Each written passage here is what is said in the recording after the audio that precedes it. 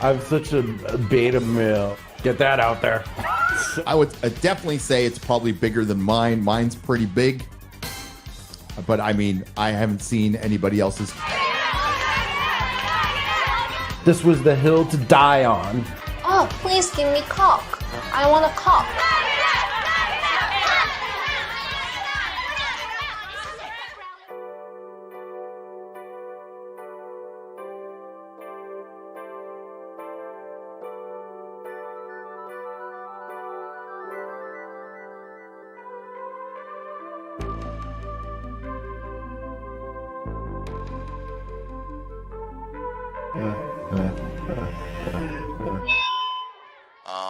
Ryan's clean-shaven penis-looking face. What the was that?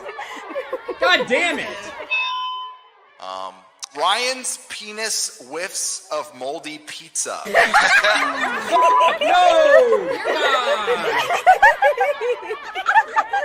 God, all of you! God damn it! You. Heartfelt. So I do like college boys. Right next to it. No!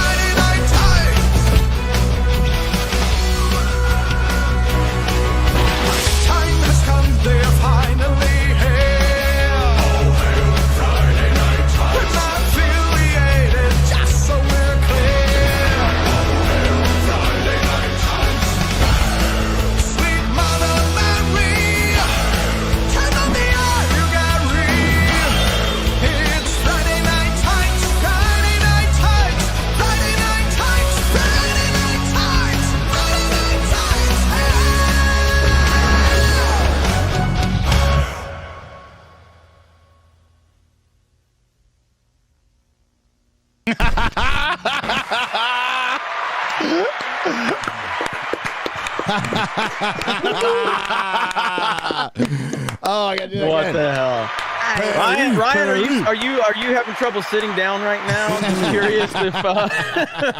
Well, I'm having trouble sitting down because right now all I want to do is find Terry Chan wherever the fuck he's at and beat the shit out of him. Yeah, I'm having trouble sitting down for that reason. If that's what you mean. No, great entry, Perry. Loved it. It's awesome. I'm sure that's what he said to Jack as well. Yeah, great entry. Oh, wow. Terry Chan, international treasure. We love you, man. Listen, can we talk about how, like, poor Xray Girl? These Canadians, they know nothing. I mean, she's like, oh my God. Is that what a peg is? Yeah. I'm sorry, I've never seen one before. I don't know if they hook and have a button at the end. They don't teach us that in Canadian school. Apparently, they teach you that in American.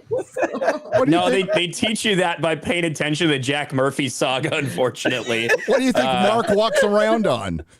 Oh, gosh. It is happy. I'm happy to be here. I'm happy. Let's go. Let's get this party started, everybody. Hey, this is the first Friday Night Tights of 2022, everybody. Oh, Wow. Welcome to a new year. Yes. Yes. It's also not for me. This is my second. Oh, that's right. Well, for most of us, in the proper country. That's right. Just kidding. Fourth world over here, mate. Well, yeah, you got to throw U's in all your words that are unnecessary. Although you do, I like how you pronounce aluminium. That's aluminium. Good. That's good and proper. Hello, my name's Gary. I come to you from Nerdrotic. This is Friday Night Tights, and Nerdrotic's 8 years old today. More applause. Happy birthday. Thank you. Yes, I'm going to take the little tyke to Chuck E. Cheese after Friday Night Tights. Yeah. Nice. Hey, what's up, Jeremy Grimes? How you doing? I'm doing good. It's been an awesome week, thanks to Jack Murphy. I appreciate all the content and hit 100K over on my D-Day Cobra channel. Yes, so, congratulations, dude. That was awesome. Thank you. That was I have to thank Jack Murphy and RK Outpost, because if Ryan wouldn't have starting to get close to me in subs, I would have never started making content again. So but now I haven't made a video for Geeks and Gamers in like 4 days. It's been 5 days and 4 hours, in fact. look at him. He knows. I know what you're willing to sacrifice to beat me, Jeremy. I respect it on one hand. Yeah. But hey, all Jeremy needed to beat me was for a man who was grifting people out of tens of thousands of dollars per month to literally be exposed as, one, a complete liar, and two, as in doing amateur porn with his tiny penis for years, all while telling people how to really be a man while taking things up his ass. I heard that. It was I took full advantage of someone else's disaster, and I'm okay with it. I'm happy about it. But no, it's cool, man. It's Geeks and Gamers now, 3 channels over 100K. Man, Ryan's about to hit that number probably in, I don't know if Alec Baldwin kills anybody else. If Alec Baldwin kills anybody else, you can totally get there in the next week or two. Yeah, I'm praying Alec Baldwin gets on a movie set again, to be honest with you. Oh, dude. Yeah, it's too bad. If he would have just done another interview, I think he would have beat Jeremy to 100K. Probably. I heard that. Hey, congratulations, Jeremy. I'm sorry I didn't say that up front. I'm a bad host. So well done, good, man. my friend. It's cool, man. It's cool to have what we have, and just gonna keep moving forward. But thank you to everybody, and just happy to be here for Friday Night Tights, the best day of the week and the best show of the week. So let's get this party started. Let's go do it. Hey, Az, how you doing? I'm all right. You all right? I'm okay. How are you? Batwoman killed the CW. I know. It's because it's shit. It's really, really shit. Just imagine, right? You got a network that's not just like crap, but then you decide to have Supergirl and Batwoman on it at the same time. Destroy your network and then come out during the week as Warner Brothers and go, hey, we want Supergirl and Batgirl to lead the whole universe going forward. Oh, God. By the way, do you want to buy our network that Supergirl and Batwoman fucking destroyed so we can fund falling apart? Hollywood is just because we had Supergirl and Batwoman on it. I was this close to just saying Hollywood is dumb for the title for this one. I can always change it later because they are dumb. But Warner Brothers is the worst of the worst. And that news dropped after last week's Friday Night Tights, so it might be kind of old, but we're going to definitely talk about it. I definitely want to discuss that because that is some grade A stupidity. And especially, of course, after Spider-Man No Way Home, which we're going to point. I hope people don't get tired of it because it's going to be the only thing we can point to for the rest of the fucking year. That's going to be a success. The 355 premiered this weekend on Thursday, and it made $350,000 on its premiere. Oh my God, are you serious? Yes. It's single digits opening weekend domestic. Now that movie, that actually had a lot of advertisement push. You know what I mean? Remember when that fucking movie with Kylo Ren and Matt Damon or whatever came out? The Knights. Scorsese, was that the Scorsese movie? Medieval Me Too. Yeah, Medieval Me Too. Yeah. Whatever that was, had no advertisement. That came out in the theaters. We all never fucking heard about it. You'd never seen an ad. You'd never gone to the theater and saw a preview for it. This movie, this 355 shit, I've been seeing ads for that and previews for that for months now. It made $350,000 in 2,300 theaters. It's already the worst flop of the year, and we're 7 days into it. So I almost want to see the movie because it looks fucking horrific. Because I thought it was a comedy at first. I thought it was a comedy. Can I just read this headline? Female action stars. That is pretty funny. Yeah. So I'd just like to read this headline about the 355. Weekend predictions: 355 won't stop Spider-Man. Yeah, no. You think? I don't think Spider-Man even noticed it. So, yeah, no, I almost want to see it. It looks freaking horrific. It's got, Jessica Chastain, and they're all like 105-pound supermodels beating the shit out of 300-pound guys. Basically the MCU. Yeah, it's going to be a long year for Marvel. Hi, Ryan. You're almost hi, there. Gary. You're almost. Well, for what? Sorry, hang on. Az is almost at 300,000 subscribers too. Hell yeah. Yeah, he's creeping up there as well. So well done. And you're almost at 100,000. So you guys are killing it. There you go. Now, what I think that is right there for me and Az, Gary, you'll understand this since you're a Chargers fan. That's like someone saying, hey, this Chargers kicker, he's made 27 straight kicks. You know he's good for this one, right? Next thing you know, me and Az are going to get deplatformed for something right after Gary wished us an early congratulations. You know that. You know I'm that gonna walk actually. off the team. I'm just going to walk off the team. You know that actually happened to John Carney in the fucking playoffs, dude. He had 30-something kicks. So that must be what you're referencing. Yes. No, it just happened. I was there. The match the other day, the guy was just like, he's 27 for 27 under 30 yards. And then he just fucking pulls it left. Shanked it. Yeah, it's like every time. Oh, watch. No, the Chargers going to win a fucking Super Bowl in LA. It's going to, I mean, that'll be like cutting my fucking heart out. But, oh well. Hi, Ryan. Yeah. Hi, I'm doing great. I've got my Let's Go Brandon shirt on today. Yeah. FJB. I thought that was I couldn't wear it on the anniversary, but I thought I'd wear it today. Thought that'd be fitting. After we saw yesterday a day of politicians wringing their hands and fake crying and trying to pretend like civilian, like human beings jumping out of burning buildings from 100 stories up is in some way comparable to anything we saw a year ago at the Capitol. Grannies taking selfies and walking through the velvet ropes in the Capitol Rotunda. But, hey, they had to pick up half-drunk water bottles, Ryan. I know. I'm sure it was tough, especially with all those pictures they got of the media in front of them, leading them in to the Capitol Rotunda. Interesting how all that worked. But with that being said, I'm glad to be here as always. 9, and it's 11 awesome times to talk to Keri. Sorry, I didn't mean that. I was getting. Whoa. Whoa. This is intelligent. Whoa. Can we all watch? 9, 11 times 100. 9, 11 times 100. Jesus, that's... Yes. 91,100. Oh my God, the American government is Team America. They are. That's exactly what it is. It is. I love the Babylon Bee's headline of AOC lays a wreath at her gravestone. Her own grave. Yeah, fucking 3 blocks away from where she died. Oh, God's sake, man.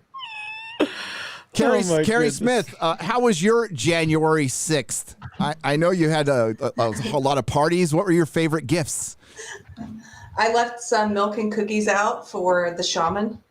Little Ragamuffin told me to do that. New tradition on the anniversary. No, yeah, I thought it was gross. People that, I guess, I still have some friends on the left who don't get why anybody would laugh at what was happening yesterday.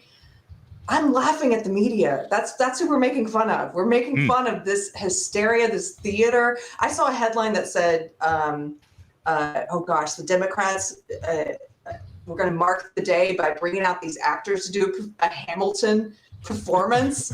And I thought that was satire, but it really happened. No, They brought out the cast of Hamilton. No. Yes. Yeah. No. Yes. No, we need to find that. This is the insanity. Look at the link I just put in the private chat. You talk about insanity. That's next fucking level insanity. This is what the mainstream media and all of the social media nonsense is doing to people. This is the type of weak-minded people that they are fucking with. Like, this is some next level shit right here. This is insanity.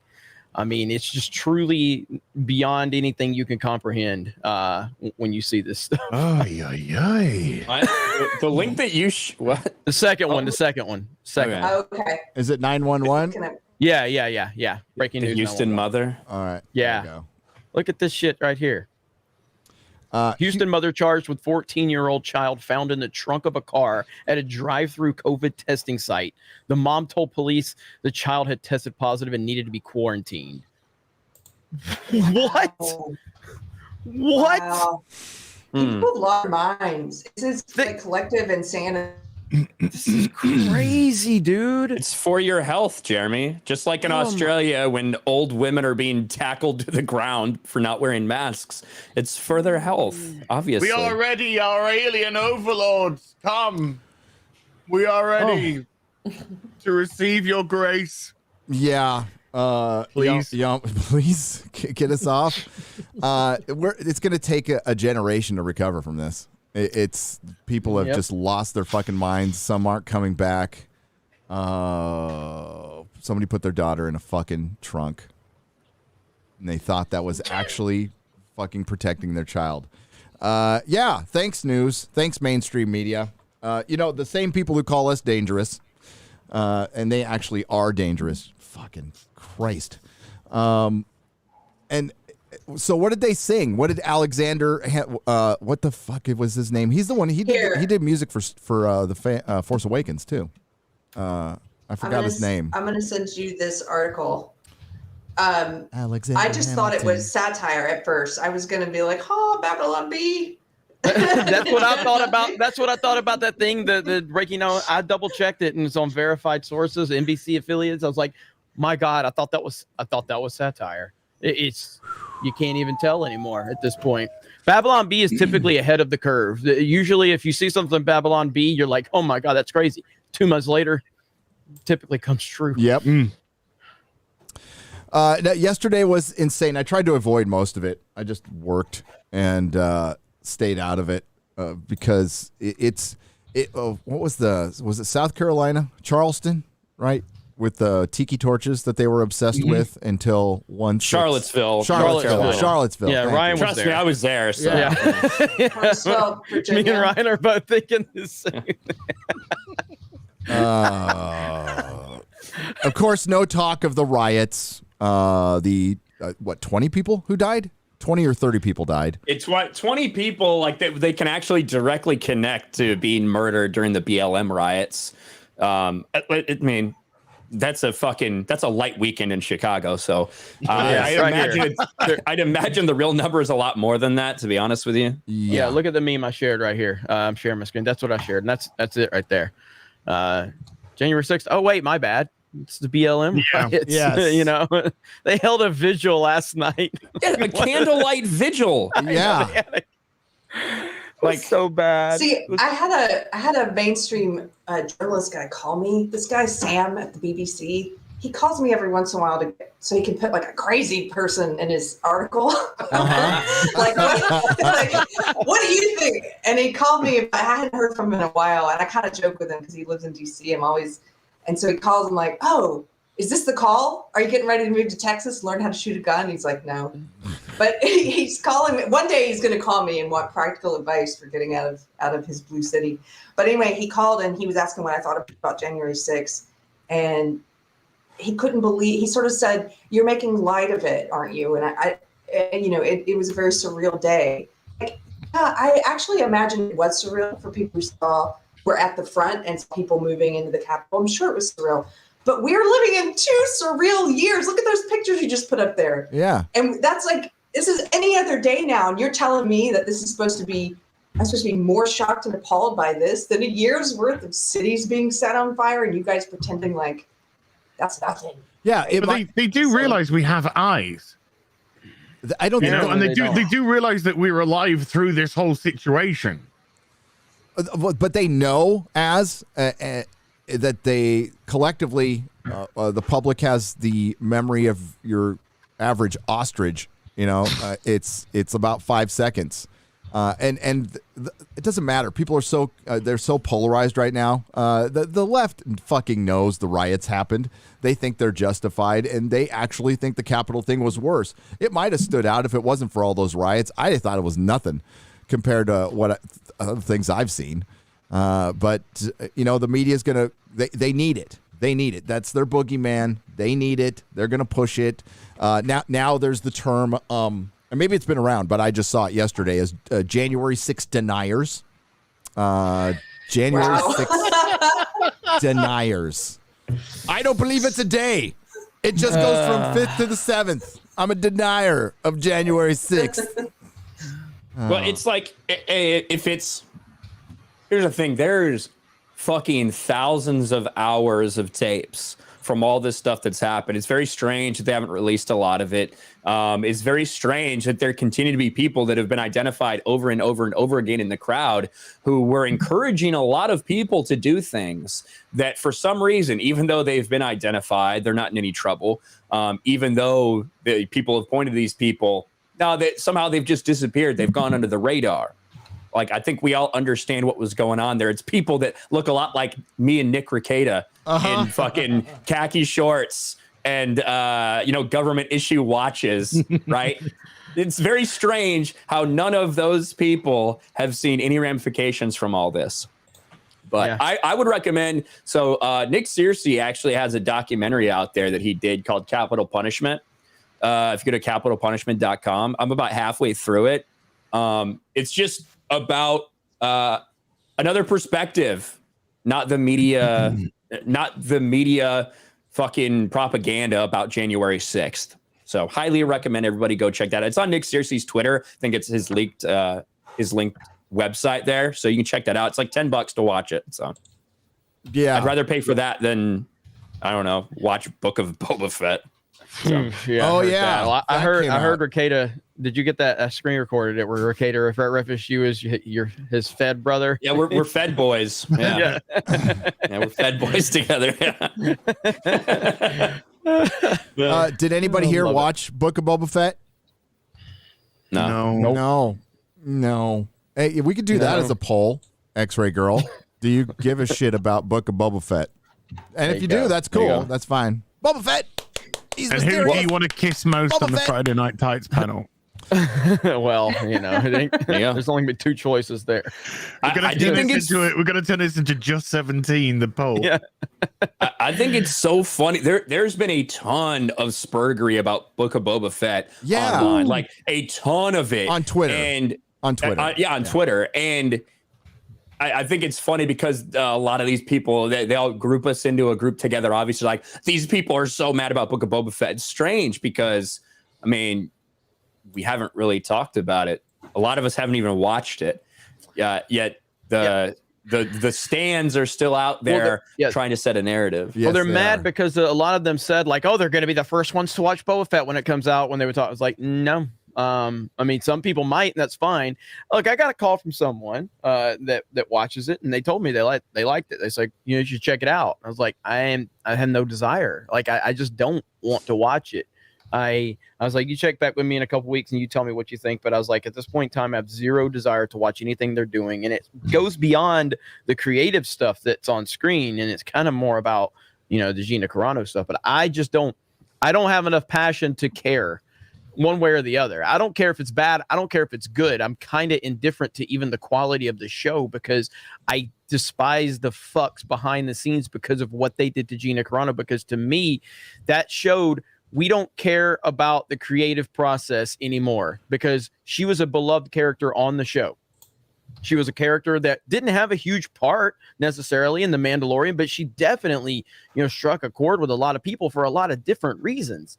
And for them to fire her for something that had absolutely nothing to do with the show itself showed you how they don't care about the creative process. They just don't. So I've lost all faith to care because of that decision. Yeah, I mean, what's Boba Fett going to accomplish overall creatively with the overall story of Star Wars? It's placating you. It's wasting time. It's fucking around in a time that's not moving the overall story forward at all. And there's rumors. Content. Yeah, that's all it is. It's filler. So why would I waste my time with something that Jeremy, you and I had a good conversation about this. Wish we recorded it for YouTube, but we talked about. You mean we actually talked about this stuff when we're not on the internet? I thought we were grifters. Come on, I thought we were just faking it. So totally. No, but there's lessons to be learned from crap like Hawkeye, in my opinion. And you said it, and I totally agree. There's nothing to be learned from Star Wars anymore. They're going to muck around in the past. It might be average. It might be okay. But it's still not George Lucas's Star Wars. It's still, and Luke is still drinking titty milk. Han still dies like a punk. Leia makes horrible decisions. So I don't care. I simply don't care. Those are the three things I gave a shit about, and I don't care. And it's when Boba Fett is fucking predictable. I promise you, all of us guessed what it was going to be. He's going to be the hero or the bad guy who turns good. He's a soulful saint. He's going to rule with equity, and it's like, I'm just, there's other things I'd rather watch, rather do. Star Wars, and I'm grateful, 8 years in, not a Star Wars channel. That would be terrible to have to cover this shit all the time. I'll just watch Cobra Kai season 4 for the 10th time instead of watching Boba Fett for the first time. That's where I'm at with it. And I've already seen it like almost 3 times now. So, I mean, I just don't care. It's, I'll do that or I'll jerk off. I mean, these two things, watching Cobra Kai or jerking off is far more enjoyable than watching Boba Fett. So I don't have any desire to hear or see what they're doing. If other people do, God bless you. That's awesome. I don't. It's not even worth the clicks for me. That's how bad it is. Okay. If it's not worth the clicks, then it must be bad. It's not generating a whole lot of interest overall. No, it's not. Ryan, in a video that I watched today, can't remember when it came out, but you mentioned how many people watched it over 5 days, and it's only slightly more than who watched Hawkeye, correct? Mm-hmm. Yeah, it's at like 1.6, 1.7 million, which is, just Hawkeye was at 1.5, 1.6 million. And I saw some people like trying to make comparisons between that and Mandalorian season 2. The problem is, one, Mandalorian season 2 was a year ago and a year of Disney Plus subscribers ago. 2, they were comparing the one single day, the opening day of Mandalorian season 2, which was over 1 million people, to 5 whole days of Book of Boba Fett. And then also, of course, Samba TV, they used to, a year ago when Mandalorian came out, they only monitored about 30 million TVs in the United States. Now they monitor 46 million. So those numbers are way fucking skewed. There's no way the Book of Boba Fett is doing more than Mando season 2. There's some people trying to spin it that way, or they just didn't do their research. But I don't think this is moving the needle. No, 1.7 million viewers over 5 days is roughly 300 and something thousand a day. So they probably got about 1 million the first day, and it trailed out. And you do have to like quantify that with, that's just what we know of from Samba TV, which only is on certain smart devices. It doesn't measure all in the country by any means. It doesn't measure phones. It doesn't matter computers, all this stuff. But we have to compare it against the stuff we know. So in reality, it's more than that, more people than that. But that's just the numbers we can compare it with. Yeah, I think you could like double or triple it. Just to extrapolate that way, that would probably be it. And then you get into, and Disney has all this data. How many people watched an entire episode? What's counted as a view? Is it watching it for a minute? Is it people who just dipped in and dipped out? I have a feeling it's probably it performs a lot like YouTube, and your YouTube subscribers. Generally, 15%. Maybe 20% of your audience is into it, and that would be really high. And I just don't see that kind of interest with. I see a lot of Star Wars fans talking about it. Normies, I don't think so. Yeah, well, I mean, we have a very scientific and factual poll, which, again, for the record, Xray Girl did clarify she can definitely handle the polls. Before the show, we asked her about that. She confirmed that she can. That's her words, not mine. But our very scientific poll, 89% no, they don't give a shit about the Book of Boba Fett, to 11%. So clearly, by Disney and left-wing standards, the 11% is who we listen to. That's what we're supposed to do, right? Right. But yeah, 90% basically doesn't care about it in our audience. So now I did a poll on my channel as well, and it was very similar. I handled the poll, and it was very similar. And we'll talk more about that. I mean, like, what else is there to talk about? We didn't watch the show. We didn't care enough to watch the show, and we're the kind of people you want watching your show, because we actually give a shit about what we used to, and that's how bad things have gotten. It's like, okay, you can have it. It's all yours. Do all, you know what? Make everybody gay and a girl or whatever. Do what you want. It's all yours. It's all yours, Kathleen Kennedy. For 3 more years, I could give a shit at this point. Yeah, I mean, there were some people that were like in denial. That were like, "That's not official. They didn't announce it." Has that finally? Are we finally done with that bullshit now? It's like, January. She's still in charge. January, bro. Yeah. Maybe she'll be in limbo for the next 3 years. I don't know. Maybe. I'm pretty sure. Did you guys see? Did you guys see that chart where it showed Joe Rogan's audience, how many views he gets compared to other news shows? Do you think that's happening in entertainment too, where shows like yours, audience views wise, it's like blowing these other like mainstream things out of the water? I think I hate to use that word, but collectively, yes. I don't think there's no Joe Rogan in the entertainment field, but I mean, he's crushing everybody now, and he flexed. That whole Getter thing was a massive flex. That was a massive flex. Impressive. And honestly, I think that, again, I we can talk about this on another channel probably at another time, but it's just like, it kind of just shows how Trump missed the ball. Like if Rogan has that much flex, think of what Trump could have done, but he's too busy wanting just to tweet the whole time. It's like, if you just would have moved people to a different platform, a lot of this wouldn't be going on right now. But, Joe Rogan did show how much power he has, though. Holy crap. He's got a lot of power. Yep. Well, a lot of that depends on what kind of platform do you want, I guess. Like Getter's going to be right-wing Twitter, right? That's what Getter is. 100%. It's kind of set up to be that way. If you look at its terms of service, it's extremely similar to Twitter. They're going to not allow a lot of the same things Twitter does as terms of hate speech and like things like this. Now, the difference on a place like Getter is we're going to be able to talk about COVID. You can talk about the jab. You can talk about January. So you talk about all these things that if you say something wrong, they'll label it as misinformation, or they'll just take you down off the platform on Twitter for those types of topics, or, trans people, like whatever it may be. You're going to be allowed that kind of freedom to say those things on Getter, but it's not like it's some true pure free speech platform. So as for you, my second Getter post was retard, all men must die. I just wanted to and you're still there. Still there. I like Getter. Not yet to post on Getter at all yet. But you're not heel versus babyface. You are hot toys. I'm hot toys. Hot toys. Toys. Yeah, so I like Getter. Look, they're not going to they're not going to be able to survive on the app stores or anything if they don't have some type of rules. That's just a reality of it. There's a reason Gab isn't on the app stores. And I like Gab, kinda. I mean, I'm on Gab, but I don't like the guy that runs Gab. I think he's a fucking idiot and a lunatic. But I like the platform itself, and but it's obviously, it just doesn't work as good as like Getter works nearly as good as Twitter. It works a hell of a lot better than Parler did. Parler was a piece of shit. Let's just be honest. Parler ran like shit. It was a nice alternative, but it ran like shit. Getter runs really good.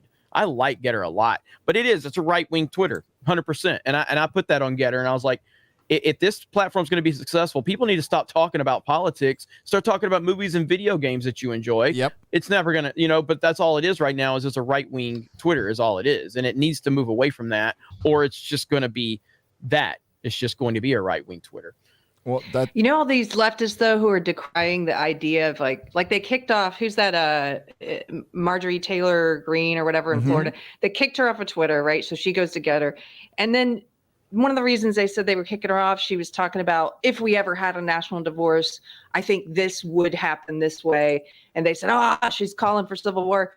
The thing is, they're creating, those people who are decrying this whole national divorce to America's thing, they're creating it because they're saying, get off of our platforms, go to this other place where it's an echo chamber and sit over there. So we have two Americas. Like, they're pushing that and then telling us they don't want that. It's such a lie. It is. It's well, they just they want us to capitulate. That's all they want. They don't want. And us is everyone else besides a crazy cultist at this point, and they don't want us to live. They don't want us to enjoy life. They want us to capitulate or be just gone, evaporate, delete. It's pretty clear. We got the message, and there was a time where a lot of us didn't want to get into that polarization, but it's as bad as it's ever been that I've seen in my lifetime. I still don't think I'm not going to black pill anything, and we're not near a civil war as much as some people will say. It's a lot more things have to happen. Hope they don't. But most of America is still just busy kind of doing their job or going crazy over COVID, depending on where you are. I am definitely in crazy COVID land now. San Diego's starting to turn slowly into LA, which was always our worst fear. And that's why I'm leaving. Can't wait to get to Texas. Yeah. I'm speeding it up, dude. Civil War II electric boogaloo. That's it. I think did Medicare describe it as basically two fat people in a Walmart in hover rounds that are just going straight towards each other for a fight. Like that's about as bad as it'll get, I think. So hey, Medicare super chatted me yesterday. That's true. Ryan got nothing now. Ryan's like, damn. But just know, Jem, I told him as soon as he told me. For Medicare to super chat you will never be better than this in your life. Yep. It's legitimately all downhill for you from here. It doesn't matter what you do. So just know that right now you're at the highest point you'll ever fucking be, and the rest of your life will be shit compared to it. So, it was cool though. That was cool to have Medicare show up in the live stream. Dude, his roasting of Jack Murphy was my god, epic. It's so good. Vintage so good. Medicare. That was good stuff. Yeah. Mm-hmm. Oh my God. All right. So we're going to read a couple super chats and then briefly we'll talk about the Tim Pool situation. Because I actually, I'm glad you guys brought that up in your video of what happened to you, Jeremy and Ryan. Oh yeah. That was crazy because I mean, it ultimately was what happened to us, and we'll get further into that later. But what happened to us turned out to be nothing. But you think about what could have actually been, and that's a very dangerous situation, man. And so, especially walking around with someone like me, who's extremely loud and boisterous, very loud, obnoxious, people just want to shoot me when they see me. Period. So you give them an excuse like that, you never know. Right. Oh man, but yeah, that's it's dangerous stuff, man, and so we'll have to talk about that. Yep. Gabriel Knight for $50. Thank you, Gabriel. Hey, let's talk about Boba Fett. At this point, Boba Fett could be played by Jack Murphy for all I care. He was a fan favorite because he was unique and mysterious. That was ruined in Attack of the Clones when they made him a clone, revealed his face, and retconned him to sound like Crocodile Dundee. There you go. I mean, mystery in characters is a very powerful element. Yes. It's one of the things that made Heath Ledger's Joker, so interesting because we don't really know what his past is. He kept making up different stories. So like the first time you said it, like, oh shit, but then he changed it the next time. Then he changed it. You're like, holy shit, we don't know this guy's past. It's what made Darth Vader so incredibly powerful for so long.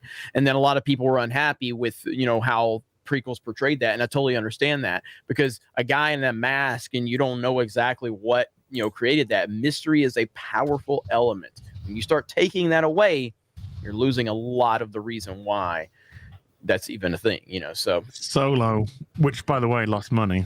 Solo did lose money. And why do you?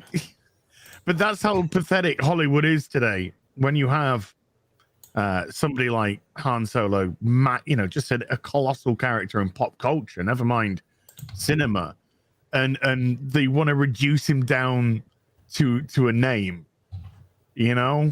Who's your people? I don't have any people. Oh, you're on your own. Oh, I'll call you Solo then. You're Han Solo.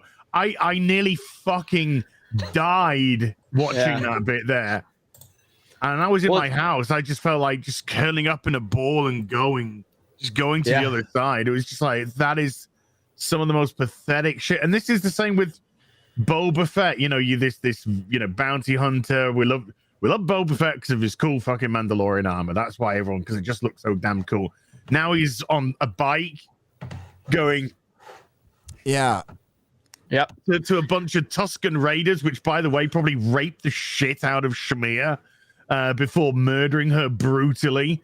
But let's have some respect for the fucking Tusken culture, people, because it's 2022 and we live in just shut the fuck up.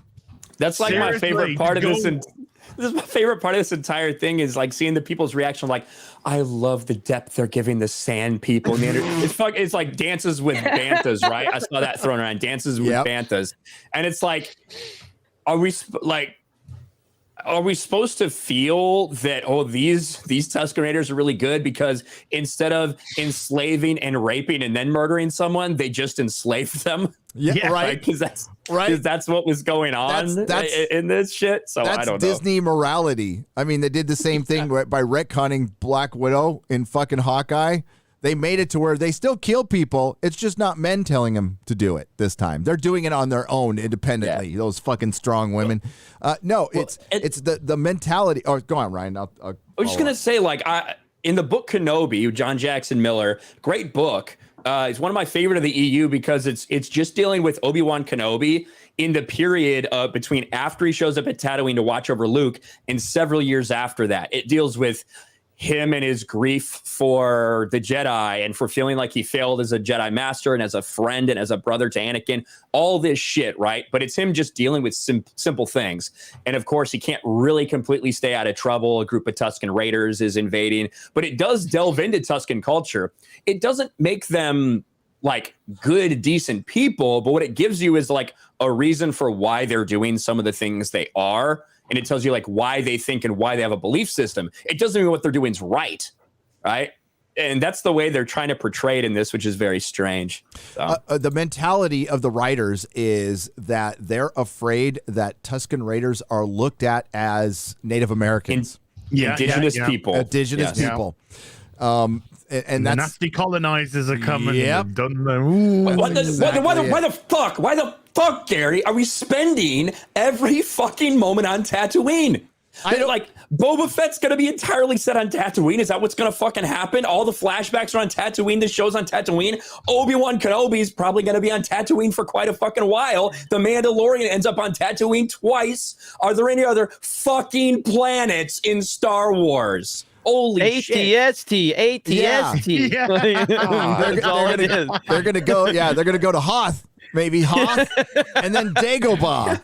I don't have any people. My name's Han. If there's a bright spot at the center of the galaxy, Tatooine is furthest from it. Ryan. Except everything fucking happens here. What makes this fucking dumber is they built that giant studio. They paid somebody to develop that fucking really cool technology with the screen in the background, and apparently it can only be a desert background. Fuck, man. I don't know. Oh, yeah. It's really bad. No, it's really fucking Ray next week. You know what? It's hard to argue against Disney Star Wars when they're like, let's do another show with the guy who talks under the mask and the Mandalorian armor in the desert. Just again, people will show up, and they did. People show 1.7 million on Samba TV over 5 days. Ate this shit up. And it's like, I don't even understand. It's nothing against the actor. He's just not that compelling.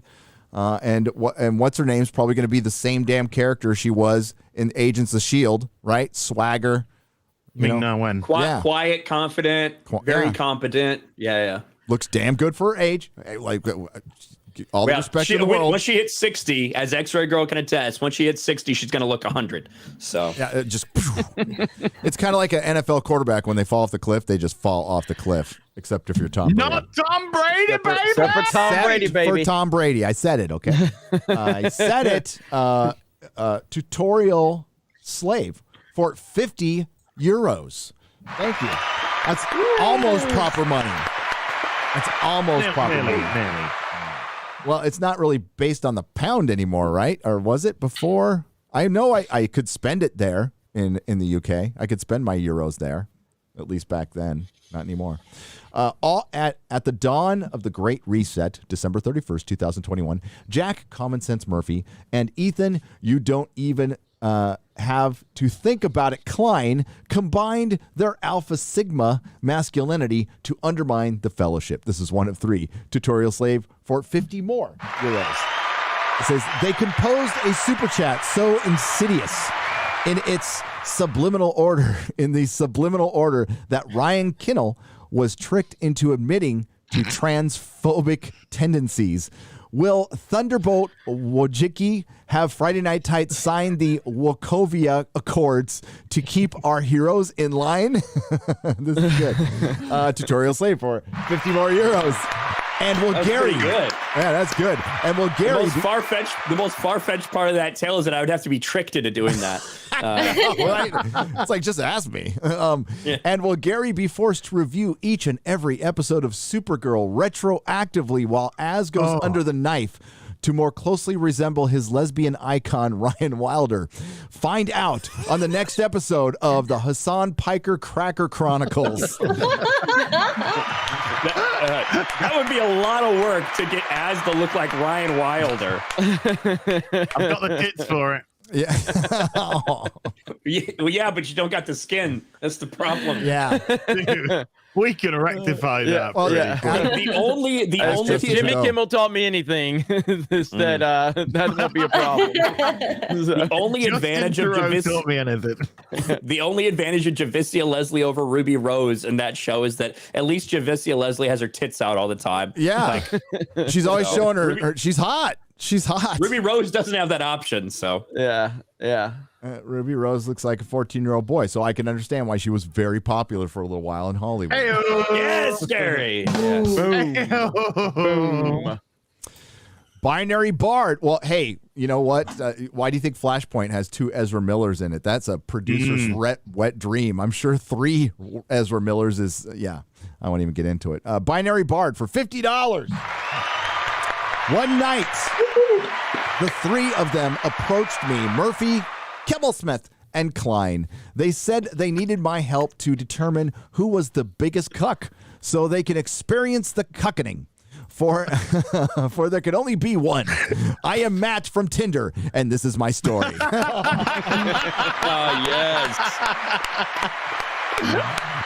You guys are good tonight. You're killing it. That was good. I want to know the real Matt from Tinder. Oh, dude. So your super chatters do like fanfic. Is that what's happening? That's what's happening tonight. That's what's happening tonight.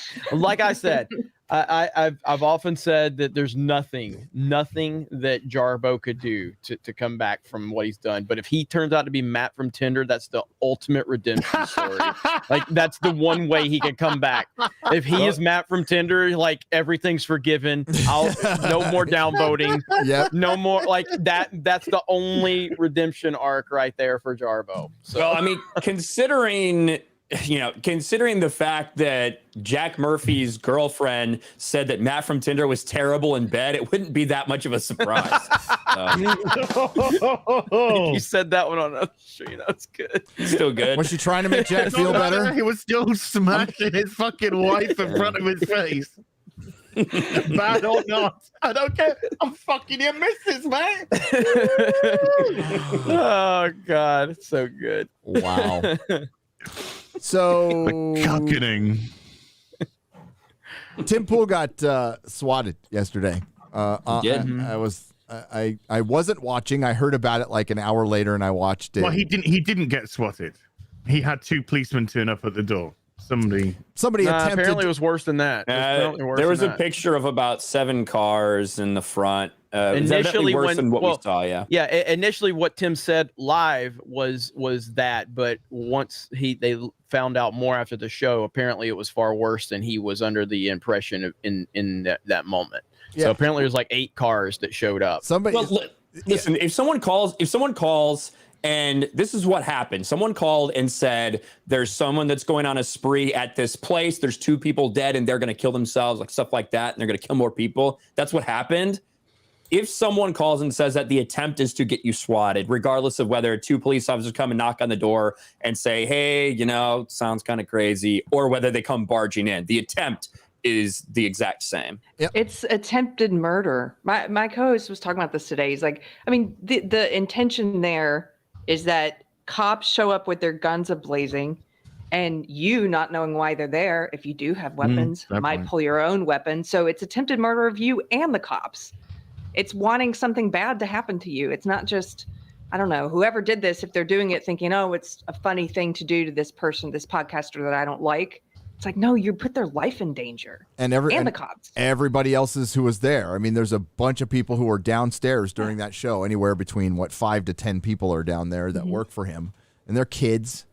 They're fucking kids. They're in their 20s. However you feel about Tim, which you can feel in the Jack Murphy thing, that was fucked up. It's always fucked up. I'd love to see. I guess some of these people have been caught and thrown in prison, and that's good. Yeah, there's been some. Good. Yeah, good. And I'd like very much for this fucker to get caught too, because you endangered a lot of lives, and it's something, like, of course we're going to think about it. And I haven't gone to my local police and talked to them. Maybe I should. But something's very similar happened to Jeremy and Ryan when they were on the road on their way to Boston. And I know you guys didn't talk about it a bunch. You talked about it in a little live stream, but you didn't make a big, an issue out of it. But missed opportunity for us. We should have gotten some clicks out of it.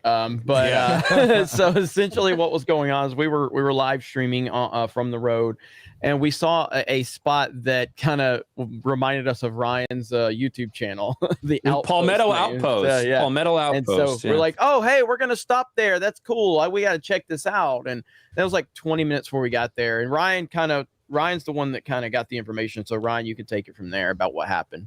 Because I was outside. We were on your channel. I was outside. You stayed in there to purchase something. So we'll tell them what happened. Yeah. So when they were kind of looking at us a little bit funny when we came in, I mean, I was live streaming. I was being loud, but not as loud as I normally would be because there was nobody in there. But just going through and buying stuff. But they were kind of looking at us a little funny. And so Jeremy took the phone, continued live streaming while I paid for stuff.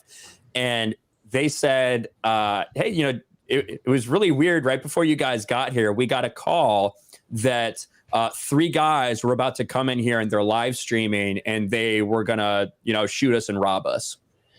That's what they said. They called them and told them that. And then literally like a minute later, we pulled up and we all walked in, myself and Jeremy and Jay. And luckily they didn't take it very seriously. They were like, you guys walked in, you seem cool. You're obviously paying for stuff. So it's whatever. But, it's one of those situations.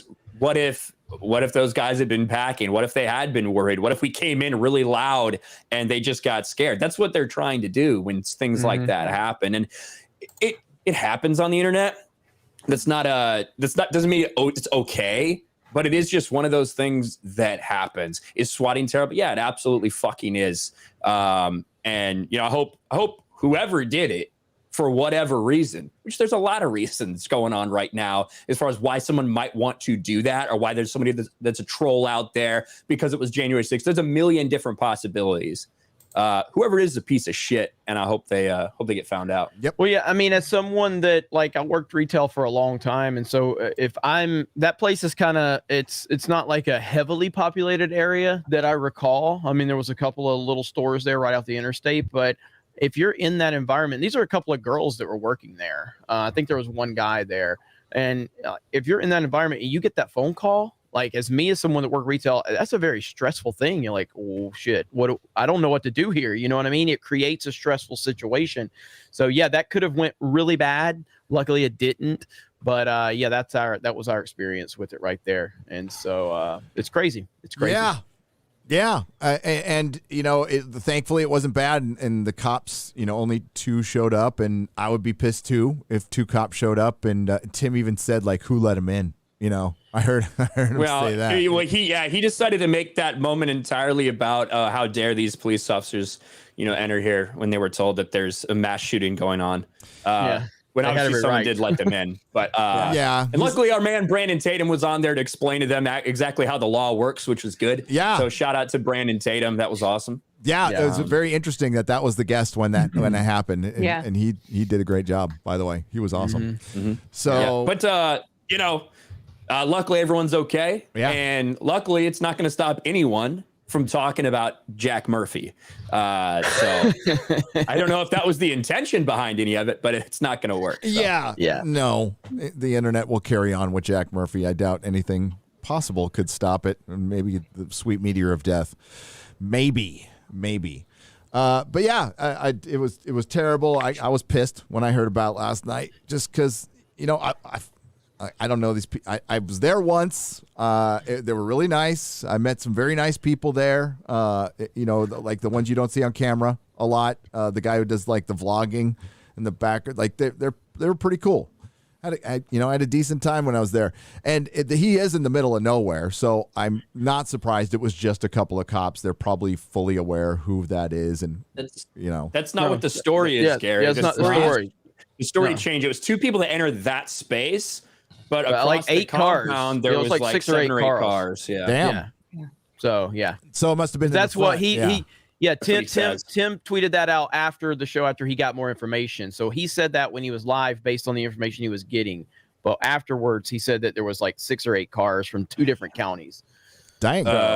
Cops got a call at 8:20, arrived at 8:27. At least 8 vehicles, several different jurisdictions. Here's a shot from the security camera I'm sharing right now. Oh yeah, so yeah. It's kind of tough to tell how many cars exactly, but there does seem to be quite a few and a lot of That's people. That's the driveway, around, right? So you're looking down the driveway. Yeah. That's the other part. That's from the front of the house, I think. Yep. Yeah, and and there's like another place on the side where the motorhome is. Yeah, holy shit. Yep. Well, I'm glad everybody's okay, and it's going to happen again, unfortunately, because I mean. It is the internet, and there's a lot of very weak-minded people out there who can't process their feelings, who will put their 14-year-old fucking daughters in fucking trunks, thinking they're quarantining their kids, or they can't handle a controversy on the internet, so they'll threaten somebody with death. I know it's part of it, and we see it with movie criticism. I mean, and like when you think about it, it's insane. You can have a good chuckle about it, but it's fucking insane. It is. It's insane. I mean, this is how they view things, because on one hand, it's a space wizard movie with laser swords, and you shouldn't get too serious about it. On the second hand, if you criticize it, then you hate, women and black people, and you should be locked up in prison. It's like, well, I thought it was a space wizard movie. Yep. You're like, no, you're literally attacking me. You're like, none of this makes sense. None of this makes sense. What are you talking about? Your opinions hurt my feelings. I don't know how to process it, so I just want you to die. Basically, that's it. Yes. Patrick Ells. Sounds reasonable. Right? For $100. Patrick Ells says, I just finished watching the 4th season of Cobra Kai. Why can't more shows do right by the fans like that? Patrick, thank you very much. Good question. It was made by the fans for the fans. And that's a drastic difference between Cobra Kai and probably 98% of everything else we have going on. Is one of them is made by fans for the right reasons. The other is made by activists for the wrong reasons. It's as simple as that. Cobra Kai does everything the right way. I had some concerns going into season 4. Not to say that I didn't enjoy 2 and 3. 2 and 3, they were slightly declining for me, because season 1 was perfect. Season 4 was perfect. I loved it. Loved it. I'm about halfway through it. This is finally something I know about. I love this show. I think it's so funny.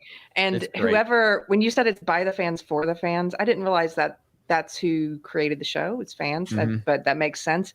But I thought you were going to talk about that really funny Twitter account that Ryan pushed out, the Johnny, the Sensei Johnny account. Yeah, that's like some fan. And then I don't know if you guys saw, but Netflix California tried to rip him off. And they put Johnny's picture up and started trying to tweet as Sensei Johnny, but they were saying stuff like, watch the new Twilight, da da da da da. like Johnny would never say that. No. You gotta stay true to the character. Johnny Lawrence is all of us. He's fantastic. I love the writing of that character. It's perfect. And go on, Ryan. I'm just going to say, I really liked season 4. I think that for me, season 3 was definitely the weakest, because it was just there was so many plot contrivances and conveniences in that. And obviously this show isn't like a super serious show, right? The people are getting into fucking karate fights and stuff. But for Daniel, in the middle of school or the middle of a parking lot, whatever, just karate fights breaking out everywhere.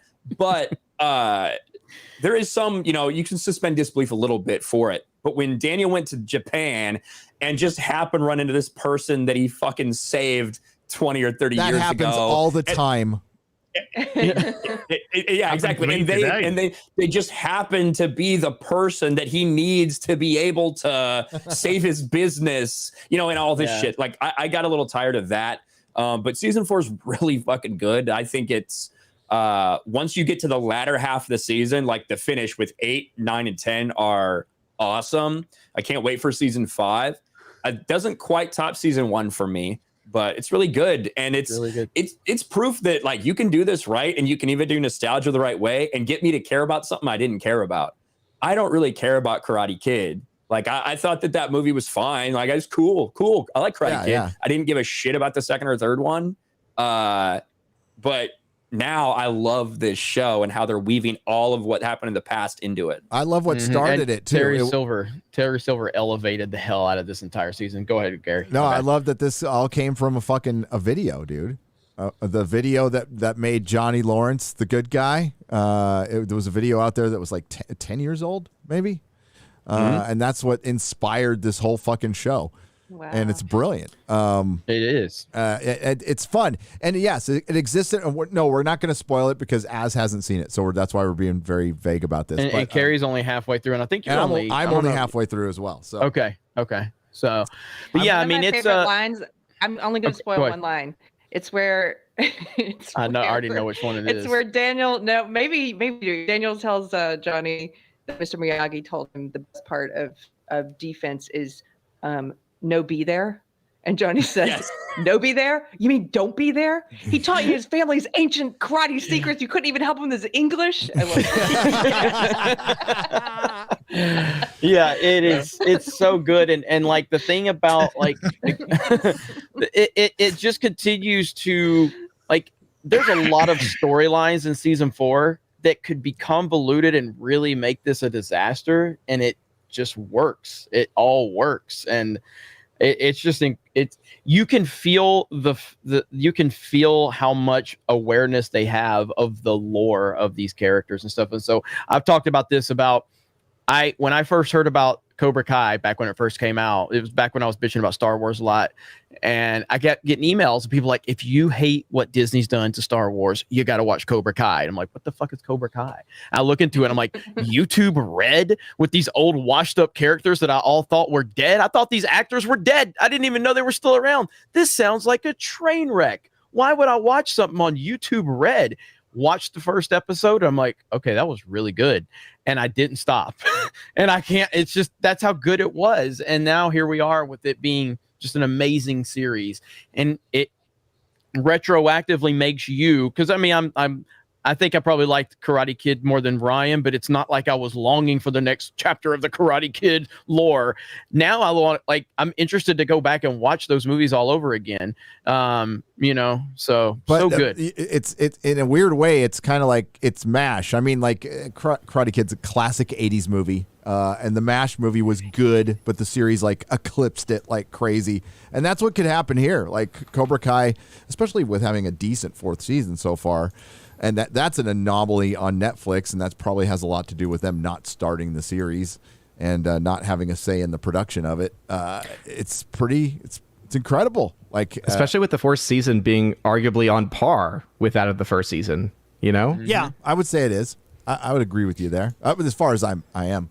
It's fun. It's fun. And look, with Spider-Man No Way Home, you got the nostalgia done right, and it's also surrounded by a bunch of garbage, which helps it as well. And especially, it eclipsed fucking The Witcher. The Witcher's a memory because of Cobra Kai, and not sorry to see that go. But it's just pure. It is. Yeah. It's not dealing with, controversial. It's not trying to teach you a lesson other than it's just about friendship. It's about fatherhood. It's about your kids. It's about your family. It's about making mistakes and growing from them. It's about learning when you're being too stubborn. It's about these like basic things that entertainment used to be about decades ago. That they weren't trying to preach you anything other than these simple kind of things that you encounter in everyday life. And it's nice to watch it and feel like good after watching something as opposed to virtually all other entertainment. I would say, like, from an entertainment level, just on pure entertainment alone, I put it right above No Way Home, right below the Jack Murphy saga. Jack Murphy's still been slightly more entertaining because every time you turn around, you're like, wait, something else happened. But that's how good it is. That's how good Cobra Kai is. Jack Murphy story. That's just the internet's by storm. It's been top notch, you know. One of the things you were talking about, Jeremy, is the characters, and I think that comes down to good writing. I mean, people used to say, you know, if the writing's very good, that you will know who the characters are, and you can go in a writer's room and they could tell you, put your character in any situation and you already know what that character is going to do because you know that character so well. It's written so well. And I think that's where a lot of the woke stuff has failed, is that they're not writing characters. Mm-hmm. They're just writing a checklist of identity markers and opinions. Yep. So they're not really, you don't really know who those people are. Yeah, no, it's it. I mean, and that's what it's all about.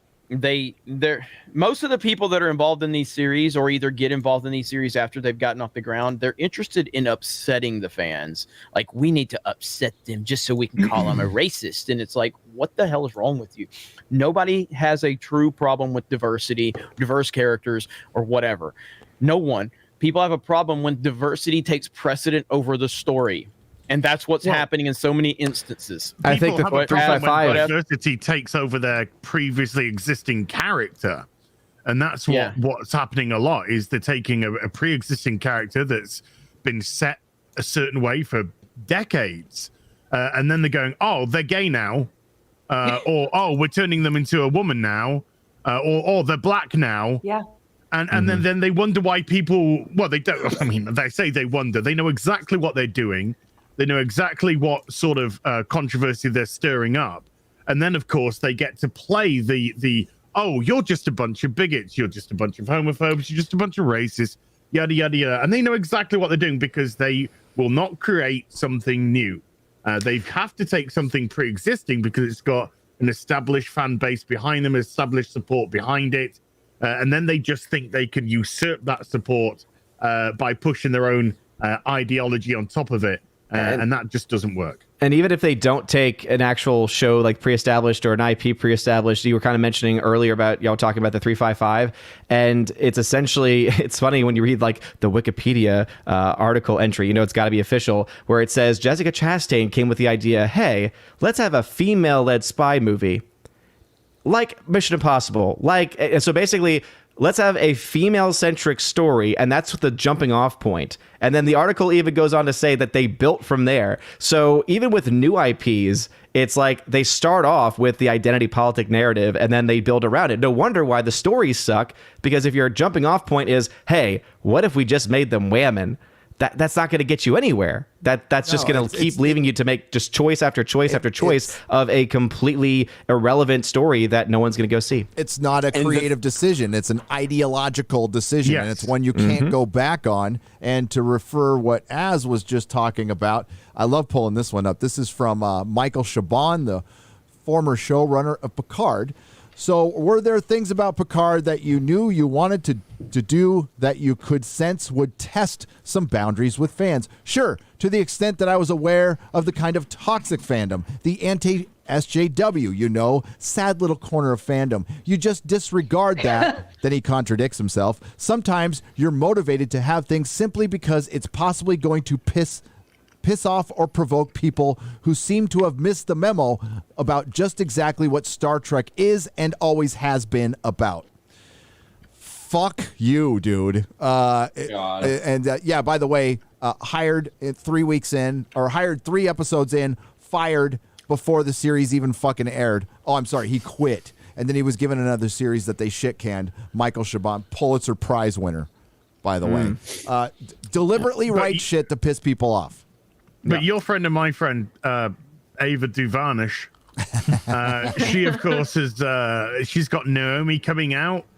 And Naomi hasn't come out yet. It's coming out on the CW for sale, which is for sale at the moment. And she stressed that this show is going to focus on identity politics. So even before your show has come out, it's on CW, on the CW.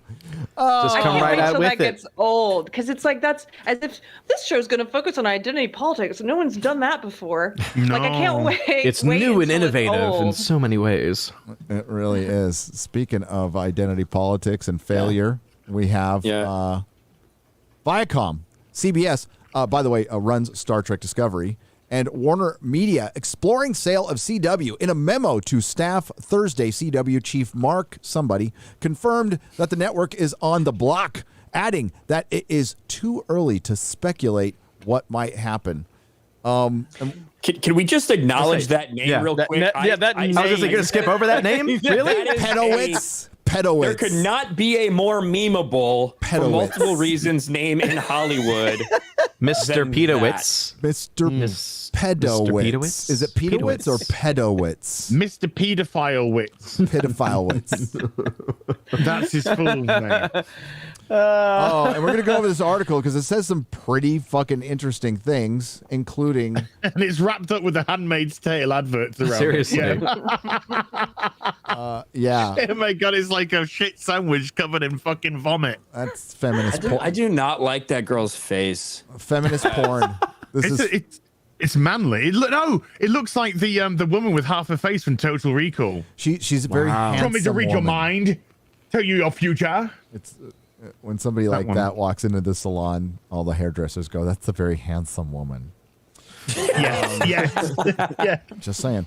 The CW is up for sale. That's a man. That's a man. The CW is up for sale. The broadcast network home to shows like Batwoman and Walker is being shopped by its corporate overlords, Viacom, CBS, and Warner Brothers. Multiple sources confirm to The Hollywood Reporter. The Wall Street Journal, which first reported the news, says the local TV giant Nexstar. So it's a company that owns a bunch of local TV stations, wants to buy it. Not fucking Netflix or Amazon or Disney. It's Nexstar is among the potential suitors. Nexstar, which owns 199 local broadcast stations, because man, broadcast TV is so hot right now, as well as a cable channel, the cable channel news station, and The Hill, is one of the largest owners of the CW stations. It isn't immediately clear whether Viacom, CBS, and Warner Media plan to sell the entire network or retain minority stakes. I think the Daily Wire should buy that up.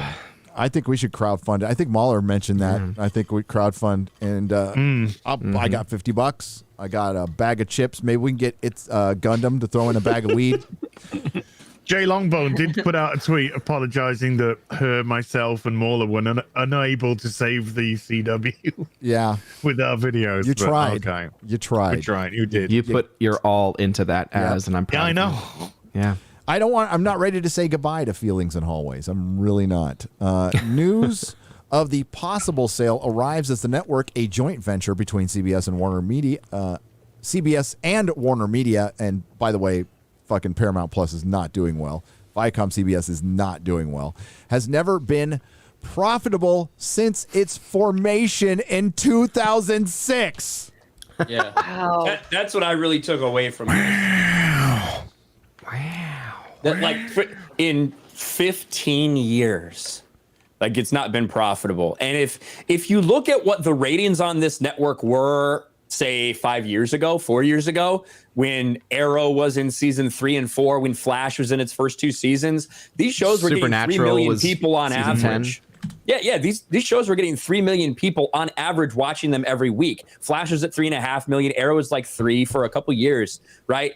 If it wasn't profitable then, when these things were doing big numbers on Netflix, all of this, just imagine how much money it's fucking losing right now when nothing can really crack 1 million average. When you have things like Flash at 700,000, when you have Batwoman like at 300,000, like how much money must they be bleeding from this? A lot. Back in 2005, 2006, which, 15 odd years ago, 2007, we're talking the season 3 of Supernatural was around that. That started in 2005. Smallville was on season 6. Yep. Wow. And they were Smallville was bringing in something like 5 or 6 million still then, and Supernatural was bringing in about 4.5, 5 million then. That's 15 years ago.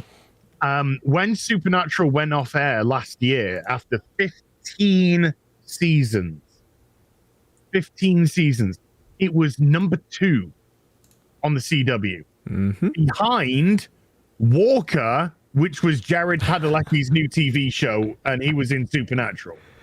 So that was just the Supernatural audience just holding over because of him. Exactly. Yeah, the Supernatural audience has essentially been keeping the CW going for the last 15 fucking years. It's the most passionate fan base they've got. And they certainly didn't translate over to the to Supergirl or Batwoman or Legends of Tomorrow, which have been rating toilets. Yeah, Smallville ratings averaged anywhere between 6 million to like 3 million. Even his last season. In which season? So for season 1 was 5.9, season 2 was 6.3, that was the most. And then it dipped down to 4.96, stayed there pretty much there till the end. It was 3.19. So it, 6 to. And that would have been its like first season on CW? 10th of its first season on CW would have been around 2007. No, well, then it was Warner. No, it was 2001. It was WB, right? So CW, WB, yeah. It started CW on season 8. There you go. Yeah. Yeah, but like, and we saw, like, I feel like you can directly tell what really pushed it off the cliff. You had something like Arrow that was working for a lot of people. You had something like Flash, those first 2 seasons were working. Then there came this big push. Remember Supergirl, when Supergirl was on CBS? And it was definitely like a feminist show, but it wasn't like beating you over the head with identity politics every single show. And then all of a sudden it moves to CW. And every episode is about Black Lives Matter. It's about immigration rights for fucking aliens. It's about trans rights when they introduce a trans superhero. Dude, they spent 5 episodes on the wedding of her sister. Her sister literally turned into a lesbian when it went to CW. Not even fucking around. That shit happened. Yeah, I kept with an ongoing joke that her sister was straight in season 1, and then season 2 onwards they just gayed her up. Yeah, and I got this but when she was on CBS, her first episode, Supergirl's first episode, did 13 million. Yeah, this season averaged 7 million, and that wasn't enough for CBS. So because CW is a subsidiary, they shopped it out and they picked it up just to save the show.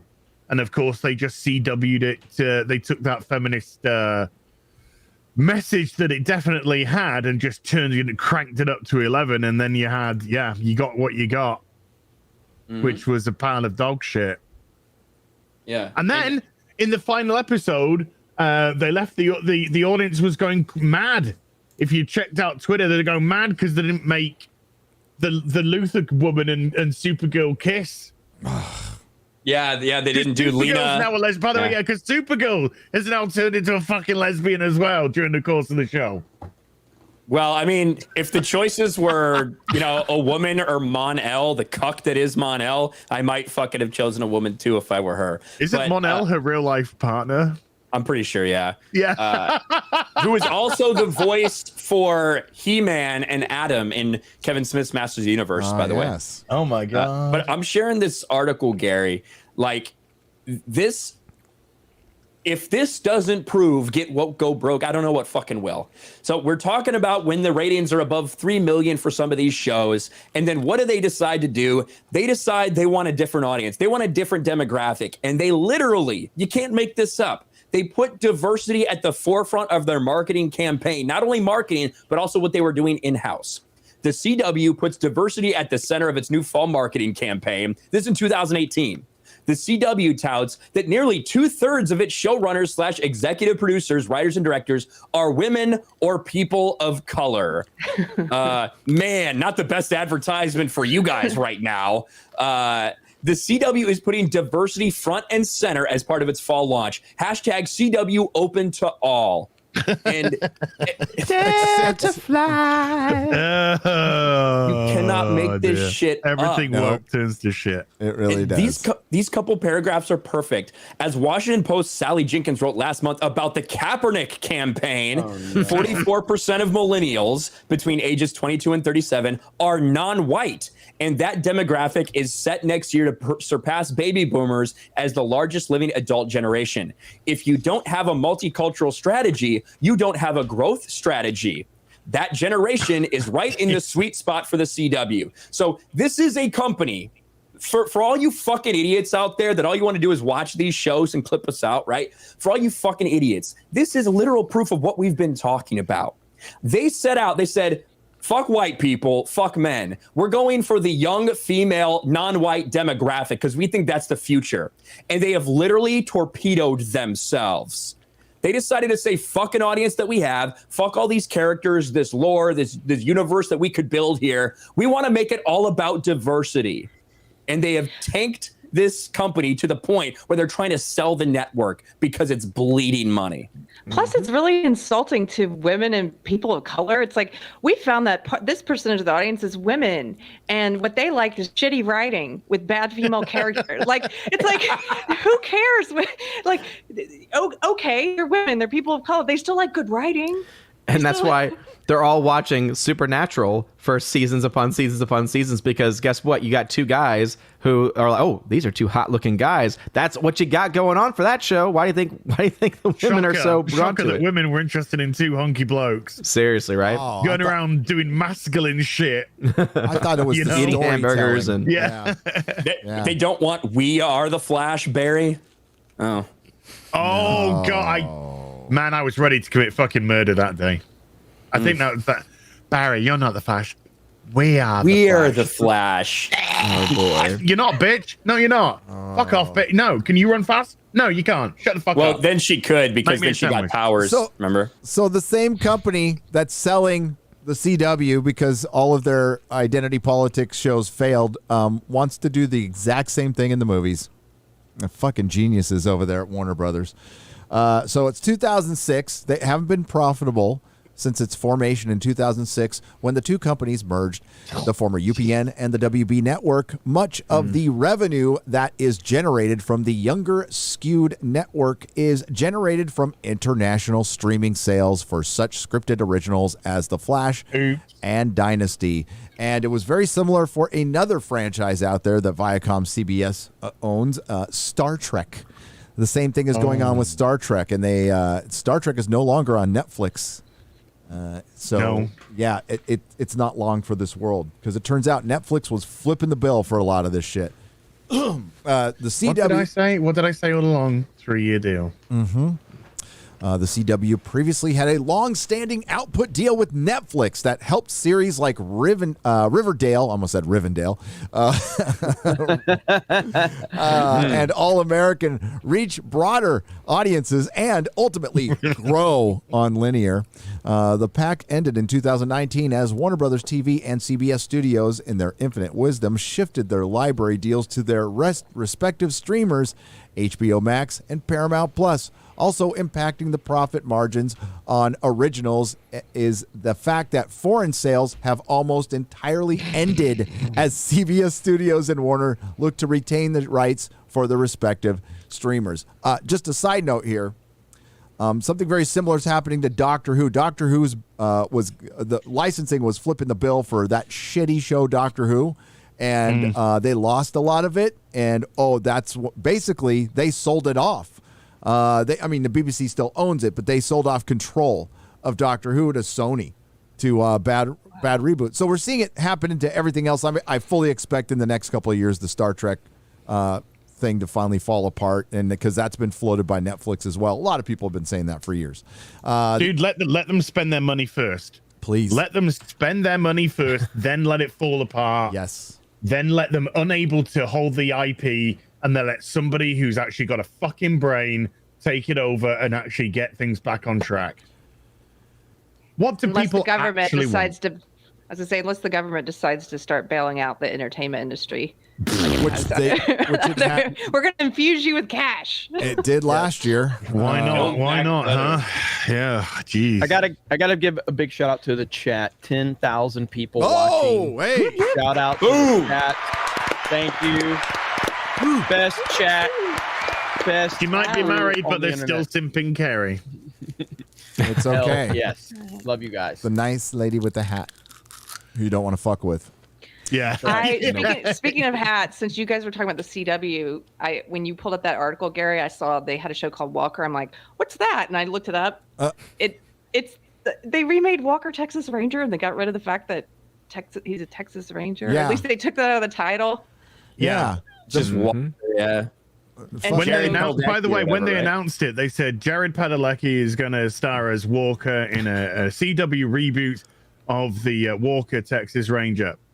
His brother in the show is going to be gay. I see you in the chat, Quartering. What's up, Quartering? I'll say congrats. Congrats. So he said congrats. Say, hi, Jeremy. you got 2 Jack Murphy videos. I can't wait to watch them. So got 2 fucking notifications has been live about Jack Murphy videos. Yeah, I saw one earlier. I went to a nightclub and I saw Jack Murphy and joined it. And he's got a Brie Larson video up too. Oh yeah, I haven't been able to watch that yet, but I saw Bree's Bree's back, baby. I saw Bree's back. tits hanging out in his thumbnail. I just wanted to click. So don't worry. Guess who's back? Back again. We're gonna watch Bree's that back. later. It was like the internet gods decided to give us a gift this weekend, and Brie Larson has returned to YouTube. I haven't made videos. I'm glad. How long has it been since the Geeks and Gamers video, Ryan, that I made? 5 days and probably about 6 hours now. It's almost like the Man. universe wants me to make some more Brie videos on Geeks and Gamers. Yep. So It's like Brie somehow knew. She was like, wow. I put her in a thumbnail of a video that had literally nothing to do with her except for a joke by Lethal Lightning, and they got so fucking mad. They're like, he's obsessed. Why did he put her in this video? It's nothing to do with him. You should hate watch it. You should come along and hate watch that video and join in the conversation in the comment section. So yeah, stay tuned, everyone. Brie Larson video reaction coming up. The end of the Netflix output deal and loss of revenue from foreign sales created a larger concern for the studios that previously generated revenue not from linear, but from Netflix and international sales. So Netflix has been, and Amazon have largely been floating a lot of woke fucking Hollywood. And it's over now because in their infinite wisdom, they wanted to start their own streaming services, which sure, and they wanted to pull all their stuff back. And then they're like, oh, international deals are kind of tricky. It costs a lot of money, and there's licensing, and there's a lot of contracts that we had. Like Star Trek was on Netflix for a long time. And, also these platforms suck. I mean, HBO Max might be the one I'm still subscribed to, but it's not very good. It's kind of a shit platform. You watch 4 episodes of Babylon 5 and then it just dies. You got to go back into the menu. For some reason, it just quits for me anyway. I know it's a first world problem, but shit, I don't want to restart. I'm binging the whole thing. And by the way, what does this say for Babylon 5? The Babylon 5 remake that's supposed to be on the CW. Well, I mean, it's still going to go ahead at the moment. Yeah. They're not selling it. They're just thinking about it. At this point, they're looking for people to buy it. I don't think they're ceasing any operations, unfortunately. No. Or fortunately. And they have said they are. They'll look at the option as well as somebody buying a majority stake with them being CBS and Warner providing the content still for the network. Well, they're not exactly in a position of power now because whether they wanted to admit it or not, they just admitted that their network isn't profitable. Want to buy it? Want to buy our I don't want to go there with a fucking badge, bro. That was shocking to me, man. That like since 2006, you haven't turned a profit. It's like, fuck. Like, that sounds like why'd you do it? If you didn't do it the first 5 years, why the fuck do you keep doing it for 10 years after that? Maybe it's laundering Greg Berlanti's cocaine habit. I'm just kidding. Hey-o. That's not. That's just a joke. Flash said that. Yellow Flash tweeted out the other day when Batwoman got renewed for a 4th season. He said, "I'm convinced that this is a money laundering operation at this point." It might. Well, I mean, that's what B movies used to be. So you never know. or still are, by the way, straight to video. It's to launder cocaine money. By the way, Batwoman isn't officially renewed. It's just somebody taking that. Jeffrey Leslie thanked the team, so people are taking it that it's been given a 4th season, which it might have been, but it's not official yet. Dude, Star On Trek behalf Discovery. of EFAP and Hill versus Babyface, I am begging you. To give Yeah, hey, if I'm Star begging Trek you. Discovery can get a 4th fucking season, Batwoman can get a 4th season. Yeah. I'm sure it will. I'm As sure it there's will still because hope. There's nothing. Yeah. What the thing is though, they take it off. What to replace it with? They have nothing. No. So to me, they have to renew it because there's nothing there to replace it. And once you leave, who do they have left? But also, if you look at Batwoman in like the list of ratings for the CW, it's like mid-table. Mm-hmm. Even though it's getting like a demo of 0.08 on average and 450 odd thousand watching on average, and it's like a mid-card CW rating show. Wow, man. Do you want to tell the Americans what naught is? Naught, zero. There you go. The CW under CEO. Sorry, Mark, I gave them credit. Sorry, my bad. He's looking pretty American in that hat. Yeah, seriously. He looks like the quartering. Gonna get them Duke boys. He looks like the quartering. Just a good old boy. I need to get Never I meaning no survived the harm. meme wars. The quartering without a gross Trouble depression with the beard. law Okay, since yeah. the day he was born. Can we get Making our T-shirts on way. like our store? I survived seeing Jack Murphy's tiny penis on the internet. Hey, Luke should make that T-shirt. He's famous for making T-shirts. So. For some reason, I don't think he would. I can't say don't why. I just don't think Really? that Luke would mention anything about Jack Murphy. I don't know. Or his penis? Okay. Well, hey, there's a giant opportunity out there, you young capitalists. Go get them. Right. The CW under CEO Mark Pedowitz. young socialists. Who ranks as the longest tenured broadcast topper. He's not a bottomer. He's a topper. Targets view. He likes to target viewers 18 to 34. Mark Pedowitz. No. Jesus Christ. He likes to target 8 to 30. Yes. That's such a weird fucking way to write this, Right? man. Mark Pedowitz, the broadcast topper, targets 18 to 34-year-olds and offers originals for free.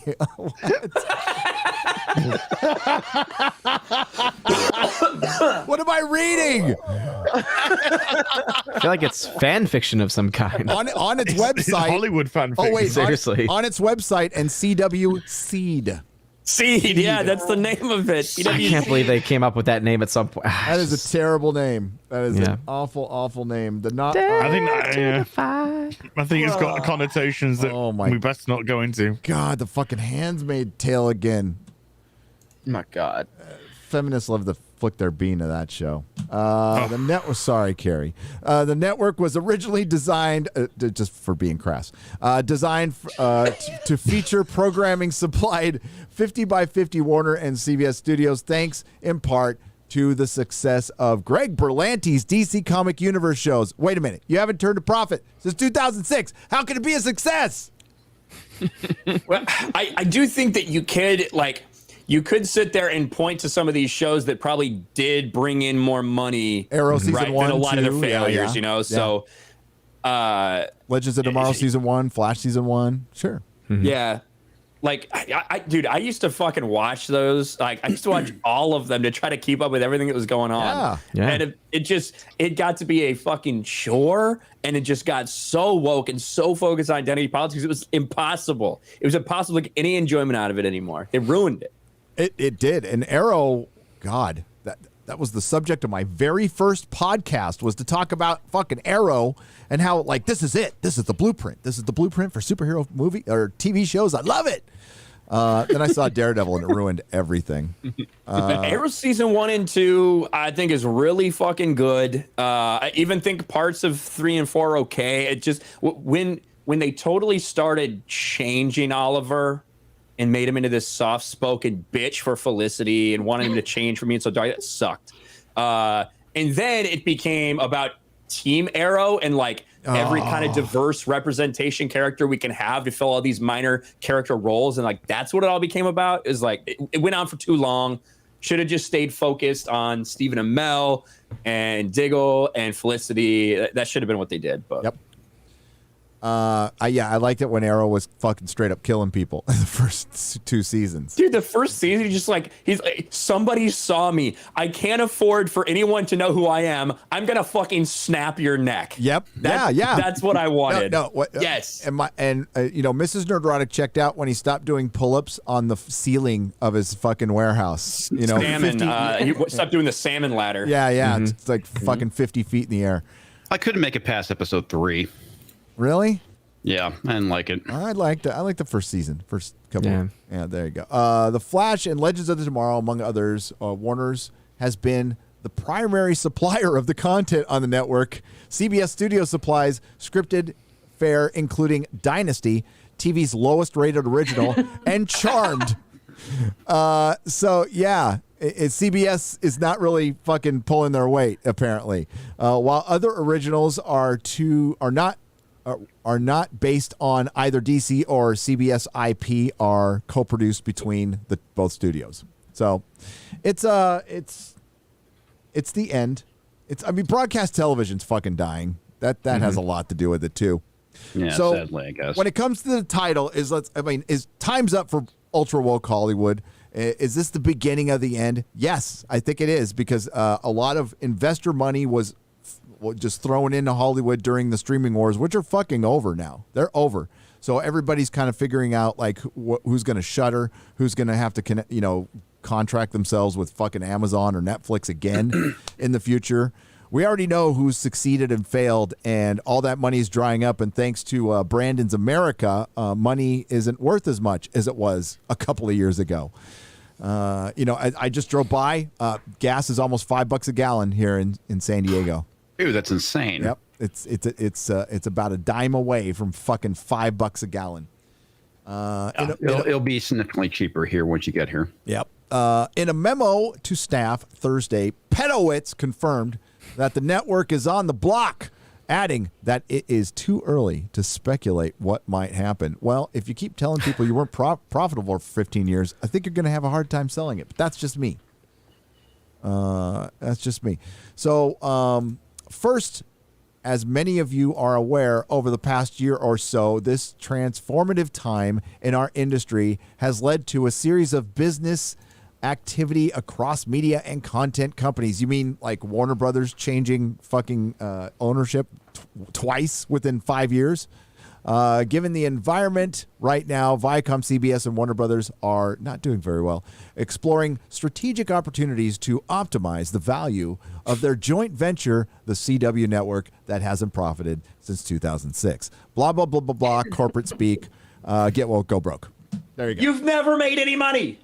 What the fuck are you talking about? Like, how can you possibly spin that? They want to optimize the value, which is not. We want to make it so someone can just break even. 81 million votes. Okay, so shut your mouth and accept it. I will say this much: there are more votes in the current poll on YouTube than have been cast in the vast majority of votes cast in the U.S. House of Representatives. We just recently got confirmation on that's pretty funny, actually. Jack Murphy's winning over Brie Larson and Jodie Whittaker. Yeah. Jodie Whittaker's. Hey, what? What? Yeah, why is Jodie Whittaker? Who's the most cringy? Oh, I thought it was going to be. I thought it was who swatted Tim Pool. I'm like, why would Jodie Whittaker swat Tim Pool? Yes, it was Jodie all along. Damn it, Jodie. Hey, Krigler, I just wanted you to know, you got my vote, buddy. I'm just kidding. I love Adam Krigler. Toxic Man Flu for $100 on the Streamlabs side, circumventing Mama Susan. I can't say anything bad. I was just talking to my partner manager yesterday. That was weird. It was weird explaining to somebody, like, you see my channel, right? So you know what kind of stuff I do? Like, I'm not super popular in some circles. You know, he's like, I understand. I'm like, okay, just as long as we know that. I was watching the January 6th group hug of snowflakes and the speech Kamala Harris was giving. All I could think of while she was flapping her jaw was how many knee pads that floozy must have gone through in her lifetime. Nice. Hey, Mama Susan, I got to read him. I respect Toxic Man Flu and his opinions. How many sets heartfelt. Okay. Anybody? Any guesses on how many knee pads Kamala Harris has gone through in her lifetime? All the talking pairs or individual? That's good. Pairs. We'll say pairs. Just round. She's got calluses there probably from being down there so much. Yep. Damn. Xray Girl speaks from experience. Xray Girl used all her words up just to make that comment. That's impressive right there. So. Hey, it was. I think it was. Well, don't forget to mute your microphone, Xray Girl. I'm just kidding. Paint chips. Paint chips on the Streamlabs side for $50. Oh yes. Disney is pushing for the Eternals to get an Oscar. I hope it. I can't wait for the next Golden Globe and Oscars because the ratings will be shit, and then I'll be able to make a video on it. Want to bet Eternals takes home an Oscar? It should.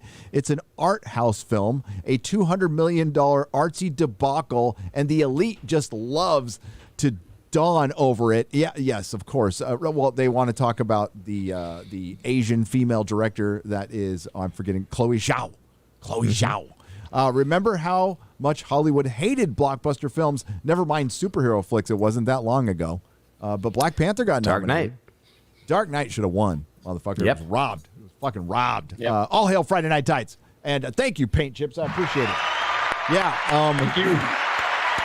Dark Knight should have won. Raiders of the Lost Ark should have won. Star Wars should have won. Matrix. Matrix, yeah, that should have won. Lord of the Rings should have won all fucking three. Because, I mean, honestly, if you really want to compare the movies, I still think the first one's the best.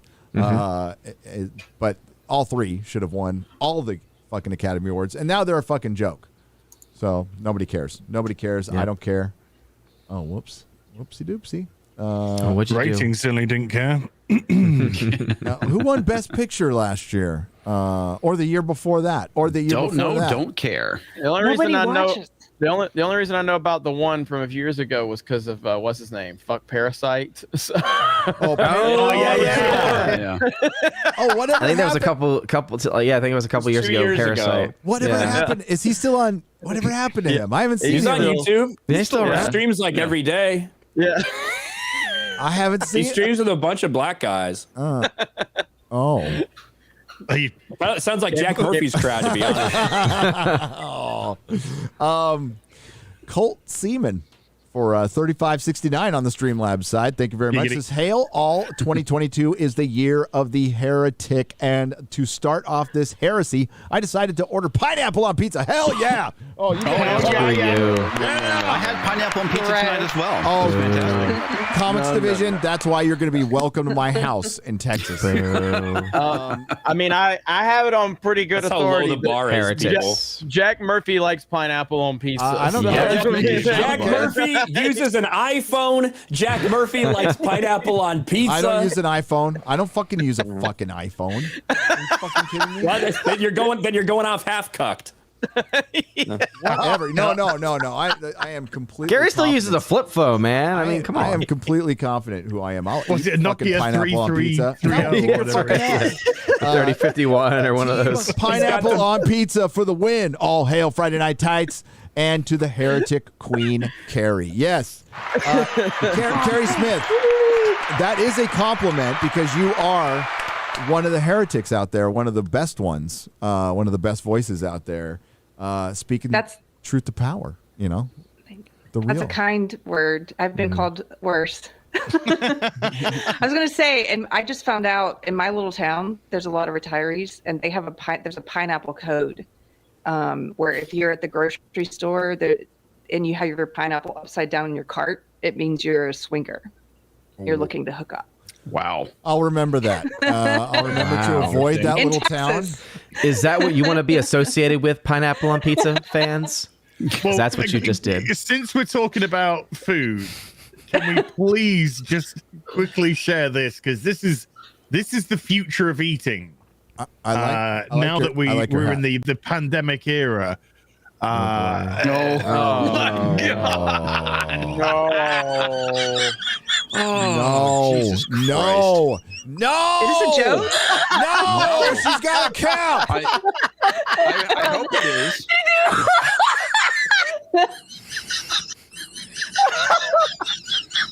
What the fuck?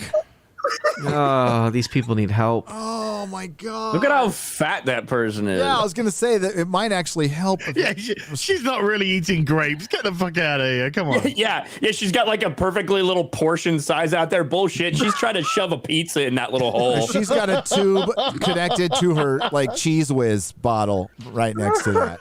Got my Cheese Whiz, boy. Oh my god. We really it's normalized mental illness. Yeah. Yes. Yes. It's glamorized mental. Never mind normalized. Glamorized mental. Glamorized. Yep. That's well said. These people will never get help, and if they ever decide to get help, they'll be told there's nothing wrong with them because it's starting to impact even psychiatrists and psychologists as well to just buy into the narratives. It's again, we're really, take into account education, take into account all this. We are just, the next generation is screwed. Oh yeah, that big time. And it's screwed by a bunch of cowardly adults who are willing to sell them out and still selling them out. The infiltration that doesn't exist, according to some people, is happening everywhere. The changing of definitions and what Odin just brought up now, shrinks and counselors can't even the one place you're supposed to be quote unquote safe and as honest about anything as possible to help yourself heal. You have to check yourself. You have to be politically correct now. It's fuck this. All you have to say is no, just no. But we're not. But they're pandering to these type of people. I'm sharing my screen right now. Libs of TikTok shared this video earlier, and I mean, this is insane. This is Brie Larson. I get to go outside. I'm really excited. I got my blue wristband, which means that I'm allowed to leave my quarantine room and go for a walk outside in the car park. My scheduled time is in 15 minutes. So I'm going to take you guys with me. Oh my goodness. I don't know if that's going to get us hit or not. So that music, it's pretty soft. It's pretty soft. I mean, I'll cut. Soft. I don't want to cut it out later, but okay. Are you gonna keep going? Keep going. You're lame. We'll just talk over it like But this is the mindset. Like this person's excited that they're allowed to leave their house. Wow. Oh my god! A lot of amount of while they're in behind gates. bars. Look at all those cages they have me in. Yeah. This is wonderful. Gary, didn't you like wreck time when you were in prison? Australia, darling. Yeah. You're living in Australia, you fucking moron. Actually, I tried to avoid going out in the yard, Ryan. Yeah. Is this Australia wits? Yes, it is. Yeah. It is. But she's in a nice hotel room. Yeah, it's I think it's New Zealand. Right here, New Zealand. So. Oh, it's where Az is Az from. is at. Yeah. Yeah, my.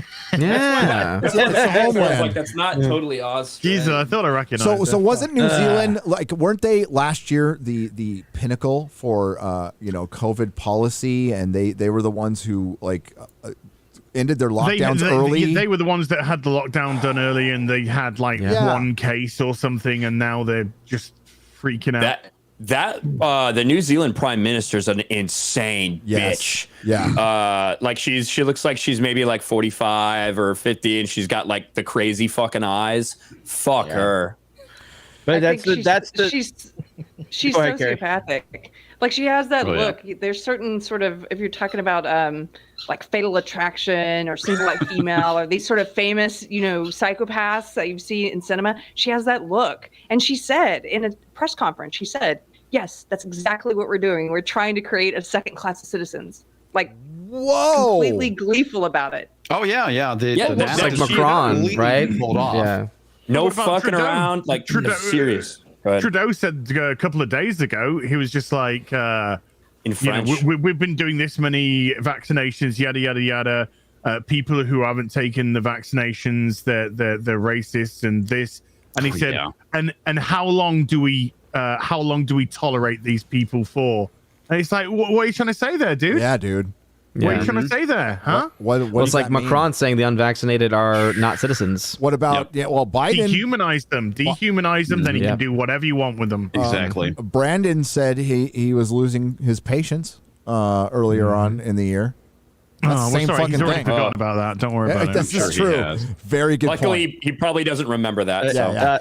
Didn't Emmanuel Macron like marry his teacher who's like 40 years older than her? That's perfect. Wow, that's fantastic. Oh, that is fantastic, right? That's beautiful. It is. That is great, which is why I'd like to thank our sponsor today, Skillshare. Skillshare is a Shout out Beautiful. to the quarter. That's so good. Oh, that is fucking awesome. I sent you my favorite lives of TikTok recently. I don't know if you've seen this one or if you want to. Could you put may that not one want to up? go there. Xray Girl. They're all amazing. We'll go there. We're gonna go there. Xray Girl, could you Do pop it. that one up, please? Thank you. Oh man, but they pander to this type of mindset because again, people like us, people that are free thinkers that want to control our own lives and our own futures and our own families and like they don't want that. They don't want us to have that. That is horrible. Yeah, exactly. Yes. Oh no.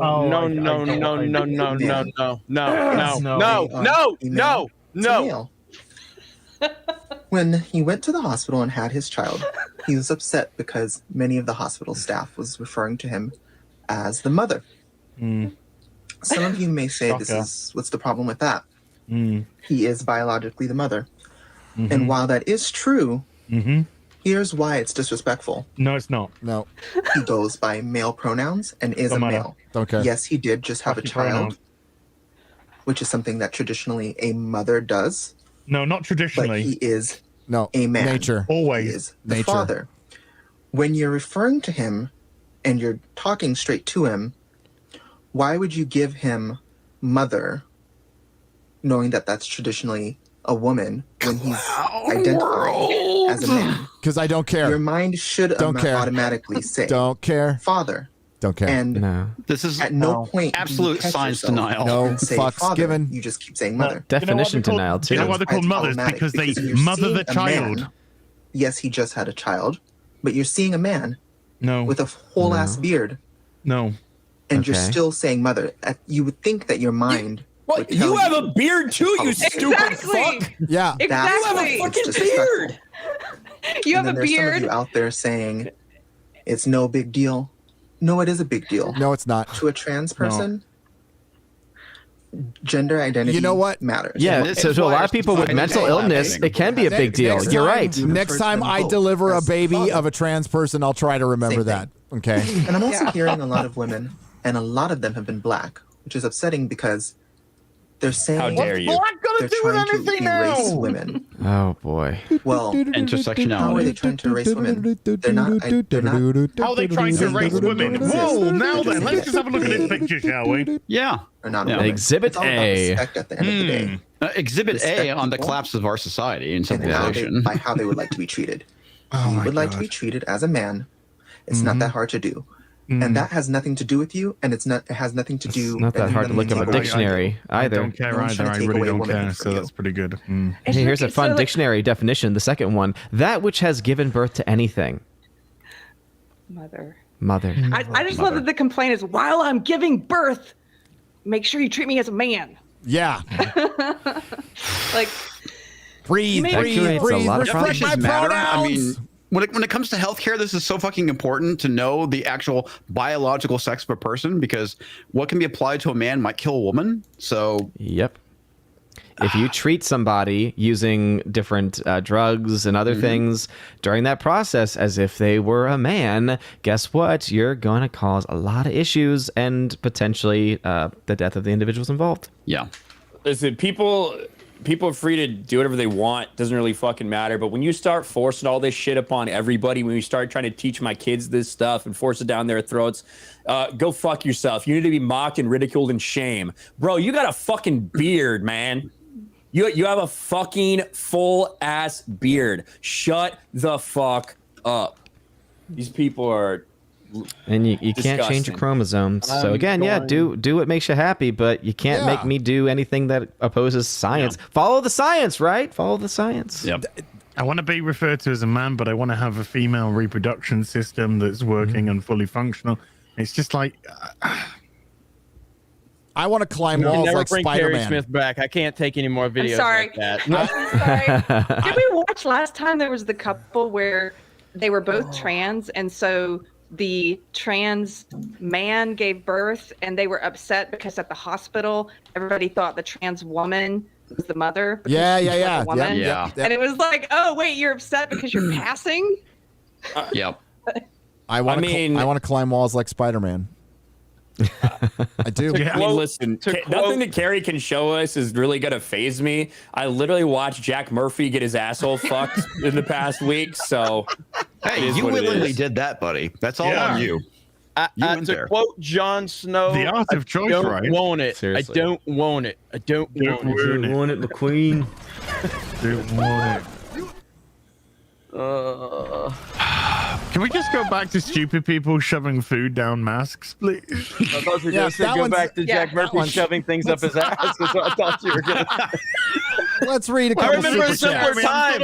I'm sort of like on the fence. I remember a simpler time in my life when Jack Murphy shoving everything up his ass was bad, but that was deranged.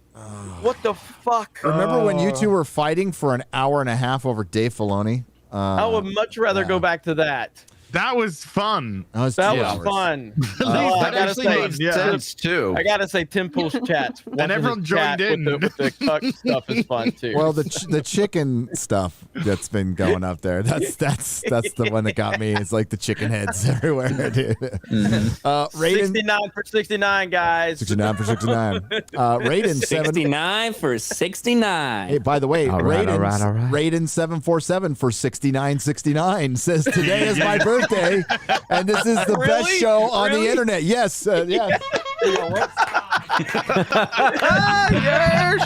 That's why, buddy. That's why. Yes, I know everything you do.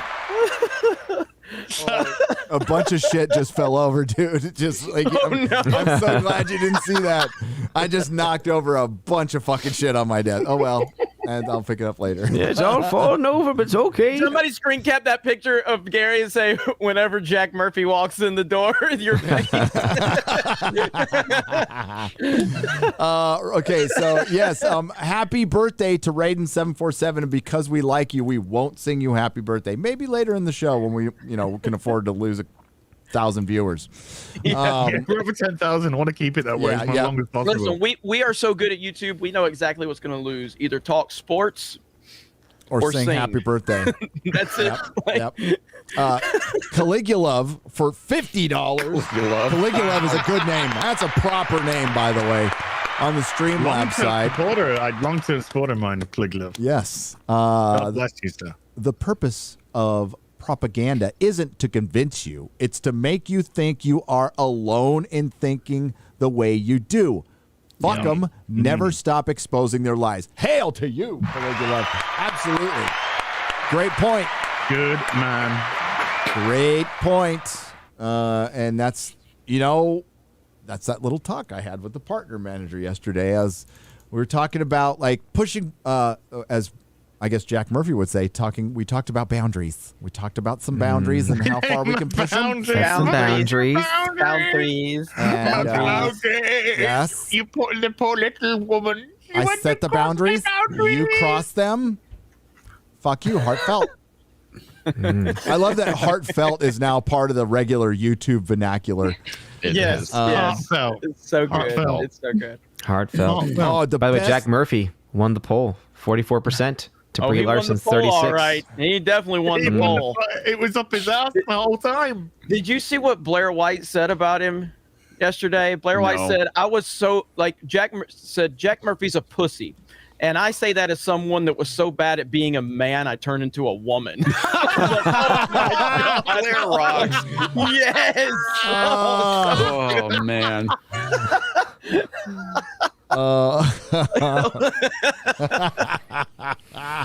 We found the origin story, boys. You win the internet. Big Raj. Raj H found us the Jack Murphy origin story right here. Oh, there it is. His favorite comic book. His favorite comic book, for sure. Oh, God. That's fucking wonderful.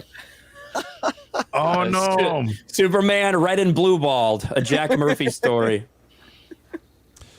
Oh my God! I'm looking for Sydney asked for your memes, and there was a really good one, but there's like 5,000 of them. I have. Oh, there it is. Okay, I got it. There's like 5,000 comments in that thread. Dude, this is my favorite. This is my favorite one. It's an oldie, but it's a goodie. It's because I love Sydney's face in this one. That's my favorite. Yes, that one's so good. Yes, that is gold. Look at Elijah. Look at Elijah. I must say all their faces are pretty perfect for that. No, Cindy's face is fucking gold right there. That is so good. That's the winner. Shout out to Sydney Watson. Sydney Watson is awesome. Yeah, So she's she's great. Cool as hell, man. She handled it great. Her face is perfect. I know, right? dude. It's so good. It's so good. Oh man. Okay, Marksman. This is a two-parter on the Streamlabs side. So, who peers through the hearts of men and the undergarments of women? This is a mysterious stranger in town, a man of smiles that charms all the ladies, and who they trust with their darkest secrets. The secrets this man must know. Oh my God. We go to part 2 for $20 more. I need more.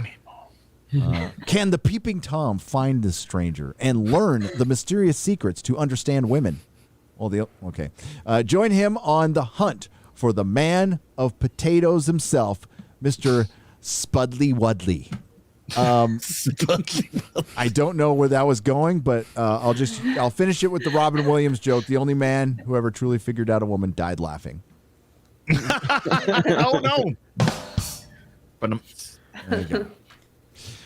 Bradley Burnett for $50. Well, I was very disappointed that I did not get a midnight visit from the J6 insurrectionalist.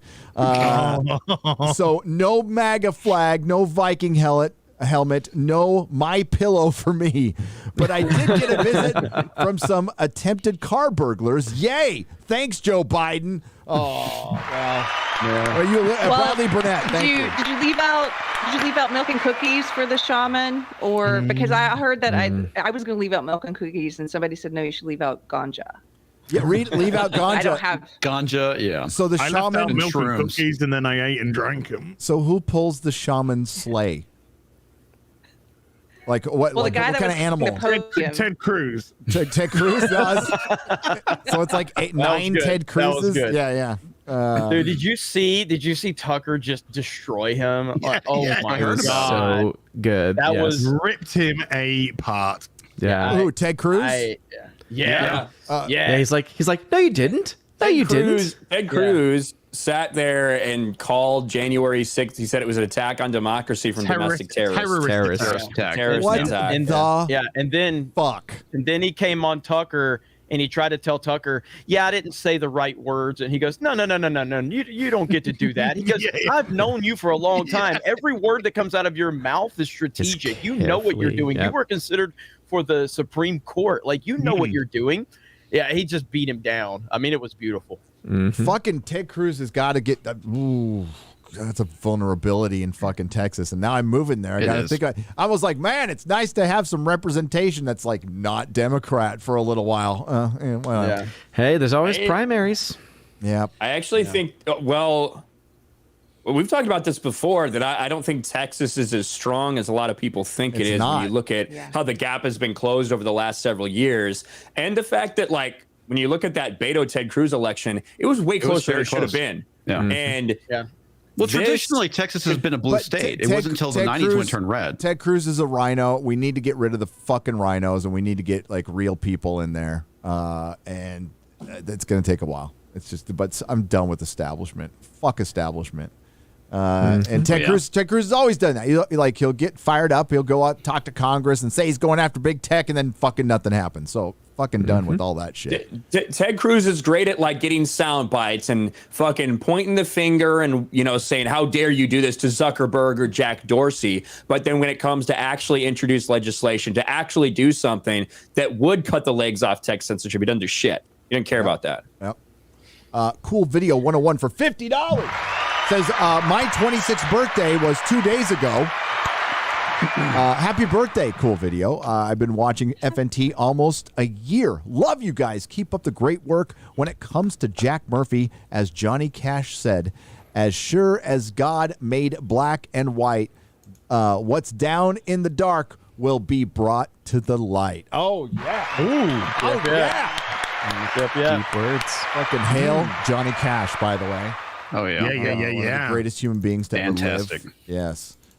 Common Sense for 66. One of my favorite Columbo episodes. Oh, yeah. Oh, yes.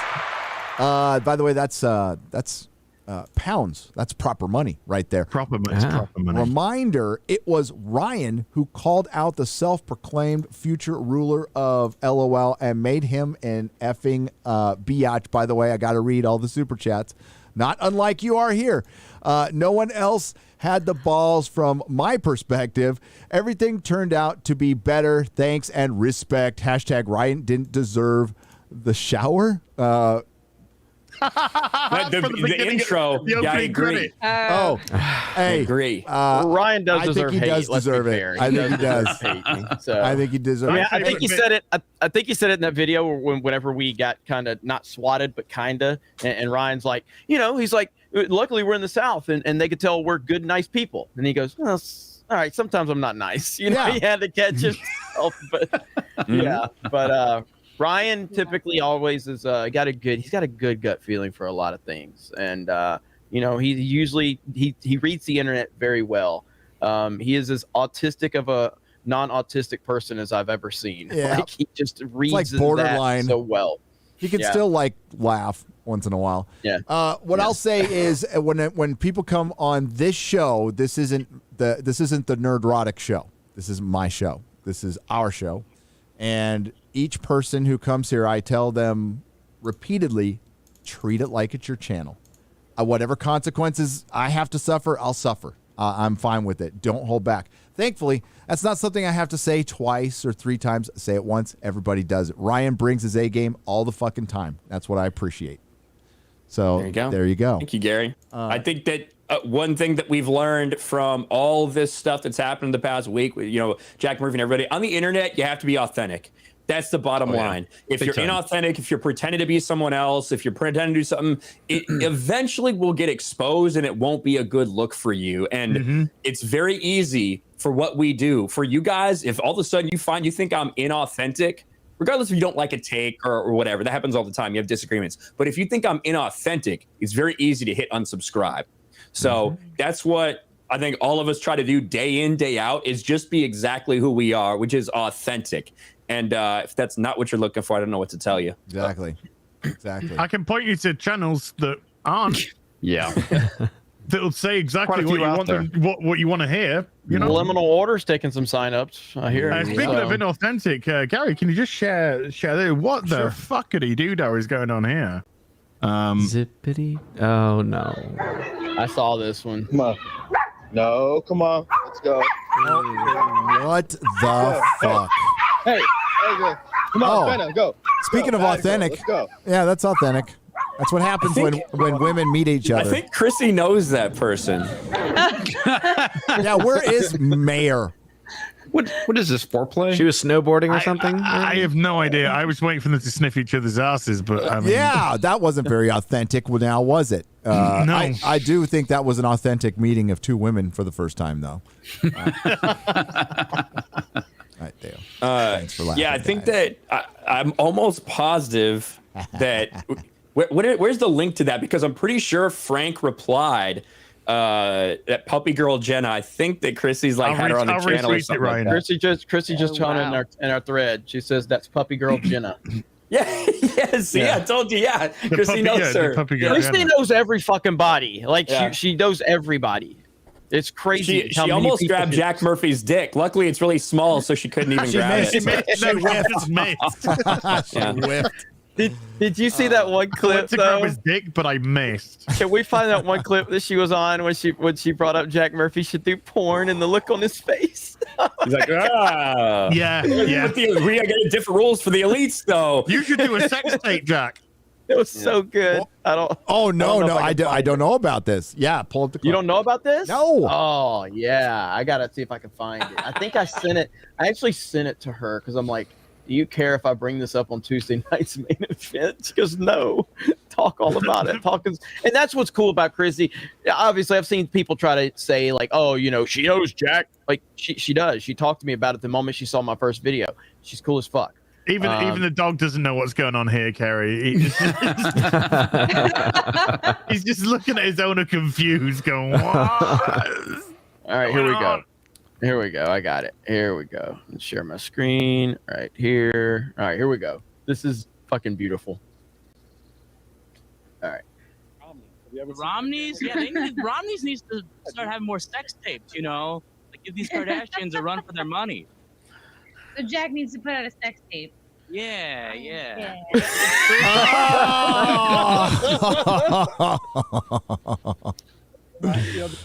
Hang on, here we'll do one more time. So Jack needs to put out a sex tape. Yeah. Wait, hang on. It for you. I can get in the good angles. Fantastic. You know, there's the thing too is that there's always different rules for the elites. So funny. Jesus, okay, quickly. Yeah, good idea. Like, anyway. Is that Let's Elvis? move on now, I think I saw Elvis back there. Yeah. WG for $50. Devil's advocate here. If there's nothing of value in watching Disney Star Wars, can't you say the same for Doctor Who, Batwoman, anything MCU Disney? Why watch those? All that's left is watching female wrestling wardrobe failures, right, Ryan? What? Why me for that? I mean, yeah, I don't mind watching that. I think everybody's decision is different when it comes to that shit. You know, like for instance, I have not seen an MCU movie in a theater since Endgame. Right, Far From Home was the only thing that interested me enough for that. So that's, I don't know how many theatrical releases that is, like 7 or something. But yeah, just did not care. For me, for Disney Star Wars, I've always felt like I've been further in the mourning process than a lot of other people because I just was so upset about it in 2014 when they showed how easily it was for them to disrespect the lore and disrespect the creators and throw that shit in the trash, all in favor of creating something new and diverse and different. So when Force Awakens came out, that was like The Last Jedi for me. So I've been off that shit for a while where I feel like some people have just not got there. So that's kind of how I feel about it. It's different for everybody on whatever different thing it is. I've watched one episode of Doctor Who, the one Gary asked me to watch for that Christmas special. That's my only experience. So I've never seen a good episode of Doctor Who. I can only speak. Hey, Chrissy. Hey, what's up? What's going on? What's up? Coming to you live from the house we rented in the Poconos. Sweet. Nice. Whoa. Sweet. Nice. Very nice. Hey. Badass. Look, there's a bear up there. Whoa. Is he running from Jack Murphy? It is Jack Murphy. It is Jack Murphy, yeah. It is Jack Murphy. What the hell? Dun, dun, dun. That is awesome. Bear. Look at that. Oh, I like that chandelier. There's a lot of dead animals. Whoa. Oh, that's like that This cat. place is amazing. There's a lot of wood in that house. It's all wood. It's Unlike Jack Murphy. Okay. Oops, sorry. I'm literally barging into my friend's room to show you guys. Look at all the animals. Wow. Oh my God. Oh, PETA. Suck it up, PETA. serious? Look at that. Shout out PETA. Shout out This to is like PETA. the biggest Shout dollar out in to the world. PETA. And I saw you guys playing that clip of Jack Murphy. I gotta go back and watch. Oh, another animal. There you I've go. actually got. Well, I'll get with you. I've already gone through and got some clips for you on that. So. I need to go back and watch that whole episode because that was in September. And that would have been the perfect opportunity because I have porn stars on all the time, and not even like fancy ones, just like very like, you know, sometimes low grade ones. The kind Ryan likes. Got some deception going on Those are there. literally the best kind, by the way, Yeah. just for the record. No judges. I just mean like the Wish.com version. And Let's be real. When porn stars get you too mean big, the Makeawish.com? True. It's one of the booth boys for Compound Media. Hi guys. Hey, how's it going? How you doing? Good. I'm gonna go jerk off over here. Okay. Right on. Sir, please keep that off camera. That would have been the point. Is that would have been the best opportunity for him to be like, you know, we're joking about a sex tape. He could have been like, actually. like there could be no better opportunity or a more receptive audience to talk to that about than right there. Right, Yeah. the wet spot audience. While Chrissy molests a bear, a dead bear, so that's like necrophilia on a whole nother level. Oh, there's a spider in here. Oh, it's true love. Oh my god. Oh, Chrissy's like, I can change him. Just do not show this to Jack. Oh no, he froze right. The bear's gonna eat Chrissy. I think I got stuck in the bear. This is the beginning of a porn. This isn't a laundry machine. This is like a found footage tape, for fuck's sake. It really is. Chrissy May was never seen again after the way. Yeah, this More is than like- Jack.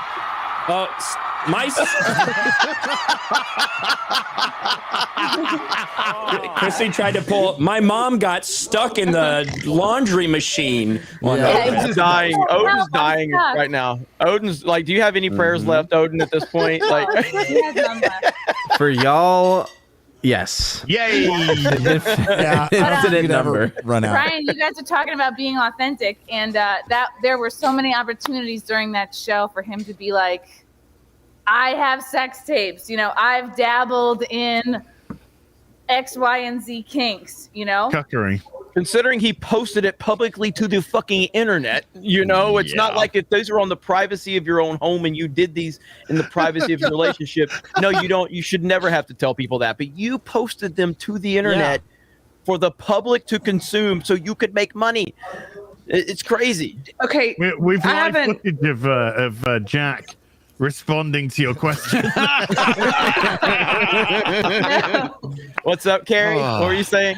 Well, no, I was going to say I haven't really talked about this because I met him too, like Chrissy, and we did an interview with him, and I kind of felt like it's not my duty to, like, I don't know. I don't do videos about people anyway, even when there is one psychopath who's been it's fun targeting me for a year and I haven't, but it's not my job. But here's my question is, why didn't he just, I think what you guys are saying is right. Why didn't he just say, this is my past, I'm ashamed of this thing, or I still do this and I'm not ashamed of it and here's why. But either way, there was this sort of this, it felt like to me a person who hasn't resolved this issue yet, maybe because it's not in his past and he is embarrassed of it, or you know, because otherwise if it was in the past, why not just address it?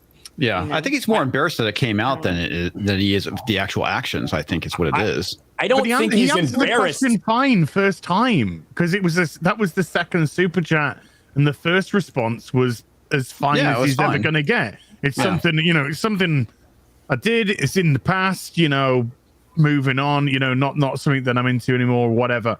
And that's all he had to say. But it's the bite. It's the bite at Sydney that got it, and the way that he was like not just bit at her, but then sort of doubled down on that and was like massively disrespectful to her. She's just doing a job.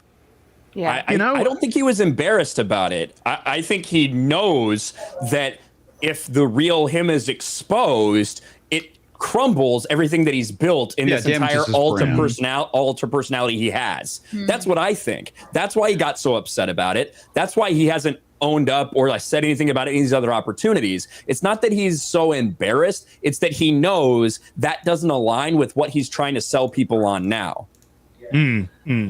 Well, that's also why I think it's maybe not something, because if it were in the past and you were sort of, I've moved away from this. Yes, I have things that don't fit with my brand, but that's who I was. Like you shouldn't feel ashamed to talk about that. Yeah. But I think it might be that it's sort of, well, I'm not completely out of that yet. And I know it doesn't fit with my brand, and therefore I'm very uncomfortable like bringing it up. That was my gut take on why a person might not address it, I guess.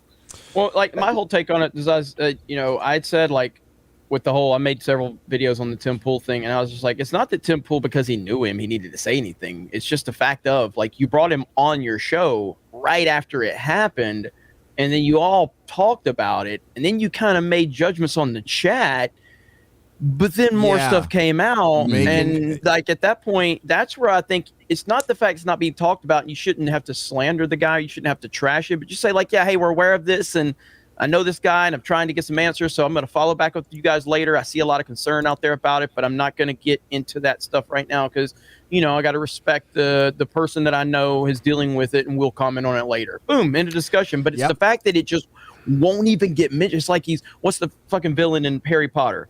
They won't say his name. Yeah, like that's how they're treating it, and not just him, but a lot of people on the right are treating it like they can't even acknowledge that this thing is a real thing. That's what's most telling to me. It's just like, why are you so scared to acknowledge this situation? So it could be a possibility they have their own skeletons they don't want coming out. Could be. I just hope that he's whoever's around him. I don't know. You always want like. I'm always rooting for somebody to like rebound out of a situation, and I guess the advice he's been getting is to stay quiet, which I don't know if is the right move. Like I wouldn't give that advice. Yeah, or his other option would be, or they'll do it directly, because Wednesday, I think this coming Wednesday is going to be when he typically is scheduled to come in. So I think if they don't address it at all during that stream, I think that's kind of a bigger sign. Yeah. Whatever Chrissy was doing while I was talking, I'm sorry, Chrissy, I missed it because chat was going crazy. I don't know what you're doing. No, nothing happened. It's fine. We're going to say, Keri? Well, I was going to say, I think cooling off is actually a good idea for someone whose impulse seems to be to go on the offensive instead of do reflection. So his impulse immediately afterwards was to do some of the stuff that came out, like a war room, and let me try and get these unrelated people fired. Like I'm going to go after Elijah. I'm going to go after Sydney. I'm going to tag in Glenn Beck. I'm going to do all this stuff. And hopefully, I think he has good friends who are like, that's not the right thing. Like maybe just cool off. Can I ask you a question, Keri? Do you think realistically he needs to sit in a corner and take a good long look at it? What, somebody fucking his wife? Were you setting me up for a sex joke? Yes, I would say. I was going to take it serious. Yes, I think you should take a good long look at it. Just sit in the corner and take a good hard look at it. Yeah. And I think that there's a lot of people that are like, you need to extend grace and like things like that. And I totally agree to a certain extent. However, what Jack has done has been contrary to that. When he reached out to Corden, right? Corden was putting all this stuff out there that was coming to light. And he reached out to Corden and said, hey, like my girlfriend is getting, like she's really torn up about this. She's getting attacked because of this. Will you please take this down? Corden was like, okay, like I get that. I don't want anything like that to happen. And Corden took a lot of stuff down. He then brags in his private little war room that he's created to try to take people down. He says, we finally have some action going on. Corden deleted his tweets, but I'm still going to destroy him. At that point, fuck you, bitch. Yeah. Right? Until you come out and address this shit, no, fucking pressure's on you. Own up to this. Yeah. I mean, there's that's what happens when you fucking show sympathy to these people who are not being genuine, right? The sympathy and grace and mercy and all that absolutely should be applied in certain circumstances for sure. But when there's somebody that's out there who is actively trying to destroy you and trying to use all of your good intentions against you, trying to subvert everything you do, go fuck yourself. Oh, yeah. Sometimes, you give people enough rope to hang themselves in certain situations too. Or they jerk off with it. Or they jerk off with it. Or they use it for erotic asphyxiation. Yeah. Lead singer of NXS. But Hi, Chrissy. That just makes me want to have an orange. Yeah. No, Has anyone got any oranges? Yeah, it's the situation certainly got worse when Tim went after the audience, which you just don't do, and more light was shit on the subject for Jack. And I mean, Tim kind of mentions it a little bit in his video today. He just says, I'm not going to talk about drama.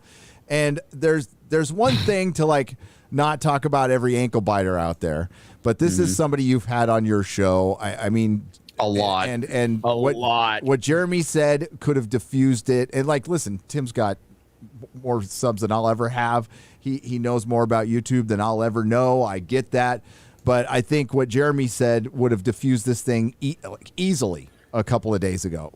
Maybe even 5 days ago. It's two things. It's either he doesn't want to diffuse it because he's making a lot of money, which there's nothing wrong with that. But you also can't be like, I'm above drama, because there's either two reasons you're not addressing this. Either you have something connected to this that you don't want people to know, or you're capitalizing from the drama. Either one of those answers is fine, but don't sit there and if it's for the drama so you can make the money, don't sit there and say you're not about the drama. Because for somebody that's not about the drama, you've had a lot of fucking drama. I would kill for the type of drama Tim Pool has had in the past month.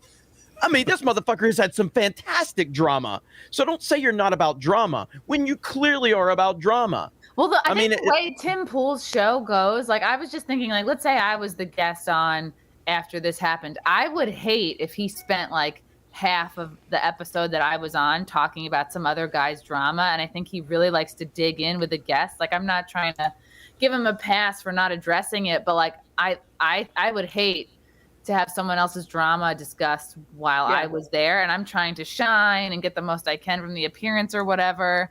So I wonder if they're just, I don't know. No. I think that what Jeremy's saying and suggesting, that takes 2 to 3 minutes of Tim at the very start of the episode saying, hey, listen, we know, we see this in the chat. We understand. We know that's going on. This is my 60-second spiel on it.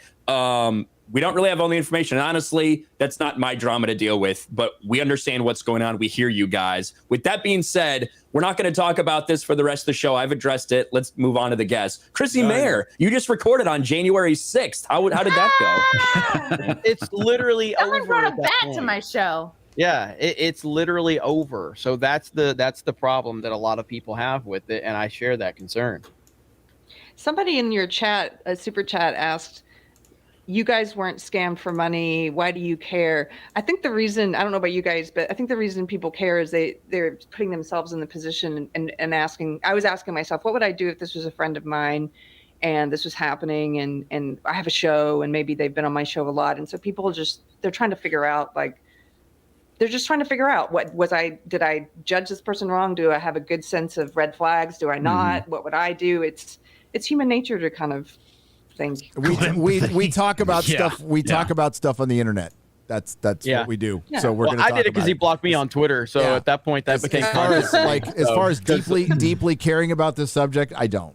I genuinely don't. It's one way or another. You can definitely learn something from it in a lot of ways.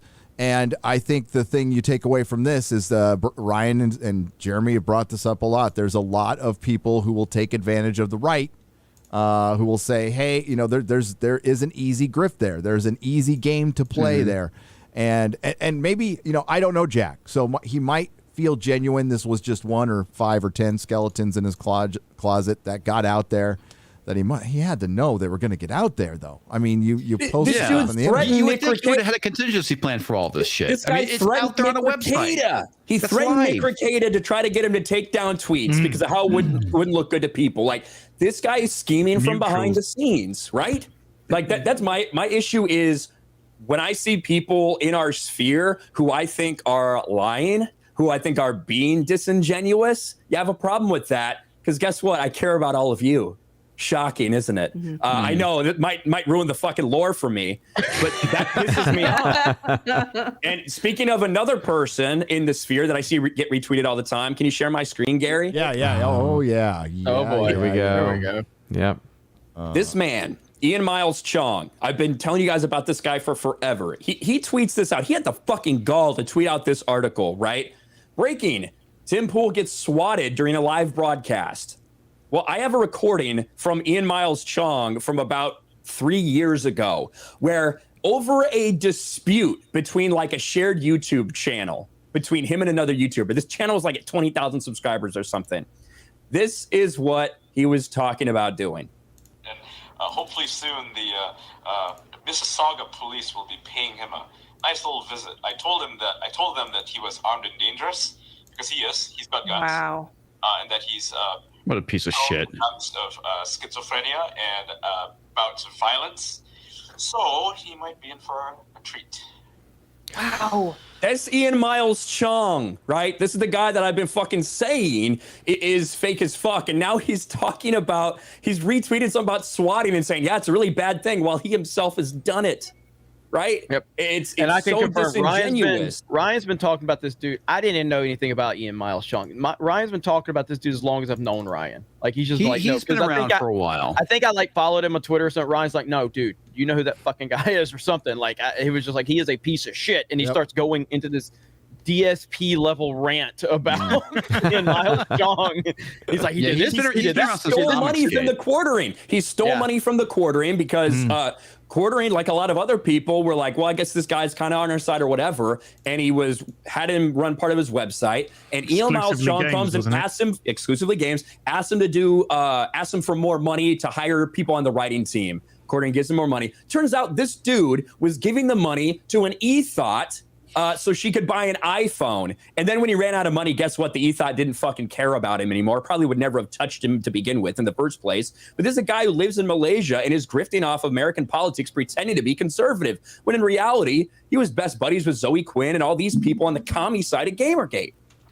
And that shit just, it happens. And I think when it happens and people are inauthentic like that, I think it needs to be brought to light. So what we do.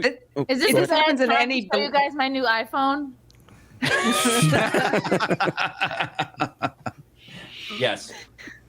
I was going to say this happens in any belief system, and it happens with. Does anyone look at my new Christianity? Look, there's been the mega preachers and the people who fly on the private jets and take all the money, and it's sort of there are going to be charlatans, and now they would call them grifters, but basically someone who's speaking words that they don't actually believe to be true and making money from it. There are going to be those people in any belief system or any movement, and I do see the benefit in trying to figure out if that's what someone is or not. So I don't know. And we've seen people destroy their channels over it, haven't we, in recent years? Yeah. Mm-hmm. And what are they doing now? They're chasing cars. They're chasing people to grift off because their true nature is exposed. Would you guys feel better if he never was back on the show again? I don't really care about that. No. It's about Jack Murphy. Yeah. I wouldn't care. It doesn't matter to me. I'm not a consistent viewer of it. It's just more so like it's just weird that people that we don't do drama yet. As soon as Ethan Klein trolls everybody and talks about Joe Rogan, that's going to be our front story on our show that we don't do drama, and it's like that's literally drama. And I'm fine with that. Like I covered it, Of course I'm going to cover it, but it's just people that cover every little story. But they don't want to even mention the existence of this when this guy was on your show for years. It just, something doesn't seem right to me. Yeah, so it looks bad.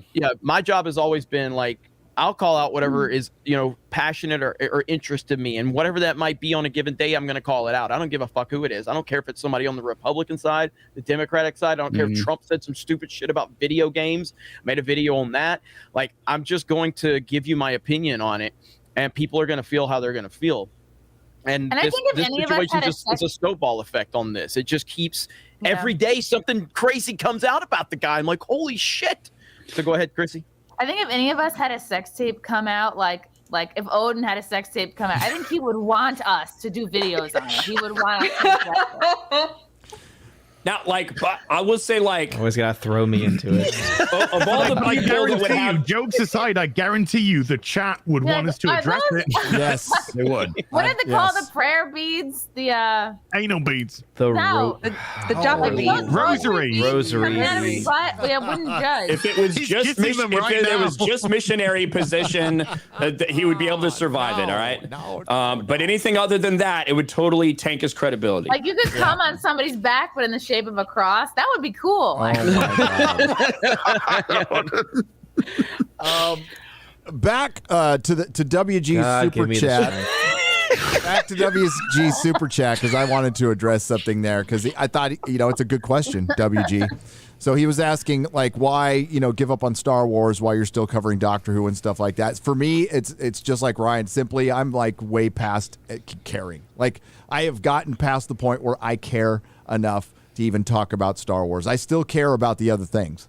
So I could certainly review Boba Fett and probably do well and talk about it, but I'd be lying because I don't care. It'd be the most boring videos. I'm like, yep, this is boring. I guess this is passable. Look, Boba Fett's in the fucking desert and look at all the sand. Yay. I mean, I'm just taking it as an opportunity to piss on Disney. Yeah, whatever you choose to do is fine. I'm not judging. It's just I have I have black-pilled Star Wars. I'm not black-pilling the whole fucking industry, and I wouldn't. Yeah, buddy, you black-pilled me on Star Wars too, man. Yeah, it's but I'm done with it's like I don't think there's anything more to learn. I think Star Wars hit bottom and just stayed there, and what they're going to do is maybe get up to mediocre. Right now, we saw Doctor Who hit bottom. And it was a great example of get woke, go broke, and gender swapping a character and it just destroying a 56+ year show. But then they hired Russell T Davies. Like it might be a turnaround. It might not. It probably isn't, but it might be. So it's going to take a lot of time, and we got to choose our battles. That's all. And, I completely agree with that. Yeah. But if people want to still review Star Wars and stuff, go for it. I don't care. And as far as anything else, we need to stay. You got to stay authentic. You got to be real. And you guys mostly figure that out. That's the thing. Is the audience generally is smarter than a lot of YouTubers think you guys are. A lot of them love to think they're the smartest people in the room when they're not. Horror. Amarada horror. Okay, sorry, nobody watches my Batwoman videos thinking that I like Batwoman. Yeah, they know I fucking hate the show. They're watching to watch you react to it. Yeah, they're watching because they know I'm gonna over exaggerate. They know I'm gonna fucking just rip it to pieces. They know, and they're gonna have a laugh over it. And yeah, it's just to them, it's just entertainment for them, and it's entertainment I'm providing to them. But like Star Wars, I'm just so apathetic to Star Wars now. Doctor Who, I get mad because I fucking love I still love Doctor Who, and I still have that love for it, and it frustrates and like Gary said, that unfortunately we have this fucking little ray of hope with Doctor Who because of having Russell T Davies come back. So there's that little thing to hold on to for now. But you notice, when it turns to comics, there's not that much comic stuff really that we discuss because that's just a fucking lost cause. Yeah. We'll take the piss out of like Vida Ayala being a fucking moron. A 30-year-old woman who dresses like a 14-year-old boy who writes like a fucking 6-year-old. It's just talking, and all that kind of shit, all that bigoted shit and hypocritical shit. But just how many times can he say, yeah, the man who doesn't say much shot the gun and there was sand and there was a rock in this episode. It's fun to make fun of this shit. It is, absolutely. It's fun for us to make fun of this shit and to call it out and put it on blast. And obviously you guys like it too. We can tell from the views. So we're growing our channels. We're putting our voice out by blasting some of this shit. But it just, again, it's up to each person. Like for me, Book of Boba Fett, could we get some views by, reviewing it, whether it's good or bad? Probably, but after everything that happened with Gina, for me, I just don't want to do that. It's principles, okay? Yeah. When it comes to it's not good for the channel. It's actually fucking stupid for me to not cover Boba Fett and Star Wars. I'm going to cover the news, but I'm not going to fucking review the show. And it's bad for my channel, but there's just the line was crossed on that one. And I thought with the combination of They brought Luke back, however you thought it was cheap or whatever. That was a healing moment. That was an opportunity for Disney to fucking fix things. And they fired Gina, hired a couple of racists, fucking supported rewriting Ripley. Okay, you're not going to change. You're not going to change, and you're just going to die a slow death. And if people want to hang hired out, the personal assistant of somebody who fucking Harvey preyed off Weinstein? women for decades. The Yeah, whole she Luke didn't thing know for that, me obviously. was a big FU. Yeah. At the end of the day, that's what it was. It really pissed me off. At this point, when it comes to Disney and Star Wars and Marvel, there's a lot of people who, for whatever reason, have latched onto it to become these stands that will defend it to their dying breath for some reason. And at this point, I just want to piss on their shiny. Go for it. Yeah, that's exactly what I'm doing. And if it's like, why are you doing this? Because I can now. Yeah, because I want to. And we'll be a variety. Like some people will do it. Some people will like. I mean, I see a lot of rationalization going on with Boba Fett. Like, oh, it could be good. I watched it for a second time, and it's like, yeah, I've been through that stuff too. I've been like, I did that with Force Awakens. I hated Force Awakens. Everybody was loving it. All right, I'm okay. I'm gonna go watch it a second time because maybe I'm just fucking crazy or dumb or whatever. And I had to go through a whole process. I'm like, no, I really fucking hate this thing. And maybe I just have the unpopular opinion. Okay, fine. Horror Amorata. Horror for $50. Oh wait. Oh, I got so close to hit the wrong button. What the hell? I couldn't find the button. I don't know why I put it 5 feet away from myself, but I could have hit. Why is it always so far away from you? Yeah, you need to bring that thing in closer. I don't have desk. You got to see my setup. Okay, fair enough. You can't see mine I've got either. like this much space for 2 mice, right? I have 2 keyboards. when I move to Texas, I'm gonna have a completely new setup. It's gonna be. I was gonna say you need to get a bigger desk. 2 mice. Right. You know what desk I'm using? Mises. It's the table I got for free. Like Tesla was gonna throw this table away. I'm like, oh, that's a good table. I'll take that home. And I just made it my desk. Yeah. Yeah. The desk I have, I've found. Some random Mexican guy was clearing out an office space. He sold it to me for $25 in California. And it's heavy as fuck. I had to drag it all the way up the stairs, but it was worth it. The one thing I cannot do is buy furniture brand new. I refuse to do it. Yeah. It's such like a to go get like a normal traditional like wooden office desk. It's like $400 or something. Fuck that shit. No, go to this Goodwill. desk I have is not cheap, and it's a sit-stand desk, so it's really not cheap. Goodwill. Go to Goodwill. Fucking $100 at most. Or Facebook Marketplace. Yeah. That's where I buy a lot of furniture now. Nice. She says, "Thank God the poll is out of my way. Hail all, and again, Oh, sorry, my fucking cursor was in front of it. Nail all, yeah. That's what Jack Murphy wants. Hail all again. Congrats, Jeremy, on 100,000. By the way, I'm gonna. Thank you. I appreciate that. I know we'll get Ryan there soon. A new year and more chances. I can't wait to see the content the community. Come on, fellowship creates. Fuck the government and Hollywood. Yeah, all right. I'm gonna come. Hey, technically, Ryan already has one 100K channel. Sports Wars is his channel. Technically, okay. So it's Ryan. There you go. Ryan got there. So yeah, he's the one that's got the silver play button. So Ryan's working on his second 100K channel. Technically, if you want to even get more technical, it's his third because he's just as part of Geeks and Gamers as I am. So Ryan's kicking ass. I can't wait for his RK Outpost to hit it because it's going to happen soon. It's going to be a grand day. It's going to be even that many more people that are upset. That's always a good thing. Right? That's fun. Yeah. I mean, he's been killing it, man. And so seriously, D-Day Cobra hitting that is that's just as much Ryan's as his Mike's. I'd still be sitting at 92,000 and no videos if he wouldn't have creeped up on me. So true. Yeah, that's the only reason. The reason you even started using that channel again during the election was because I passed you. Yes, that's it. Yes. Yeah. And it was that's Stephanie, the entire reason. my nerdy home. But damn. Steph, my nerdy home. sent out a tweet when you were like 25,000, and she put like my 17,000. She goes, "He's ahead of D-Day Cobra." I'm like, "Oh fuck that! Oh fuck that!" And then so I started making videos again, which is a funny story because the first time Gary Nerdrotic passed Geeks and Gamers, I jumped on the Naughty Dog shit, and I passed Gary just so I could at least feel good about it. I knew I couldn't hold off the inevitable. I was like, "There's no way I can stay ahead of this motherfucker. He's too powerful. He's the Joe Rogan of the nerd world. There's no way I can stay ahead." But at least I passed him once. You remember I told you about that, Ryan? I was like, passed him at least for a little while. At least for a little bit. Yeah. He's all telling me, "Oh, I don't care that you're ahead of me." He's like, "God damn it." We're men. We fucking care. Hell yeah.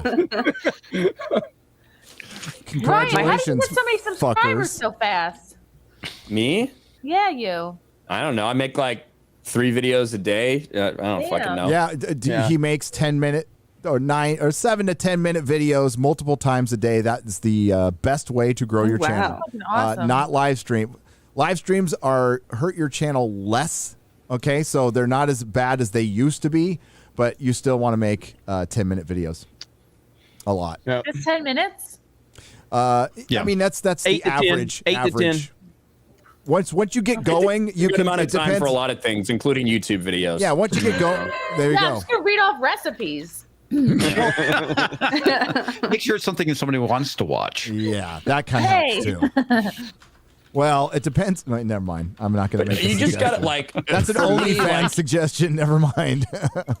For me, you just kind of have to grind through YouTube because there's going to be peaks and valleys. Like you're going to have random topics, and it's always the weirdest shit, right? It's never like the thing you think it's going to be. It's like HBO Max has Seth Rogen's Santa Claus, Santa Inc. Like, who would have thought that those videos would do what they did? Right?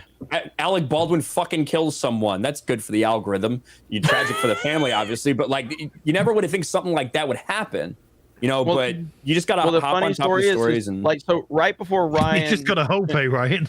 I think I guess you were at what 60,000, and your channel you were frustrated because you're like nothing's hitting, and then suddenly he got on a few topics and he just started gaining subs like crazy, and he's 100% right. You go through peaks and valleys. It happens all the time. And YouTube tells you how much they care about your mental health. It's bullshit. It's 100% bullshit because you as a creator, you obsess over your channel. You watch them take your fucking subs away. You watch them give them back. You watch that. Like I don't understand YouTube. I got 3 channels now with Geeks and Gamers. We got a total of over almost 600,000 subs. I don't know anything about YouTube. I know nothing about it. I don't know how the fuck it works.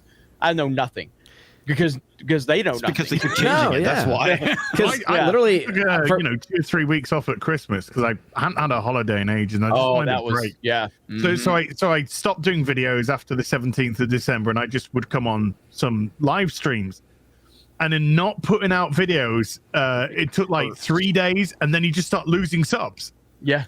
And it's like, this is how YouTube really cares about your mental health. So not doing a video from the 17th of December till yesterday, which was the first videos that I put out, I lost like 350 fucking subs. Yeah. Because live streams, they fuck up your subs, and not doing videos don't. So it's like, as soon as you stop getting into that pattern, YouTube just like, fuck you, fuck your channel. Yeah. They fuck your subs if you don't make videos. If you make videos, And as soon as it I've can come back, balance out. I've got like 100 or 150 subs like last day in Britain, coming 200 subs, So- like bringing them back. What I'm learning is that at Unsafe Space, we do everything wrong. In a nutshell, yeah. But at the same time, then you have people like Mahler who make these massive video essays, right? It's not like me and Jeremy are like 8 to 10 minute videos, knock them out, but there's also tons of people that have success on YouTube not doing that. Evergreen. Look at what Joe Rogan built. You know what I mean? It's evergreen. Yeah. Yeah. To be clear, though, to be clear, between the difference between Mahler and then Jeremy and Ryan is talented. One person has talent and the other two don't. Mahler has the talent. Yeah. So keep that in mind. But it's also too getting into there's no kind of rhyme or reason. Create what is passionate for you. Yeah. There's a lot of shit that works. Go ahead, Odin. Yeah, I was gonna say, like, kind of jumping into the algorithm. Even doing like the box office stuff, like I do. Out of the last few weeks, my most successful box office video was about West Side Story.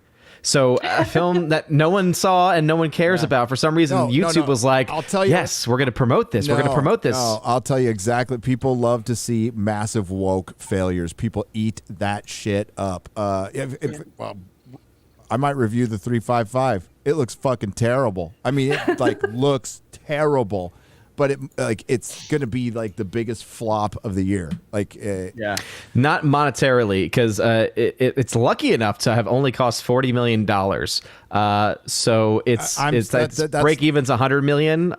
So it's definitely going to be a massive loss. But I would say there's some other films this year. I'm not worried about technical. I'm sure it's technically not going to be the biggest flop of the year, but it's like it's really all of Hollywood's agenda wrapped up into one film, failing fucking miserably. People will love that. Such a shame. As far as like technical to the dollar, objectively, I don't give a fuck about that. Well, no, but like that's the point though, is that even though it may not be the biggest, like financially speaking, the fact that it costs so little and yet it likely will be one of the biggest losses is, I think, huge. It's hilarious.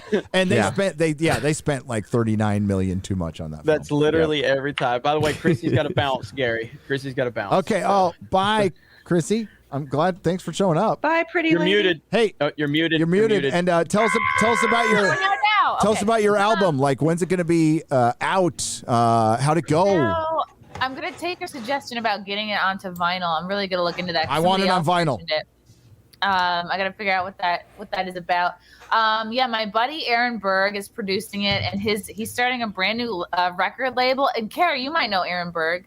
I do, yeah. The label is going to be called Uncancelable Records, which sounds fucking fire. Nice. I'm so excited. Brilliant. For a month, Aaron was telling me, "Oh, we're going to call it Women in Comedy Records." I was like, "No, That's guaranteed that nobody will fucking buy that." No, you're going to ruin my whole fucking life. And then it turns out he was just like joshing me for a month.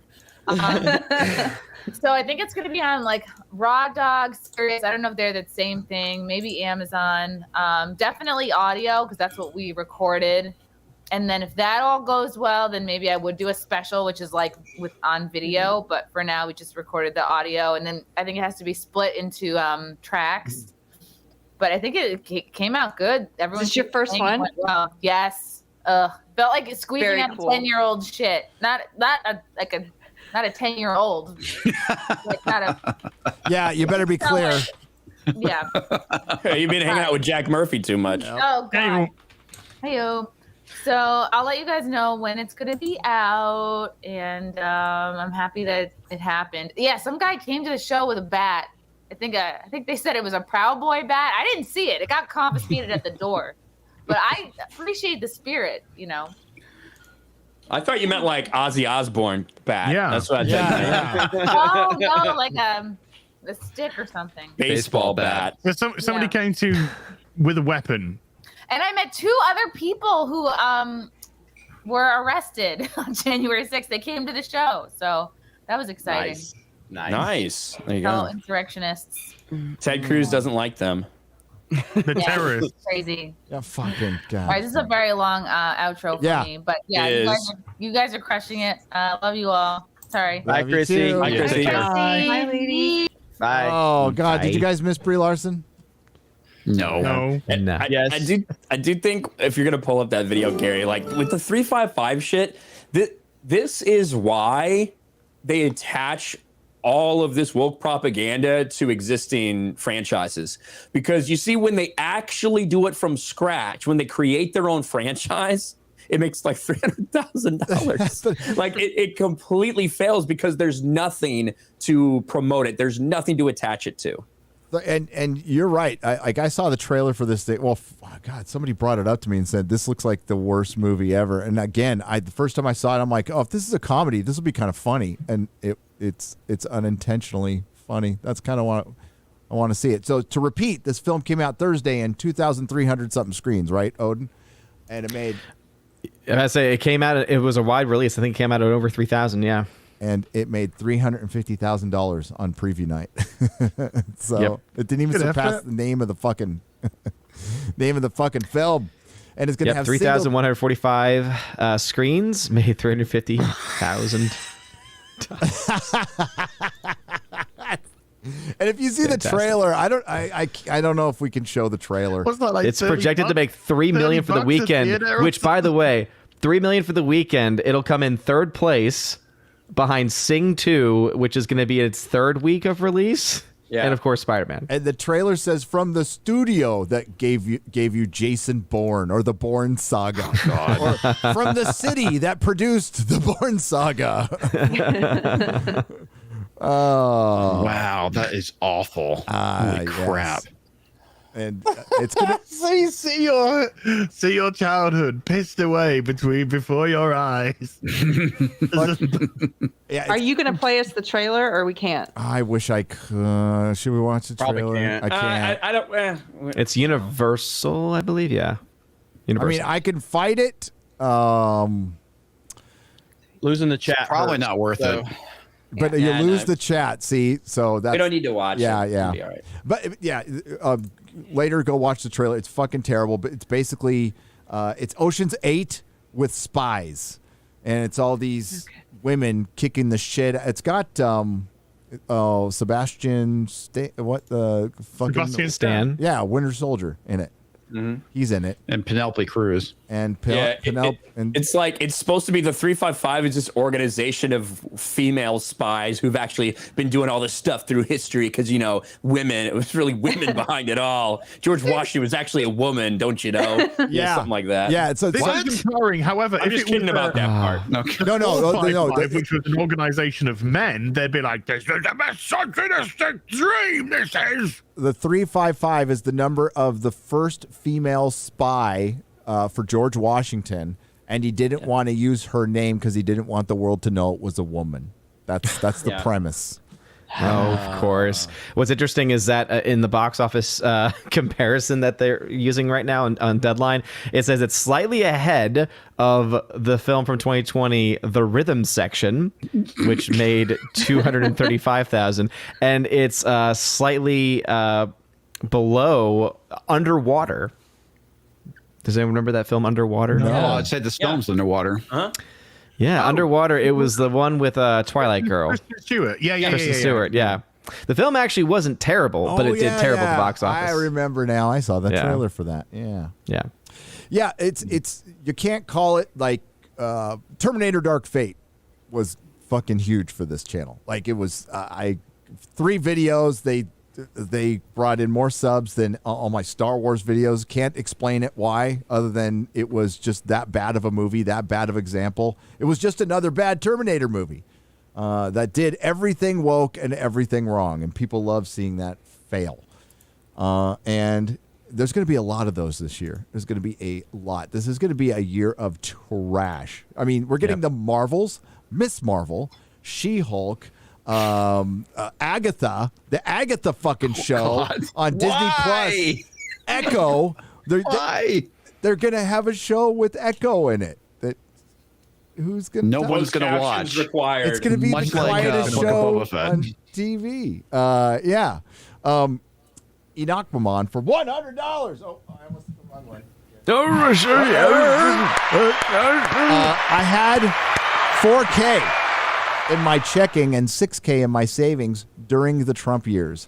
1 year later, I have 300 in my checking and 2K in my savings. In short, this will be the last super chat for now. In the meantime, after tormenting Jeremy on the 5th, I sent my last donation to do the same for you too. Oh, well, oh my God. You did not do that, Enoch Mamon. Thank you. Enoch Mamon's awesome. Thank you, Enoch Mamon. Yeah. Enoch Mamon Save your money. brutalized me on Tuesday night with a super chat. It was the Ryan one. Remember that one, Ryan? The pronouncing of words. I do actually. Let me see if I can find. I can't judge you on that. I can't say anything. Yeah, well, you can after this one. This was pretty good. I don't know. One again. He set me up really good. I mean, really good. It was a great setup. It really was. I don't. Did I not retweet that? You had to have retweeted No, that. it's gotta have be. Basically, find it. yeah, he basically said all of the words that either me or Gary have mispronounced during super chats, and then it ended, and it's a bunch of these words, orangutan and all this shit, and then he said, And then the end, it's coded to make me not think about the next line of words and what they will say if I put them all together. And I fucking walked right into that shit, dude. It was could have so really good. got you with that one. I'm always on the defense about the N word, because I've been sent those super chats many times to try to. PewDiePie got hit on that one once because I've said it so many times in my life. It's just natural. It just rolls off the tongue. Yeah. But yeah, that was good.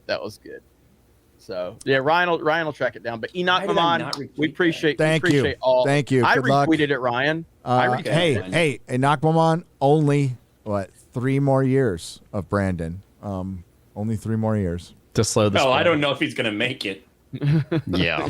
Only another year of Brandon. Then we get Kamala. Hey, Oh, I mean, they're already you're- looking to you're- jump the line.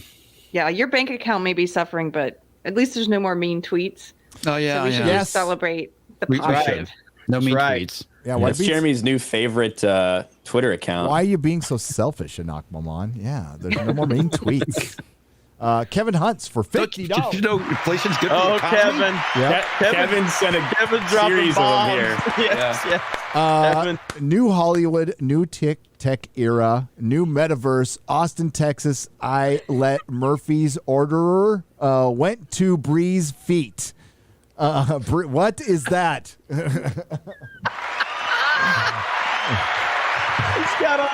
He's dropped about 6 or 7 50s on it. Yeah. On They've all Bree's got feet? some sort of misspelling. On Bree's feet. On Bree's feet. We'll get to Bree's feet in just a moment. Right now, I've got a good shot of her ass right now. Is that her ass? What is that? Shout out to Kevin. Kevin Hail dropped Kevin. 10K. He dropped 10K. Oh, it's on that Geeks and Kevin. Gamers. Okay. That Kevin. He Arizona dropped a Kevin. $10,000 donation on Geeks and Gamers Tuesday. Damn. Yeah. I didn't even know that you could put. It was direct to PayPal. Oh So- damn! What's up, Kevin? How's it going? Are you in? Are you watching us from the club right now? He's definitely drinking a little. Oh, I'm sure he What's is. up, Kevin? Are you watching us in virtual reality and VR? Can you do that? You had to be at the meetup to know what the fuck I'm talking about. But Yes, Swiggity Swootin' for $50 says gender identity matters to these people because it's all they have in their lives. And you're absolutely right. They've got nothing else. This is the one time they can assert power over people. I mean, like when we see the Vita Ayalas of the world, now that she, like somebody who went straight from university, not very talented, used her identity to get a job. Now she gets more work than fucking Frank Miller, Jack Kirby, and John Byrne did combined. And she's a talentless hack. And at that. she has, yeah, exactly. And she has more power than those 3 ever did. She can call her own fucking shots. She's her own fucking editor now. And yeah, it's a sad time. It's a sad time. Because and what does she do? She tweets out, no white folk need apply. No white folk need apply. Identity is a cheap substitute for character. And that's true with the characters they write and with real people. Yeah. Is that your? Amen. That's a good fucking quote. Is that yours? It is. Carrie? Like I'm sure someone else has said something similar, but yes. Own it. Own it. Yeah. That was good. That needs to be like on a I'm going to write it down. Yeah, on a Put on a shirt. shirt. Like when people say that, you're like, what the fuck did I just say? Hold on. Rewind the tape. Unfortunately, this is on the internet, so you can rewind. Some people have repeated my quotes back to me, and I'm like, I said that? Oh shit. Yeah. All right. Cool. Be smart. Yeah, that must have been on one of my good days. King Ragnar for $50. So when I won 10 million the lottery, I said this, and there's a link. Do you want to check out that link for me there, Xray Girl? Oh my God. Is that King Ragnar? Yeah, King Ragnar. Is that Kevin again? Yes. Yeah, I believe so. because he's the only guy I know who won 10 million on the lottery. So yes. and I'm interested to know what that. who's drunk super chatting us right now. Is this okay to play? Yeah. I don't know. Play like Xray 5 Girl. seconds. Xray Girl. Did you watch it Preview first? it. Did you I preview just it? said my name is King. Hang on. Xray Girl. Did you preview it before you put it up? Yeah, preview it to me. I played the first 5 seconds. Please preview it before you put it up. Thank you. We don't want no I have something we can Murphy's show, Gary. jumping out at us, you know. Yeah, exactly. Did you look at it? I have something we can show while she's listening to it, Gary. Okay, go for it. I'm sharing my screen. Xray Girl. I'll play the first 5 seconds. Okay. I think Probably it should gonna be get hit. Probably gonna get hit on this though. Oh. I'm watching it now. You got a lot of Tupac in there. It's probably gonna get hit for copyright. Okay, well, what? Just repeat what it said, Xray It's a Girl. 4-minute video. It's a 4-minute video. Oh, we So can't there's do no that way one. to play it. King Ragnar, that's my name. That's the first 5 seconds. That's your name. Hey, thank you very much. I appreciate you. That's all I got to say. What else am I? You're sharing a screen. Oh, where did you share a screen, Ryan? Am I missing this? Oh, there it is. This is Jeremy, not under any sort of duress or anything like this. He just said this on a live stream. I don't know. I ingested Ryan Kinnell's urine.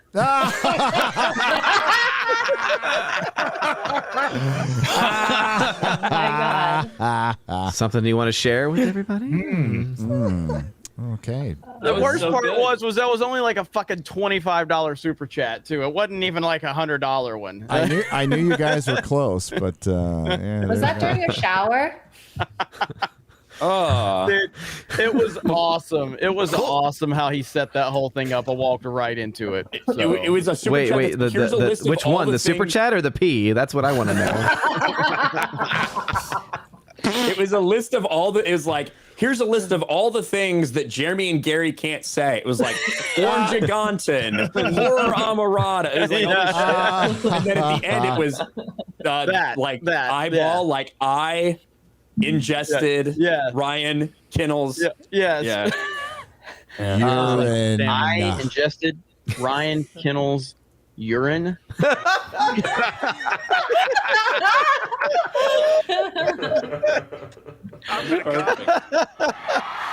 Oh man! Do not come. It's not the worst thing that happened on that live stream. The worst thing that happened when you saw a one-legged man crawling across the floor with a retarded-looking dog, and then a crazy Asian chick comes and slaps him. I have no idea who you're talking about. I had no idea what we were going on about, and then it all started to come together. It really did at the end there, right? When the Asian lady came in to slap him. Well, we can show you that too if you want. I mean, That's pretty great. I do have that clip. Here you go. Guys, why are we doing to the people? Very super dog. Poor dog.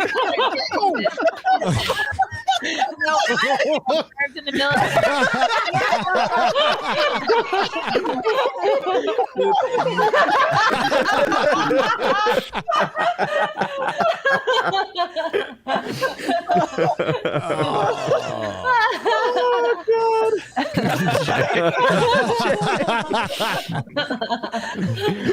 Look how serious Mark is. He was so serious about it. He's always serious. And then he got Jay.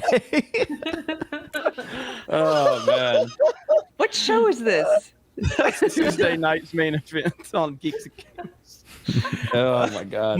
Mark is like he's not going to be back on for a while because he's busy, but holy shit, he just like took his moment on that he show. fell off his chair. We can't get a fucking word in on the show. It's lasted 6 hours because of him. I was like, good lord, shut up, Mark. Shut up. That's the butt of a 35-year-old man right there.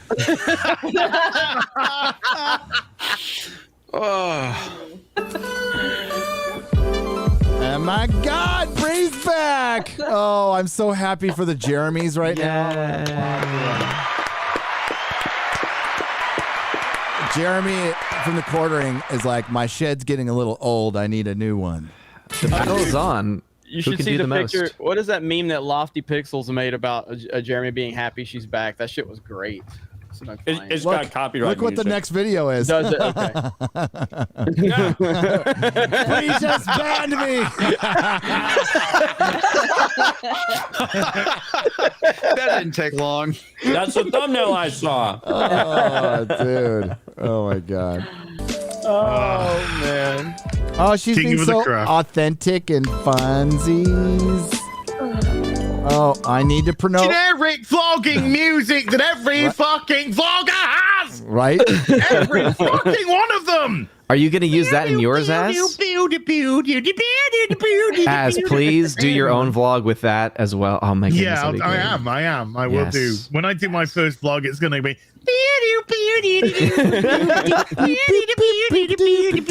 I want you to actually replicate this exact intro. Yep. Hey, let's go outside. Hit it to my chest. Walking down the fucking street and I'm not saying anything because the pee-pee music's going. Every vlog. I know. Fuck my ass, mouth, and tits.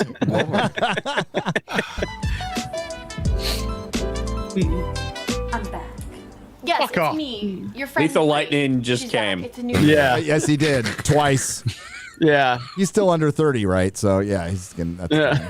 year. It's time to give this channel some life again. Let's get back in Ugh. there. This has been Again? a place that I've loved Let's so get much back in to there. share more Jack about Murphy's myself quote. and my life. You were literally a Twitch star by the end of your channel. She was. The Marvels has been delayed, so I've got some extra time. And Yeah, when did that? 2023, right? Mm-hmm. Oh, that's so disappointing. I mean, that was the Oh, A-Force but we still movie. have Thor: Love and Thunder to look forward to. We do. Enjoy and get into. So get ready for more of An that American in Chavez. 2022. Wait a minute. What does she vlog about herself? Yeah. Yeah. Pretty much. Oh. Yeah. Okay. It was originally supposed to be interviewing people about diversity and inclusivity and activism, and then it just turned into her doing fucking yoga. Yeah, I was gonna say like workout videos and shit. Sweaty yoga by the end. I've been away for a bit making a film that I can't talk about, but you know, such The one that you got Oh, she's demoted. wearing Danvers, yeah. is life, such is my job. I just have to sometimes keep things secret about what it is that I'm doing. oh, that's so Anyway, cringe. I'm back. It was a fantastic experience. I can't She's so thin. She's I so was gonna say, who skinny. stole like I'm your legs? concerned. Yeah. Yeah. That looks like a little eating disorder there. wait to share more when I can. I am thinking about this new year, what I want out of my I love it when the vlogging music goes neo neo neo. Is it wrong that I'd rather punch my face than look at Brie Larson? No, that's a natural response. No. Comics. Yeah, I thought so too. life and time and year. And I find the concept of a new year Why did they jump cut on year? Why did they choose that word? Because it's innovative. It's Because if they didn't, the kids' attention wouldn't be held. yeah. Thank You you. got to get that jump cut in. This is to so be sort of cringe. scary. I felt really nervous today, even about making this video, because it's just I don't know. Because everyone hates you. Because I suffer from anxiety. But that aside, I want to take Anxiety with stars. more seriously. Oh man, we need to start doing that in our videos. We we got to have the words Got to get some text. going with yeah. our words. going like this at the time. Yeah. We Is anybody- need to. That's anybody actually else a feel bit. like- That's actually something a lot of YouTubers do, and it works very well. So she's clearly gotten some good advice because that does work good for the with the Minecraft text crowd. Yeah. She's not like. Sorry, Carrie. She's not making these. But Well, I she's- understand that. but Yeah, it's somebody like, else. yeah, this isn't No. even proper English. And I've been kicked out of 3 high schools. I want to take more seriously. That's what she's literally saying. So she she's wants gonna to say, "I take want to take more seriously this seriously." channel." That's what she's gonna say. Yeah. She seems like she's acting herself. Yes. To anyone else? Okay. Yeah, It's like she's playing a it's- character named Brie Larson. Because Brie Larson, at her heart, is a bitch, and they're doing this to repair her image, is what it is. Yes. She's either that or she's just a vapid, empty nothing, like a lot of actors Yes. are. And Yeah. you can just download or pour in whatever you want into that vapid, empty nothing of nothingness. But this is My Bree the fun. Bree the vlogger. Bree the vlogger Take playing more character. seriously my fun. I want to take more What? seriously my fun. My fun. That's what she said. Okay. There you go. It sounds like my parents talking. Yeah. Anxiety. But that aside, I want to take more seriously my fun. What the fuck? Try take an English lesson. Oh. No, be there. No, be there.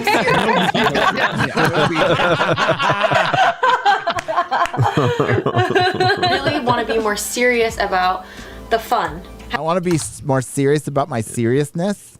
Having fun when I'm working, having fun with my friends, having fun with this channel. Let's find the joy because there's a lot going on still. I can still feel myself having anxiety and worrying, and that can all exist. The word of the and day is also, anxiety, kids. Yeah, and wait, is that free floating anxiety? Isn't that one of the conditions of anxiety? Something it's- that's going on, mass psychosis? No, it's hey, look, I have anxiety. I'm just like you guys, right? I know a lot of you guys out there have anxiety. I'm just like you. That's what it's all about. That's all about relating. Our research shows that a lot of people that watch your channel actually suffer from anxiety. Okay. And depression Maybe and we can suicide. Let's monetize that. Well, Maybe no, it's they 'cause they're suffer watching from your channel. suicidal tendencies after they watch the video. Exactly. I mean, Bree can afford a therapist 7 days a week, a different therapist on every day. She has her Tuesday therapist, her Wednesday therapist that probably follows her Different around. countries. I feel like I can take the moments where there is bliss and there is joy and I can expand them. So that's what I'm going to do. So stay tuned for that. For me, that looks like training. I'm thinking if any of you are interested, perhaps I'll do another like first workout back kind of thing. She's going right to the yoga. She's going right Yep. to the workout. Because I have She'll definitely be shoving her taken ass in the some camera good- once some again. She's really treating the audience like they're her therapist slash boyfriend slash yearly planner. Yes, Like, here's my yes. New Year's goals. You know, like, who cares this much about what you're doing? I don't know. It kind of blows my mind. Could you imagine if like Humphrey Bogart had a YouTube channel or Oh my one of God. the classic actors, like one of the real good ones? Jimmy Stewart. Well, hello everybody. Hello there. I'm gonna work out. Every year. I'm gonna talk to you about my friend Harvey, and Yeah, I'm feeling a little anxiety right now. I'm gonna talk to you about Clarence. Clarence, I want to live again. Not fully. I can't fully take a break, but I've taken a little bit of a break. So I was gonna put together maybe a little warm up and workout that we could do together. Another thing that's fun for me is video games. I have a lot of hot takes, including Nintendo! I've been holding back. I love Nintendo. She says she's got hot takes. She hasn't got. Her hottest take is a fucking ice cube. I would love to hear the hot take from Brie Larson about Nintendo. Somebody- I would love to hear her complaints about Animal Crossing. I would love to hear this. Somebody who Unless the hot take is, I think there's too many male fucking characters in video games. Yeah. Somebody who hangs up a welcome back sign for themselves in the fucking video. Well, come on. Brilliant. She's a narcissist. Leave her be. It's got a brown heart, though. What does that mean? What does that mean? back my feelings about Fall Guys for a year. I have so much to say. I feel like I could do 15 videos about how I feel about Fall Guys and my ridiculous relationship with it. So Fall if you're interested in Guys. that, I feel like that would be fun. Of course, there's gonna be room for cooking. There's room for I don't know how I'm saying it. How about saying something with substance? That would be. Can we go back? Gary, that is a Fall Guys trafficking. I retract my previous statement. Can we go back to the video Keri Smith showed earlier? That was better than this bullshit, okay? That's how. Oh. Have we had enough? Wait, she's outside, so let's. Okay, she changes. Oh, she actually goes outside. Oh wait, just got.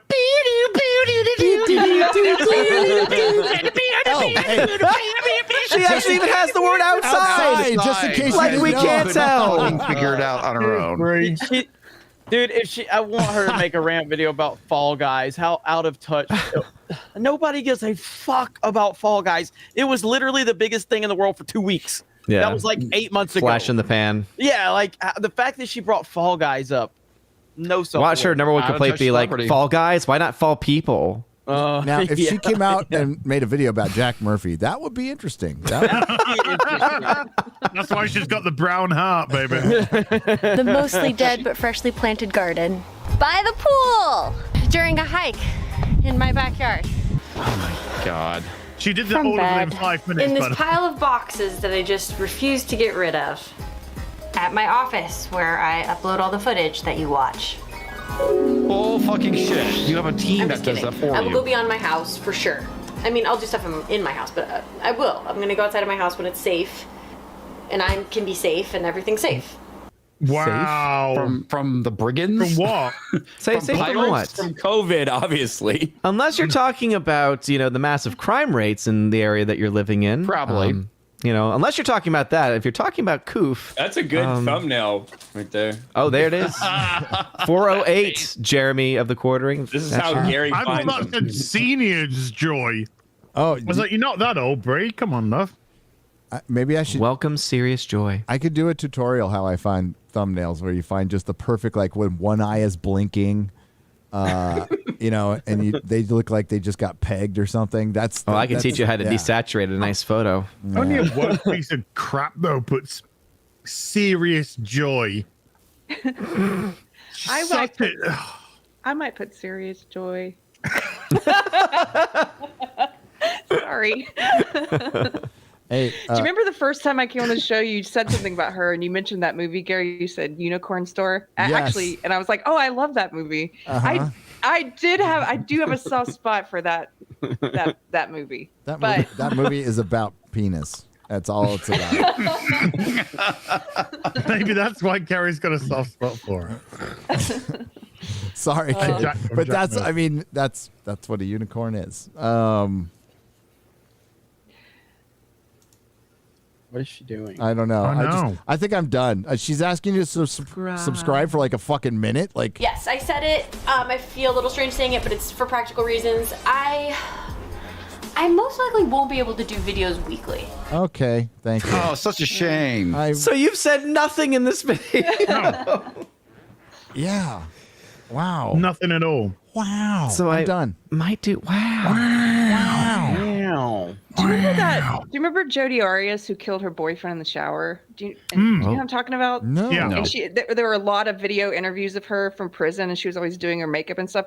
I think this is what she would have turned out to be had she not murdered. Because she has that love affair with the camera too. That kind of like. Yeah, she's doing like fucking handstands in the police interrogation room and shit, and pretending to fall asleep and why did she kill her boyfriend? Literally flirting with every guy that comes in to interview her. And she was a total narcissist, and he broke up with her and started dating someone else. And she drove across the country and murdered him in the shower and took pictures of it. And then lied. But then she did a lot of these. You can watch these interviews on YouTube, and she makes me think of Brie Larson. But she really loved the camera, and she asked before they booked her in if she could bring her makeup, and she did her makeup before her mugshot. Okay. She flirted with the 60 Minutes interview people. Like she was just really she would do the blinking, like a lot of blinking like Brie is doing, where girls are like drawing attention to their eyes. Wow. All those kind of things, like making love to the camera. The world is a dark place. It really is. Yeah. Damn. What did she say in the interrogation room? Well, all my other ex-boyfriends are alive. Yeah. I only killed one. You're like, wait. Keri, what kind of a sentence did she get? She was found guilty. She get life? Yeah, she's She get one life? of the few. I think she got life. Yeah. Because usually women don't get that tough of sentences. What was that CEO? Oh, I'm forgetting her name. The one who defrauded everybody in Silicon Valley, wanted to be the female Steve Jobs. The one that was found guilty recently. Like just a few days ago. The one who got pregnant during her trial. She is fucking crazy. That you look into that one. The one who changed her voice. She talks like this. She like purposely like makes her voice deeper. The whole yeah. What's her fucking name? I forgot. Oh, I gotta look this one up. I don't know this is the craziest story you've ever heard. She just complete psychopath. Oh, Elizabeth Holmes. Elizabeth Holmes duped everybody. She had Henry Kissinger and all these fucking rhino Republicans on her board of directors when they started. So it was basically you take one drop of blood and they were able to test it immediately. Like you take it to CVS and they can test it, which is bullshit. You can't do. Yeah. So she knew it didn't work, but she thought the technology would be able to be invented by the time she got her company going, and it wasn't, because it's really difficult. And a bunch of people were raising the red flags, and people refused to see it because of hype. She was able to manipulate the hype. And hype is a powerful thing, and it protected her for many, many years. And a bunch of people didn't want to look dumb, and she destroyed people. She robbed people of hundreds of thousands of dollars. Like her company was valued at $9 billion at one point. $9 billion. And she look at her. Well, there's a bunch of videos on it, but she would try to dress like Steve Jobs. She lowered the tone of her voice. It's a bizarre story. Wow. I didn't know she got pregnant during the trials. First time I heard that. Yeah. I had no idea. She was basically a great con woman. Yep. Is what she was. Yep. She got guilty on most counts, and I was really curious to see if they were going to be light on her, or because she needs compared to what some other dudes have gotten sentences for, she should be gone for the rest of her life. Yep. But usually there's not a lot of equality when it comes to sentencing, we'll just say. Metalhead Madman for $50. How long do you guys think this woke period will last? I long for the days of normalcy. That is a great question. I think 2 or 3 more years of shit. We're still going through stuff from 2019 that was supposed to be released in 2019. God, there's still some movie. Well, shit, 2 Tom Cruise movies that should have been released how long ago, Odin? A year ago? Well, I know that Top Gun at the very least, because Mission Impossible I think was always a little bit later on, but Top Gun has now been one of my most anticipated films for 2 years now. It's insane. And I don't think Top Gun's going to be woke at all, by the way. I think it's just going to... The one thing people keep pointing to is that apparently on his jacket in the original film he had a Taiwan, he had a Taiwan one, and now the Taiwan one's just gone. And it's like, I understand like anyone who's gonna has an issue with that, but if that's the only thing they're doing, I mean, yeah.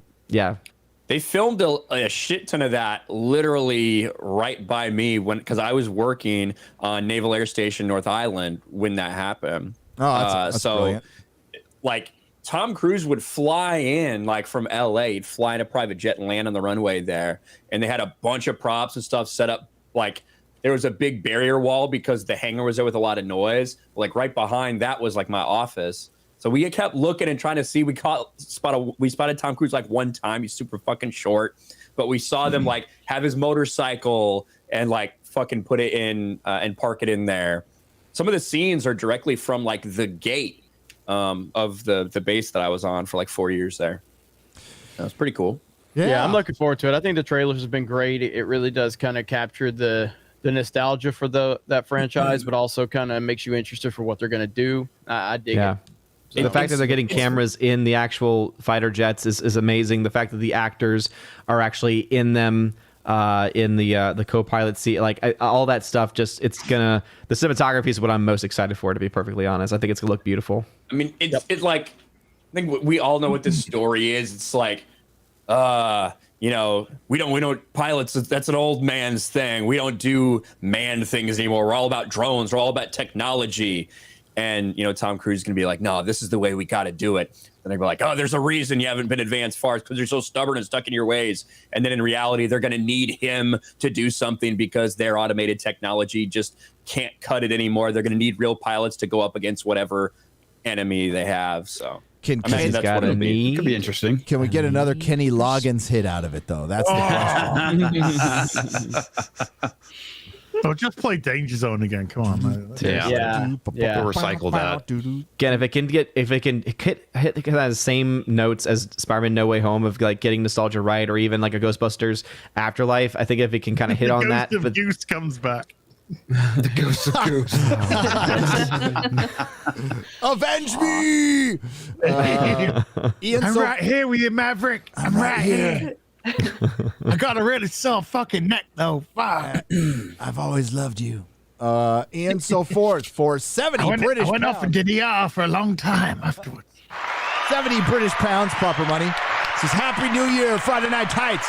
2022 is going to be a great ride. It is. I like.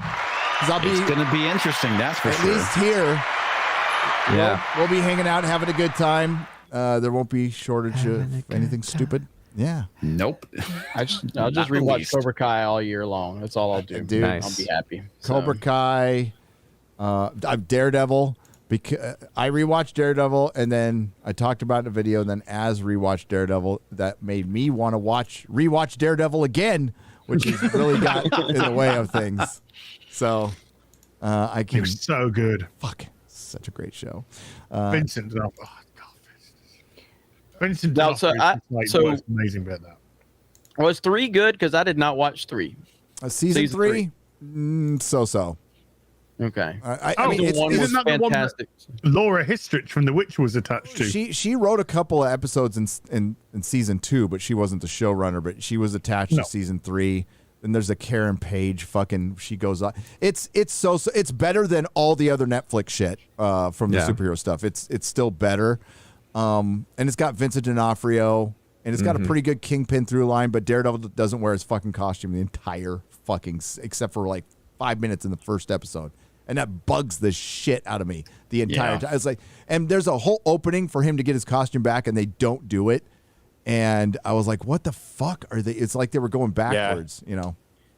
Season 3 it's still good. It's still good. Like, yeah, it is still especially compared to everything else we've fucking seen. It seems like incredible.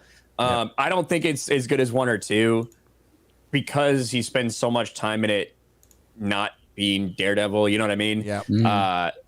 So it's still, I think it needs to be watched by everybody, honestly. I mean, just look how complex Vincent D'Onofrio's Kingpin is. Yeah. And then you look at how flat all recent characters, both good and bad, have been in Marvel. Well, compare him in Hawkeye, man. It's like they totally made him He a only got bitch. like 10 minutes of screen time. I can't, mate. I didn't watch it. Good. Well, good. You're doing yourself a favor because they totally ruined the character. Yeah, they fucked up the character. I will say though, listen, just like Anakin ended up destroying the galaxy because of fucking simp for Padme, Vincent D'Onofrio and his simping, Kingpin and his simping for Vanessa has destroyed that man. It should be a lesson to all of us. So, just saying. The simping goes a little hard. Vanessa's great though. Vanessa's great, and like in the comics, there is a little bit of that, not quite as much as there is in the show, but it's accurate. It's accurate. And wow, back in 2015, 16, when Daredevil season 1 came out, that was when they were still hiring people, you know, who with talent, and they would come in and like, hey, I've read Daredevil, I understand Daredevil. I'm gonna write the show just like it was in the comic books and make everybody fucking happy and embarrass a lot of other shows, and it still does to this very day. Jack is embarrass, and he spelled it like bear. Don't poke the big bear, Owen. I'm drunk. That's Kevin Hunt. Hey, Kevin. Again. What's up, Kevin? What up, Kevin? What's up, brother? Hey, are we gonna? What are we? I know we still have to do the Florida meetup thing. We got to, but we have to do another one there at that bar. Yeah. Yeah, we do. that But out trust some me, point. there's I've talked to Kevin almost every other day, so we there's a lot of things we're discussing with what we can do there. But the Florida thing is again, we've kind of said like plan on October. That's what we're targeting, is we're trying to pin something down in October. But this event just continues to there's a lot of options and a lot of people that want to be involved in it. So we're trying to pin that down. We're trying to find a venue that we think can house how many people we think could show up, because we're expecting a lot of people considering who all wants to be involved. So we're working on it. Low watermark for $100. It's funny as shit. Great stuff. Must be talking about us. Thank you very much. Must be talking about us. Kevin Hunts again for $50. He says, I am that guy. Wish Jack said that. You are that guy, dude. Bless your heart. You say Jack Murphy should have said that? Is that what he said? Yep. Yes, that's what Jack Murphy should have said. He should come out and just say, I am that guy. See that guy having all that shit done to him? I am that guy. That's an Amos saying from The Expanse. I caught up on The Expanse completely last night, and I think it's a little better than last season, but I stand by my statement. They jumped the shark because there's this big if you didn't watch the show, there's a big mystery that they have been hinting throughout the entire series that they're not going to give you an answer on, period. That is fucked up beyond words. I don't care how good things are. Last season was terrible, and I think this season's been better, but they're still going to leave you hanging on the... Imagine, I don't know, you did a fantasy series, and the White Walkers are in it, this big mystery throughout the whole thing, and then you kill them in one episode. It's kind of the same thing. It's fucking pisser, man. And they don't really answer it in the books either. Tim Cool. Not Tim Pool. Tim Cool. For $50 on the Streamlabs side. I drink adrenochrome. For $50. Kevin Hunts. Nick Rekieta dropping 100. Yeah, just Rekieta. Nick. Oh, Nick. Man, one day late for our Fediversary, buddy. Hey, he came to the right place, Nick. Now he's just playing with me. What's up?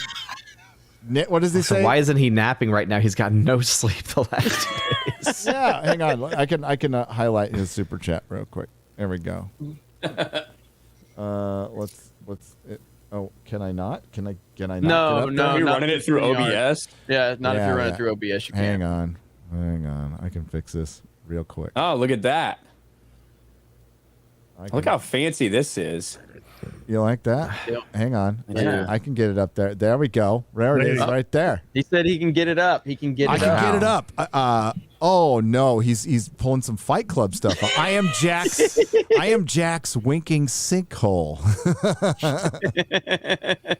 The depths of what I have seen go beyond your beta minds. The Seminole Order sends their regards for $100 from Dick Rekieta.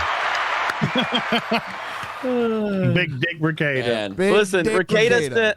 So when You Are Here had their return show where they were all talking about, Rekieta sent $100 super chat, and it was talking about rim jobs and all. Yeah. I was like, God damn it, I love Nick Rekieta. Yeah. Unlike Tim Pool, some people read the super chats. Yeah. I'll read them. I heard that. I'll read them when they call me a bitch. I don't give a shit. I encourage negative super chats towards me on my streams. Yes. I don't really see what the problem is with that. Bring it. They're very much encouraged. Have any of you? I'll read this one from Robert Amores. Amores says, "Have you guys watched Yellowstone at all? If not, I highly recommend watching it. Season 4 finale closed out recently with 11 million viewers. Happy New Year, Rob the Plumber."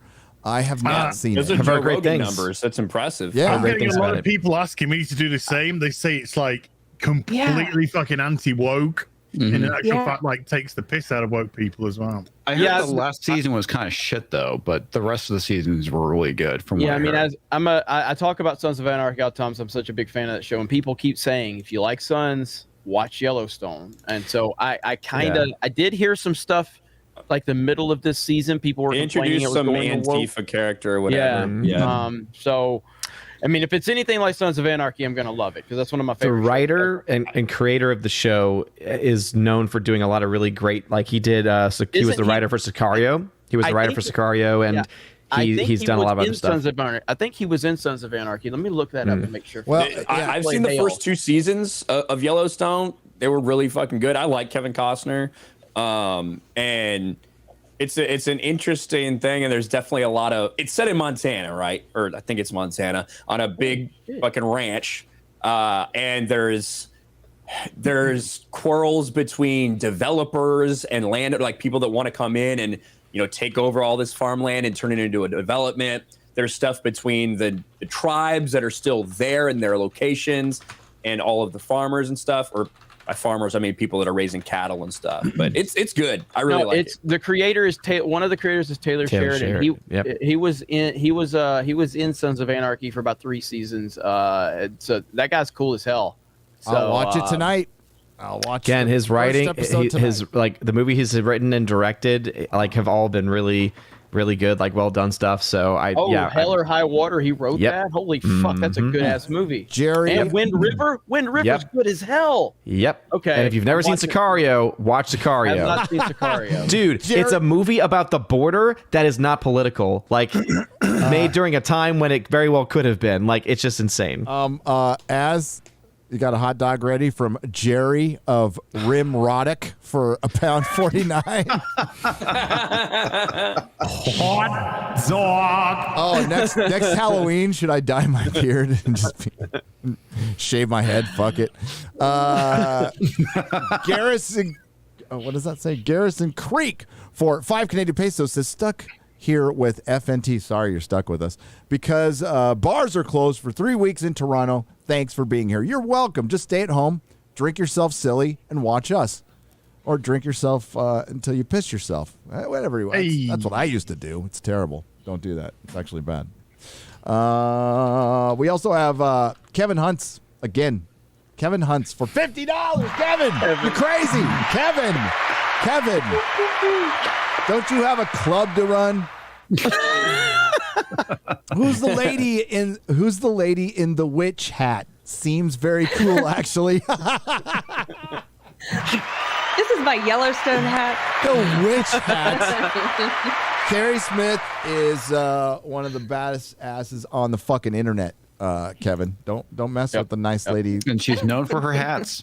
She's known for her hats and razor sharp takes. So there you go. Kevin, we love you, man. The Grizzly for $200. Holy shit. Grizzly. Enjoying my time down here in Florida, guys. No masks, no vaccine mandates, no leftist dogma telling us we're evil for having a skin color. Green, I wonder Florida is growing so much in this. It says green. I don't know why you meant to say green. I wonder Florida is growing so. No wonder Florida is growing so much in this insanity. Let these blue states fall under their own utter cultism. Let's go, Brandon. Hell yeah. Let's go, Brandon, guys. Yeah. My concern, Florida and Texas, both can be purple. So, like, I'm not going to sit there and run every time something goes blue. People have been asked. I had a friend of mine going, there's commies in Tech. There's commies in Austin. I'm like, I fucking know. I know. But shit, everything's 50% off. Well, also, what's interesting. Let's keep it that way. Yeah. I was going to say what's interesting is that the demographic or the breakdown from the last election showed that actually the Hispanic population in Texas is actually moving more conservative. It's actually like, yeah, you might be getting a lot more, kind of transplants from California, but the people already there are actually, becoming a bit more conservative. Well, also a lot of those transplants are conservative as well. That's the thing is you don't know. Like here, I live about half an hour outside of Austin. I see so many California plates, and I don't know. Did you guys see the news article about in Palm Beach, Florida, how somebody made flyers and put it on all the cars with New York plates, and it said, like welcome to Florida, but if you're woke, you might want to move. You'd be happier elsewhere. I am all for that. You know what? If you need to put that flyer on my car, go ahead. If you need to pass a law to keep me from voting for 10 years because I'm California, I'm all fucking for it. I'll vote for it and then not vote again. I'm fine with it. There's people like the people in Texas fucking despise the people that are coming from California right now. Yeah, because it makes their traffic worse and fucking drives everything through the roof. Now, if you own a house or whatever, that's nice, but well, I'm with Gary though. I love the right people. I want the people who believe in freedom and like live and let live, and you do you, I do me. I don't want the government in my business. Please come to Texas. We need more of you. We need to build up a fortify Texas. The state. If you're looking for California light, get the fuck out. Yeah, exactly. Otherwise, it's a Republican hellhole. Stay away. We have guns here. We like our guns here. And if you'll hate it. If you're a cultish on the left, don't have children. They're horrible from the environment. Actually, be the change you want to be. If you practice common sense, mate like a rabbit, make a lot of babies, and hopefully we can turn this around. Yeah, I mean, I know there's like a lot of people keep talking about Texas might, is close to turning or whatever. Florida just is too. Like Florida was if we didn't get a Trump endorsement of DeSantis, Gilliam would have been the governor, probably. And we all know what he was about. That's how close Florida was to being fucked. All right. He was Virginia. Fucked by gay hookers, and he got found with a bunch of crack in a hotel. Yeah. Was it crack or methamphetamine? Not that there's a big difference. I think it was I'm crack. assuming it was crack, but it might be because of my racial bias. But I don't know. That was good. But no, like people don't realize how close that was. If Trump doesn't endorse DeSantis, that's the guy that would have been running Florida more than likely. That's terrifying. That's fucking terrifying. That's where we are, though. And terrifying is better or worse in Dr. Texas. Disrespect the other day. Dr. Disrespect was just like streaming and he was talking about somebody. He was talking to Tim the Tatman, who I think he lives in Texas, maybe. He does. And he said, have you thought about going to Texas? And at first, Dr. Disrespect was just like, well, me and my family, wife and kid, we got to have the water. We got to have, it's a part of us. We've got to have the water with us. And then he just kind of like said under his breath, like, he's just like, but California's getting real fucking crazy. And we're like, we're having some conversations and it's just like, I was wrong. It was crystal meth. But to be fair, I believe the gay guy who he was there with was white, so it all balances out. I know that that no teeth and was from Reno. Well, hey, real quick, we did have a $50 super chat from Quarter Black Garrett, sending my love to my FNT brothers and sisters, except for Ryan. Hail to the chat. 2022 is the year of the fellowship. Shout out to Quarter Black Garrett. Calls in sick his first week at work at Nerdrotic. Just kidding, buddy. Quarter Black's got some shit going on too, so we're thinking about you, buddy. No, we are. Yeah. Now, the reason you said that to me was because all the stuff he's got going on, he was still trying to share articles and stuff, but he shared an article that's fucking 3 months old, and I was like, do better, Garrett. Do better. Yeah, do better. Be better. Be better. Right. Quarter Black, what are you doing sending super chats? Thanks, buddy. We love you, man. Get better. Yep. Best your wife. Yep. Best We love you, your Quarter wife. Black. We'll see you next week, buddy. Yep. Oh, yeah, there we are. Yeah, we are having a here. Let's see if I can fix that. Let me put this over here and boom. that over there. We're and- getting, like, so I bought that new computer and it's been in a box. Oh my God. I like this happens every time. You're like, I got a new. You might as well keep it in the box. You're moving in a I'm month about to or so. move. Yeah, I mean, I just I'm not unboxing anything anymore because I just boxed a bunch of hot toys and oh my God, do I have a lot. And Az is going through the same thing. This is who thing. you need in America right now. This is the fucking guy you need. Fucking yeah. Dude, I love that one. This is the next president, Not the Don Cheadle one. What we both Not did, Don Cheadle. We both ditched his head. Yeah, we both ditched his head. Threw Don Cheadle's head in the bed. Guess who sent another super chat? Kevin Hunt. $50. Mando and Book are great. Well, you're drunk, so I'll give you. Feels like old Star Wars, not CG costumes. Feels like old. Deleting Gina's butt. I deleted Disney's Plus, though. I read it word for word. Feels like old. Deleting Gina's butt. I deleted Disney's Plus, though. I did too. I did not delete Gina's butt, though, because that is you can't delete that. No, you ain't deleting Impossible. that. Badunk-a-dunk. I do see the stream just. Yeah, the stream is It's flickering. we're having bad problems. We're down. We've lost half our viewers. Shit. So Damn. yeah, we're down to That's the 4,700 computer. viewers. All right. Let Yeah. me see if it. All right. Well, hey, if you guys want to jump out right now, it might be a good time to jump out, and I'll read some super chats for a little while. Okay. Yeah, I gotta take off actually. All right. Okay. I had so much fun hanging out with you guys. Carrie, it was awesome you, Carrie. being on with Yes. you once again. Love you, Gary. And then Chrissy froze with like a really funny I face. know. It's like a. Chrissy froze, did she, Ryan? People are blaming Jack Murphy on the lag. Especially with Chrissy, it's like can't keep it straight. Yeah, people are blaming Jack Murphy for the lag. It's my fucking shit San Diego internet. I've got fiber in Texas. That's another reason. Nice. Is that going to be another meme? Like every time something bad happens on the internet, people are just going to blame Jack Murphy. Yeah. Yep. How it was with Matt for a while. Heartfelt. My internet's gone down. Fuck you, Heartfelt. Jack Murphy. All right, so Chris, Like yeah, Obama. Thanks, Obama. Carrie needed to bounce, so. All right. Thank you, Good night, Carrie. Good night. Have a good one, Carrie. Thanks for Bye, coming on. guys. Have a Thank good you, night. Carrie. Bye. Bye. Bye. I'm gonna head out too. So. All right. All right, Thank you have all. a good one, buddy. Y'all have a great night, everybody. Check me out. OMB reviews. Much love. See you, man. There's Odin. Take Bye. care. See ya, buddy. Bye. So if you're still here or if you can hear us, Yeah, we've had refresh. some lag issues, but we should be good. Tell the chat to refresh if they're having issues. A lot Yeah, of people are 'cause- still having problems. It's good now. Yeah. According to my stream health, it is good now, and that's it. All right, so I will get rid of that. Get rid of that. On the positive side, a lot of people complain they got an advert, so at least it's monetized. Yeah.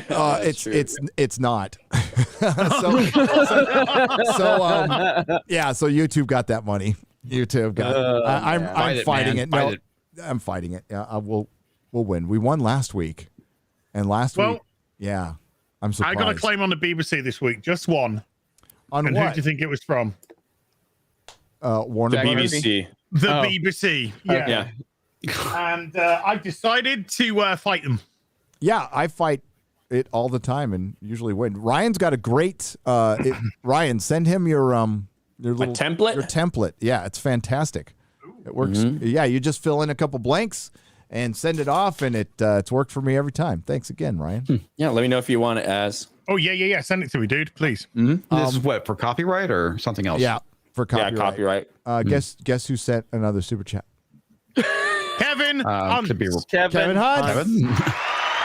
Says Chrissy has. I saw that. Chrissy has omnicunt. Wow. That's what that meant. He texted Did you me not after he understand said what that was? He texted me after he said that, and he said, "Holy fuck, my jokes are dumb. I'm done heading out." But I think he sent more after that. No, he did. We love you, Kevin. Unconditionally, obviously, and that's honestly that's the one person you will never offend. So Yes, that is true. That is true. Dude, when I saw you remember that meme? You know that meme where it's like you see these things like, how did these things get there? You know that meme? That's what I thought when I saw Odin on Chrissy Mayer's live stream. I'm like, how did that thing get there? Like, I'm like, she hasn't asked me to be on like the other in forever, and like Odin's on her, and then and I think she thinks she might be talking to you. I'm not really sure. I've done roasted her about that whole answer. She's like, well, the reason Jeremy's upset about Jack Murray, he's really religious. And like, what the fuck are you talking about? I'm not religious. Why did you answer that way? Chrissy's a trip, dude. She's awesome. Dan Vask, the great singer-songwriter, creator of All Hail Friday Night Tights, man. Also a beautiful long cheater hair. in bragging rights, but that's okay. Hey, number one if you're chart topper on Amazon. Yep. and on iTunes, and and cheater and good. If you're not cheating, Dan, you're not trying. Okay, yeah. On Bragging Rights, our monthly show, Dan is sitting there and he has to stand up because he had a Zelda sword. This motherfucker didn't. I don't know if I don't know if it's planned or not. I don't think it was. Stood up in boxer shorts with the whitest fucking legs I've ever seen in my life. Okay. They never see the sun. It was so good. Did the views go up or down? Did the views go up? Always go up when Dan Bask is there. Yeah, So there they you go. always go up. Shout out to Dan Bask. 100 Brazilian pesos says, hail you all. Congrats to Jeremy on 100,000 subscribers for D-Day Cobra. You, brother. That's a lot of Russian bots. I agree. I appreciate you, Dan. That's my boy right there. Oh yeah. So that's my boy. WG. Well, as I was gonna send you that template, I was gonna ask for your email, then I realized it's right on your YouTube channel, so I got it. Yeah, isn't it weird how that works out? Yeah. I couldn't The find about his section. email, So and then I went to strange how the you- about section and saw it said heel Crazy. versus babyface at gmail.com. Pretty amazing. That is mad. That is mad as a buck. Weird. WG for $100. Because Ryan said, I actually care about you guys. Let that sink in. His personal The canon. mask slips off. It's the gayest shit I've said in a while. It really is. His Not even drunk. His personal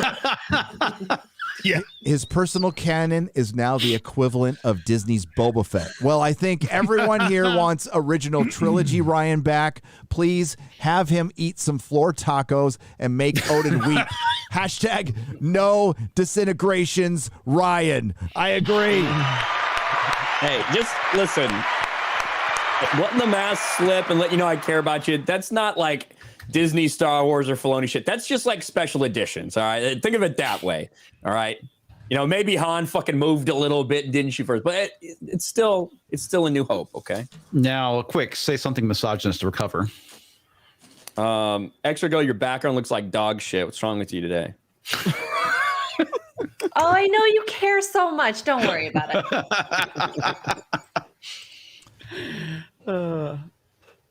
Silence. Purple hair. Sweet. Cheers, Ron. Purple hair doe? Purple hair doe for Ho. purple haired ho. Okay, purple haired ho. Got it. Well, it's all fucking one word, and I'm retarded. So shit, $50. Thank you very much. Bree is my favorite Longfoot person, and fat women should be Victoria's Secret models. Oh my God, purple haired weirdo. No, it's purple haired weird ho. Okay, or doe. Oh, is it purple haired weirdo or weird ho? Xray Girl. I don't know. You make this. What is there an Purple-haired age? weirdo makes more sense. Oh, but weird. No, it's haired ho. It was. I made sure, but it could be pronounced o. Use a hoe. Yeah. I don't know. Hey, if I'm gonna be saying ho, I want to say it correctly. Kevin Hunts for $50. Oh no. Oh no. He said, "Where's?" I really should. I can't do a drunk voice. It's been so long. Where's quarter fat Garrett?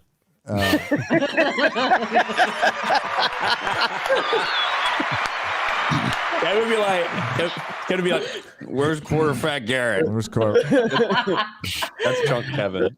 Yeah, that's drunk Kevin right there. Hey, Yeah. I can help Ryan rebound. Here we go. Sharing my screen. Oh no. Oh yeah. Yes. Oh, man. Yay.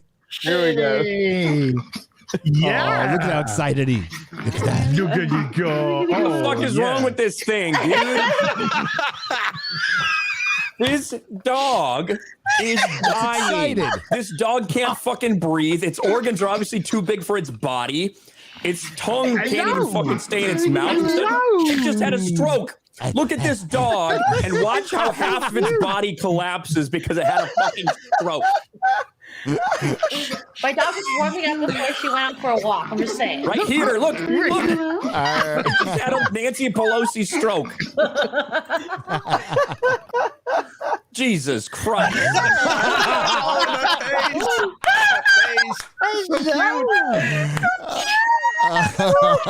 They're so cute. They're so cute.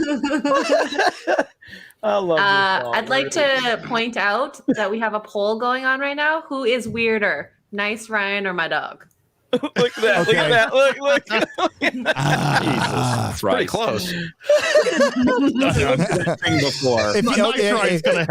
You have to compare that one to the 8-bit Ryan. Yeah. Compare that picture to 8-bit Ryan. Mac Grendel for $100. Thanks, Mac. You guys are brilliant. Thank you, by the way. We love you guys.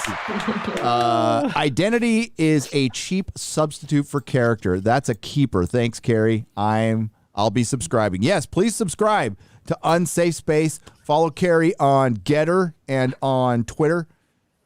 She's very wise. She's lots of very good content. Comics Division does some stuff over there at Unsafe Space, don't you? I do. Talk about the Great Reset. Yeah. Ryan's chat hates Ryan.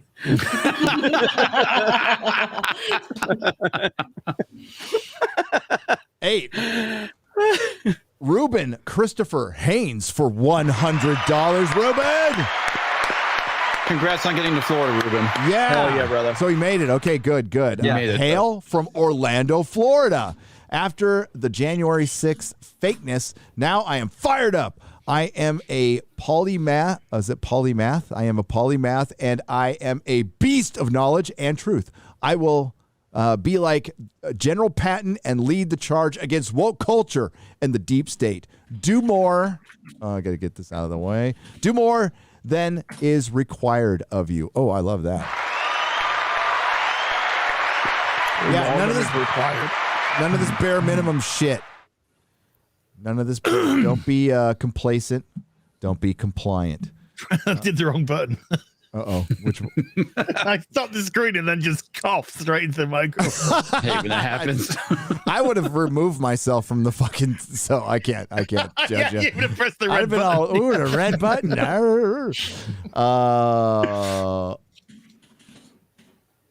I'm trying to figure out how I'm supposed to say this one. Is it resurf? I think it's Recef. I added an R by accident. Oh, okay. Recef. There he goes. Recef the cripple. Recef the cripple Rusev. for $500. Holy shit! Whoa. Love all of you in the fellowship, and now that I've paid off my student loans, so you must be about as old as I am.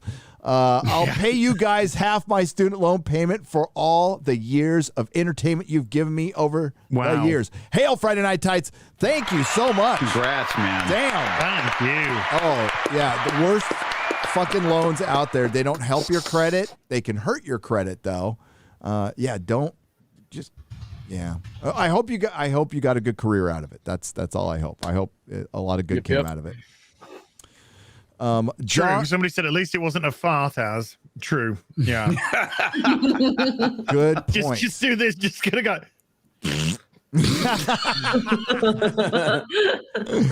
I'm glad nobody heard that. Thank goodness. Recep the Cripple, thank you very much. I appreciate it. John Ghost for $50. What's up, John Ghost? John, what's up? Glad to be here tonight. For the stream, this is such a great community. It's a great fellowship. We try to not use the word community because that's a commie word. But thank you. I appreciate you. I use it. Let's take it back from the commies. Fuck the commies. I agree, take man. their word back. Yeah. Fuck their word. Yeah. I use community all the time. So. I don't. But I support Gary's usage of Harry loved Lord of the Rings. Just let him have it. They can have it. By the way, I did want to ask you. So, Gary, you're the expert here. So, you think the first Lord of the Rings is the best one? I mean, you think that's the best movie of the three? Yes. I like technically. Okay. I think if you put a gun to my head, that if one was to win Best Picture, that would be the one Yes. Okay. I always, I mean, I've always felt the third one was at least my favorite, but I don't know the lore like you, and so I might go back, and when I do go back and watch it, because I try to watch it every few years, just I want to watch it and think about it from that perspective. They're all pretty damn equal, and all things considered, they're all pretty damn equal. But I remember when I saw the Two Towers, and I knew nothing about Lord of the Rings when I watched those movies when they came out. Two Towers blew me away. That's the one I watched. The Helm's Deep battle. Yeah, that's the one I watched the most. Yeah. I freaking love Two Towers. But if you're talking about story structure, characterization, being on the journey, world building, acting, it's perfect. Like it immerses you into a film like Star Wars did. Like Star Wars immersed you immediately. Like you are in that fucking world. And Lord of the Rings does the same thing. It's one of the few movies that are sci-fi, fantasy, in a genre that do it perfectly. I think they're perfect films. I think they're the best films ever made. I don't think anything can touch them from that perspective. You're just stepping back and just looking at from a filmmaking perspective and what they accomplished, even all that time has passed. Those movies are just above anything else. Not my favorites, but they're fantastic. That Return of the King just gone up on Netflix in the UK. Well, that's cool. Again, I think they're on HBO Max. For people in America. But I think Return of the King has kind of Return of the Jedi vibes as far as not with the Ewoks, but in terms of the feeling of the culmination of storylines and, being rewarded by seeing certain characters, grow or achieve what you wanted them to throughout the time. So I think that's why Return of the King feels so good to watch. Whereas it might not be the best one overall. No, but it's just a journey, man. It's a powerful journey that it takes you on, and it really transforms you out of the real world and into this world, and you truly feel immersed and connected to it, and it's really awesome. It really is amazing to watch that entire journey. And the fact of the matter is, it's all one book. He was forced to break it up into threes, so it's all one book. It's all one story. Huh. Speaking of connected. I got a parcel today. 1,060 Yorkshire tea bags in this huge bag. Wow. And nothing on there that said who is from. So tea to last a year. Yeah, and then some. So whoever sent that to me, that's brilliant. Ledge, because Yorkshire tea is my tea. Thank you so much indeed. But yeah, there was nothing on there. I couldn't find any piece of paper that identified who you were. But it arrived today, and thank you so much. That is awesome. I drank much fucking tea when I was when I lost my voice those few days. Holy shit. I felt honorarily British. My teeth started falling out.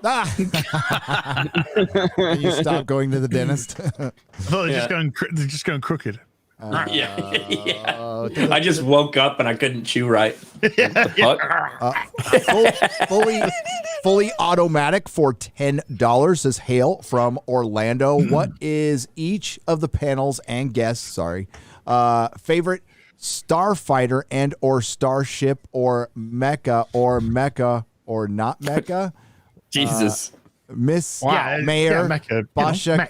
Bashake Ali. Oh, she says, Miss Mayor Bashake Ali. Which is still the best. The fucking Enterprise, man. Enterprise D. Enterprise D. Yeah. For me, I'm going to go with the Veritech fighter from Robotech because you get that nice mix of spaceship and mecha. Oh my god, Galactica's close because Galactica is fucking yeah. I don't know if I've ever even thought about it that much to have a favorite. Like, there's so many, man. Like there is a lot. It's just so the D is just for Star Wars. There's just so much shit. Like I would say, like the Jedi Stealth X's. I love those. Those were X-wings that were specifically designed for Jedi. They were completely they were black and they were angled severely. Had a ton of angles, kind of like a super exaggerated stealth fighter or bomber that we saw, awesome. Here, for use here in America. Those were awesome. I love the YT 5100, which is like generations and generations after. Obviously, the YT 1300s. Those were used in the Second Galactic Civil War. Yeah, man. I love the Chiss Clawcraft. Those are fucking cool too. They're basically like an X-wing. It's like the eye of like a TIE fighter, but then the arms, instead of being like an interceptor and having the solar panels like built onto them, or the solar panel arrays, instead it was like an X-wing where they would actually move and they were very thin and nimble. Fucking awesome. I mean, if I could cheat, I would go with the G.I. Joe. The Sky Striker was always, and I have so many G.I. Joe ships over here that I can choose the Sky from. Striker? You have a version of it? Not the OG. So I actually saw one in a shop about a month and a half ago. The OG one. They wanted a pretty penny, but like, and yeah, there's so many G.I. Joe ships because that was the thing that I collected the most, and we showed off some of that stuff on bragging rights too. But I always liked the Sky Striker. And did you do the Hasbro HasLabs? What are you talking about? Talking about the Pulse? Yeah. Hasbro Pulse. HasLabs just did a GI Joe. There is so many fucking classified lines and new GI Joe stuff. I'm getting notifications like crazy for Pulse. I can't even keep up with these fucking GI Joes. Yeah, they're going releasing. I got 3 Snake Eyes in the mail the other day that I forgot that I fucking pre-ordered because it takes like 6 months to get them. I got my Snake Eyes. I was like, I don't remember pre-ordering these, and I got because there were Snake Eyes with Timber. Timber. Not Matt from Tinder. No. But Snake Eyes with Timber. Got that one too. But yeah, so like I'm waiting for Storm Shadow. Because Storm Shadow. The 80 is the 84, 85. That's the one that they're remaking. But there's so many. But yeah, I've got like 4 bats on pre-order. We gotta get you on bragging rights. That's what we gotta do. So because did you guys see? I got the original Turbo Man. From 1996. Yamada, Battleship Yamato. Yeah. Oof. That's cool. Colonial Viper too. Colonial Viper. Yeah, Colonial Viper is pretty badass. It's pretty fucking badass. Good question. Also, like if we're going capital ships, like big ass ships, the fucking Anakin Solo. That's what I'll take. There you go. Just and the TARDIS. The TARDIS. Could you? Sorry. There you go, Gary. There. Did you help fund this, Jeremy? There you go. No, but I will. It's done. It's too late. It's done. I'll find one. Don't worry. I get GI Joe shit sent to me for free like crazy. It's awesome. But that one I didn't even hear about that one. Did you get the Gentle Giant Snake Eyes?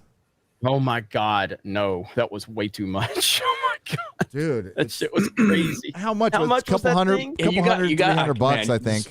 But the money you guys fucking spend on those, I get this and I get excited. Hang on, hang on, I'll be right back. Dude, the Gentle Giant Snake Eyes is fucking. It's the original awesome. Snake Eyes figure, but it's 12 inches with the original card blown up. It's fucking awesome. Let me see that, Ryan. Holy crap! I get excited with this shit. Like, oh yeah. That's cool. Mm-hmm. That's cool. I had to give up plastic figures because of the stupid fucking Hot Toys thing. The asshole down there, asshole has got me into. Into. I gave it up for like years because it was like crack. That's pretty awesome. What was this character's name when he when Bruce Wayne got that? God. Dawnbreaker. Dawnbreaker. Yeah. I really enjoyed those. Like the multiverse shit can get old, but I really liked in Metal when they did those with like, what if Bruce Wayne had what if it had gone a little bit different for Bruce Wayne? That kind of shit was so cool. My most recent acquisition is barbecue. Yeah, I got barbecue. I have barbecue. I have barbecue. This is not new. This is one of the first ones, but that's the G.I. Joe classified right there. Oh, sweet. Oh, that's the beautiful one. That one. Yeah. Yes. And then this is what I picked up last week. This is the OG. This is from the original. Yeah, Turbo movie. Man. So. Oh, nice. That's OG. That's like 1996, I think, is when it came out. Yeah, somewhere on there. Oh, that is cool right there. So that is hell yeah. Had to beat Sinbad's ass for it, but I got it. That is excellent bisexual lighting back there, Jeremy. You like that? You like that? You like It's almost that? as good as Ryan's That's good. I don't know who's got. I think for it to be that's your bisexual, it next- has to be multicolored. Jeremy's is just one color. Yeah. She's not even paying She has attention. She has no idea. I haven't even got my fucking light on today. Hey, if you really want bisexual lighting, hang on. Let me see here. And I'll read a super chat. I'll read a super chat. Hillary's crusty cooch. Hang on. For $20. Billy Boy is out of town visiting Jeffrey's new island, and I'm feeling a bit lonely. Oh, no. Here's a few shekels to keep the lights on. Got to go now. That chicken ain't gonna sacrifice itself. Toodles. Quote, the coach. P.S. All hail Moloch and Friday Night Tights. Yes. There's just some bisexual lighting right there now. That's bisexual lighting. God, that is freaking bisexual. Look at that. Yeah. Look at that. Oh, yeah, that's right. That looks like my Twitch lighting. Now, if I go back, now see, that's the whole the white balance. That's only So, Jeremy's hang on. lighting right there. See? There you go. That's just because of the white balance, really? Yeah, if I change the white balance on the other camera, then it'll show blue because it's actually blue in my room. But when I go to the other camera on the Canon, the high definition, super high. That's weird. That's Oh, what yeah. shows up. Yeah, you just need to rebalance it. Mhm. That's funny. That's it. That is weird. Strange. Chris Schaefer for $19.99 says, "Hail Friday Night Tights. Boba Fett was my favorite character. Look how they massacred my boy. Now it's the Book of Karen Fett who asked permission from beta receptionist to speak with." Oh God! See, I'm not missing anything. You're not. You were really, That's a good point. And can I make a new rule? Gary wants to change words and all that. So can I make a word change? Okay, instead of bisexual lighting, can we call it Jack Murphy lighting? Yeah. Okay. Can we call it Jack No, Murphy we have to lighting? call it hetero-flexible. Hetero-flexible lighting. I like that a lot. I think we've lost the stream again. Yeah, there's something weird going on today. Yeah. Yeah, we're 100% down now. Fuck. Hang on. Yep. Let me go. I'm check. voting for Ryan. Jack We look like we're back. Yeah. If you refresh. Yeah. Looks fine. All right. Big error. You gotta look. You got the. When you got the low when your fucking symbol and stream everything. dips out and then you come back and you still have 6,000 fucking people. I know. Fuck. Jeez. How in the flying fuck can I be fucking wired into the fucking internet and there could be a problem with it? Look at it. Yeah, you can see it right there. It's between it's in Stream- Streamlabs. It's on your Streamlabs. computer. That's everything. All right, you know what? I'm gonna read a couple more super chats and we'll bounce because this is turning into a shit show, and you'll see this all recorded when it's all processed and everything. Sorry, everyone. I was gonna go for a little while longer, but let me go through here. Well, why don't we just go and bounce and we'll let you try to wrap it up. That might help it. Yeah, If yeah. you're not. So Um, all right, everybody, have a good night. I'm gonna bounce. Gary. 2 is going to be even better in 2021, at least on this channel. I know that for sure. We'll talk to you guys later. Peace. Yeah, I've got Thanks, dude. warnings popping off everywhere now on my Oh. Streamlabs. It sucks. Comics. Hey, everybody in Comics Division, come check me out on my channel. Been doing some reviews on the Book of Boba Fett, which is a fine example of mediocrity at this point. Also, you can catch me talking about the Great Reset over on Unsafe Space. And you can also follow me on Twitter. Excellent. Thanks, buddy. And I'll be seeing you Night, soon. guys. Take care. Good night, man. And Xray Girl, thank you. Did a great I job. used all my words. Bye. Bye. And I'm going to bounce. So what I'll do is late tomorrow evening, after I'll try to wait. It depends on how long Flashcast goes. I usually try to wait till they're done. But late tomorrow evening, I'm going to do a Square Up Live on Nerdrotic Live. So look for the Square Up there. We'll start with the super chats that were left over from tonight. If you're not aware, I have 2 channels aside from this one. I have Nerdrotic Live and Nerdrotic Daily. Subscribe to them both. Nerdrotic Daily, I run with Perry Chan. Congratulations to Jeremy on 100,000 subs. Ryan's going to hit 100,000 subs. Congratulations to him. Congratulations to 300,000 subs for Az, and I'm getting close to 400,000 subs. But if it stops today, I am grateful, and I'm grateful for all of you. Thank you to the Nerdrotics. Thank you to everyone who has left a super chat or a donation. So it was a great night tonight. Love you guys. Please enjoy some credits. Whoever's able to see me out there right now. Most of you probably can't, but you'll see it on the replay. Ciao.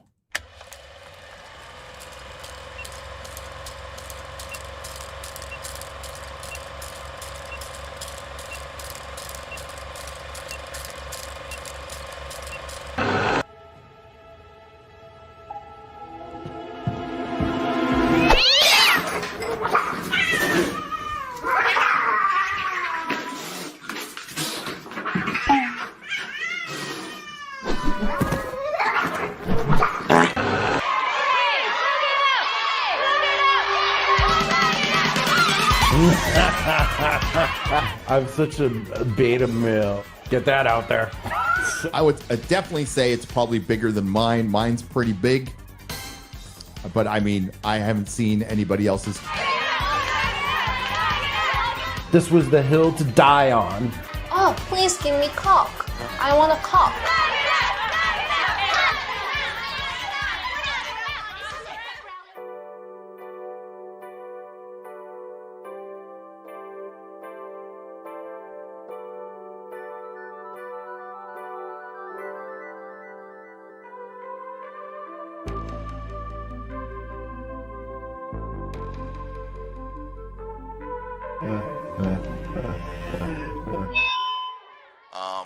Ryan's clean-shaven penis-looking face. What the was that? God damn it! Ryan's penis whiffs of moldy pizza. No!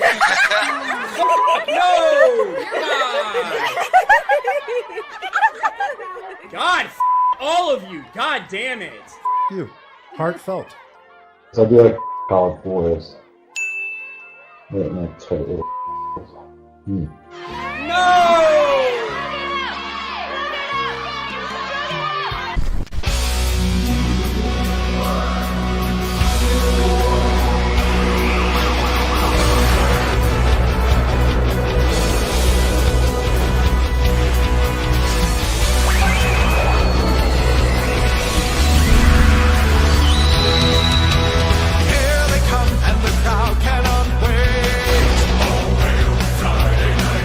I am part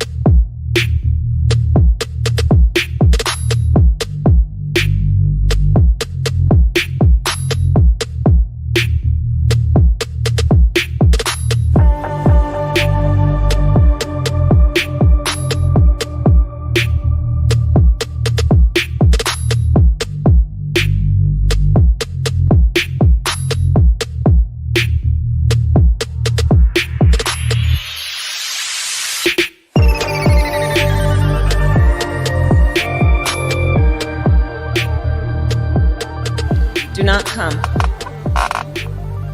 Do not come. I'm gonna come.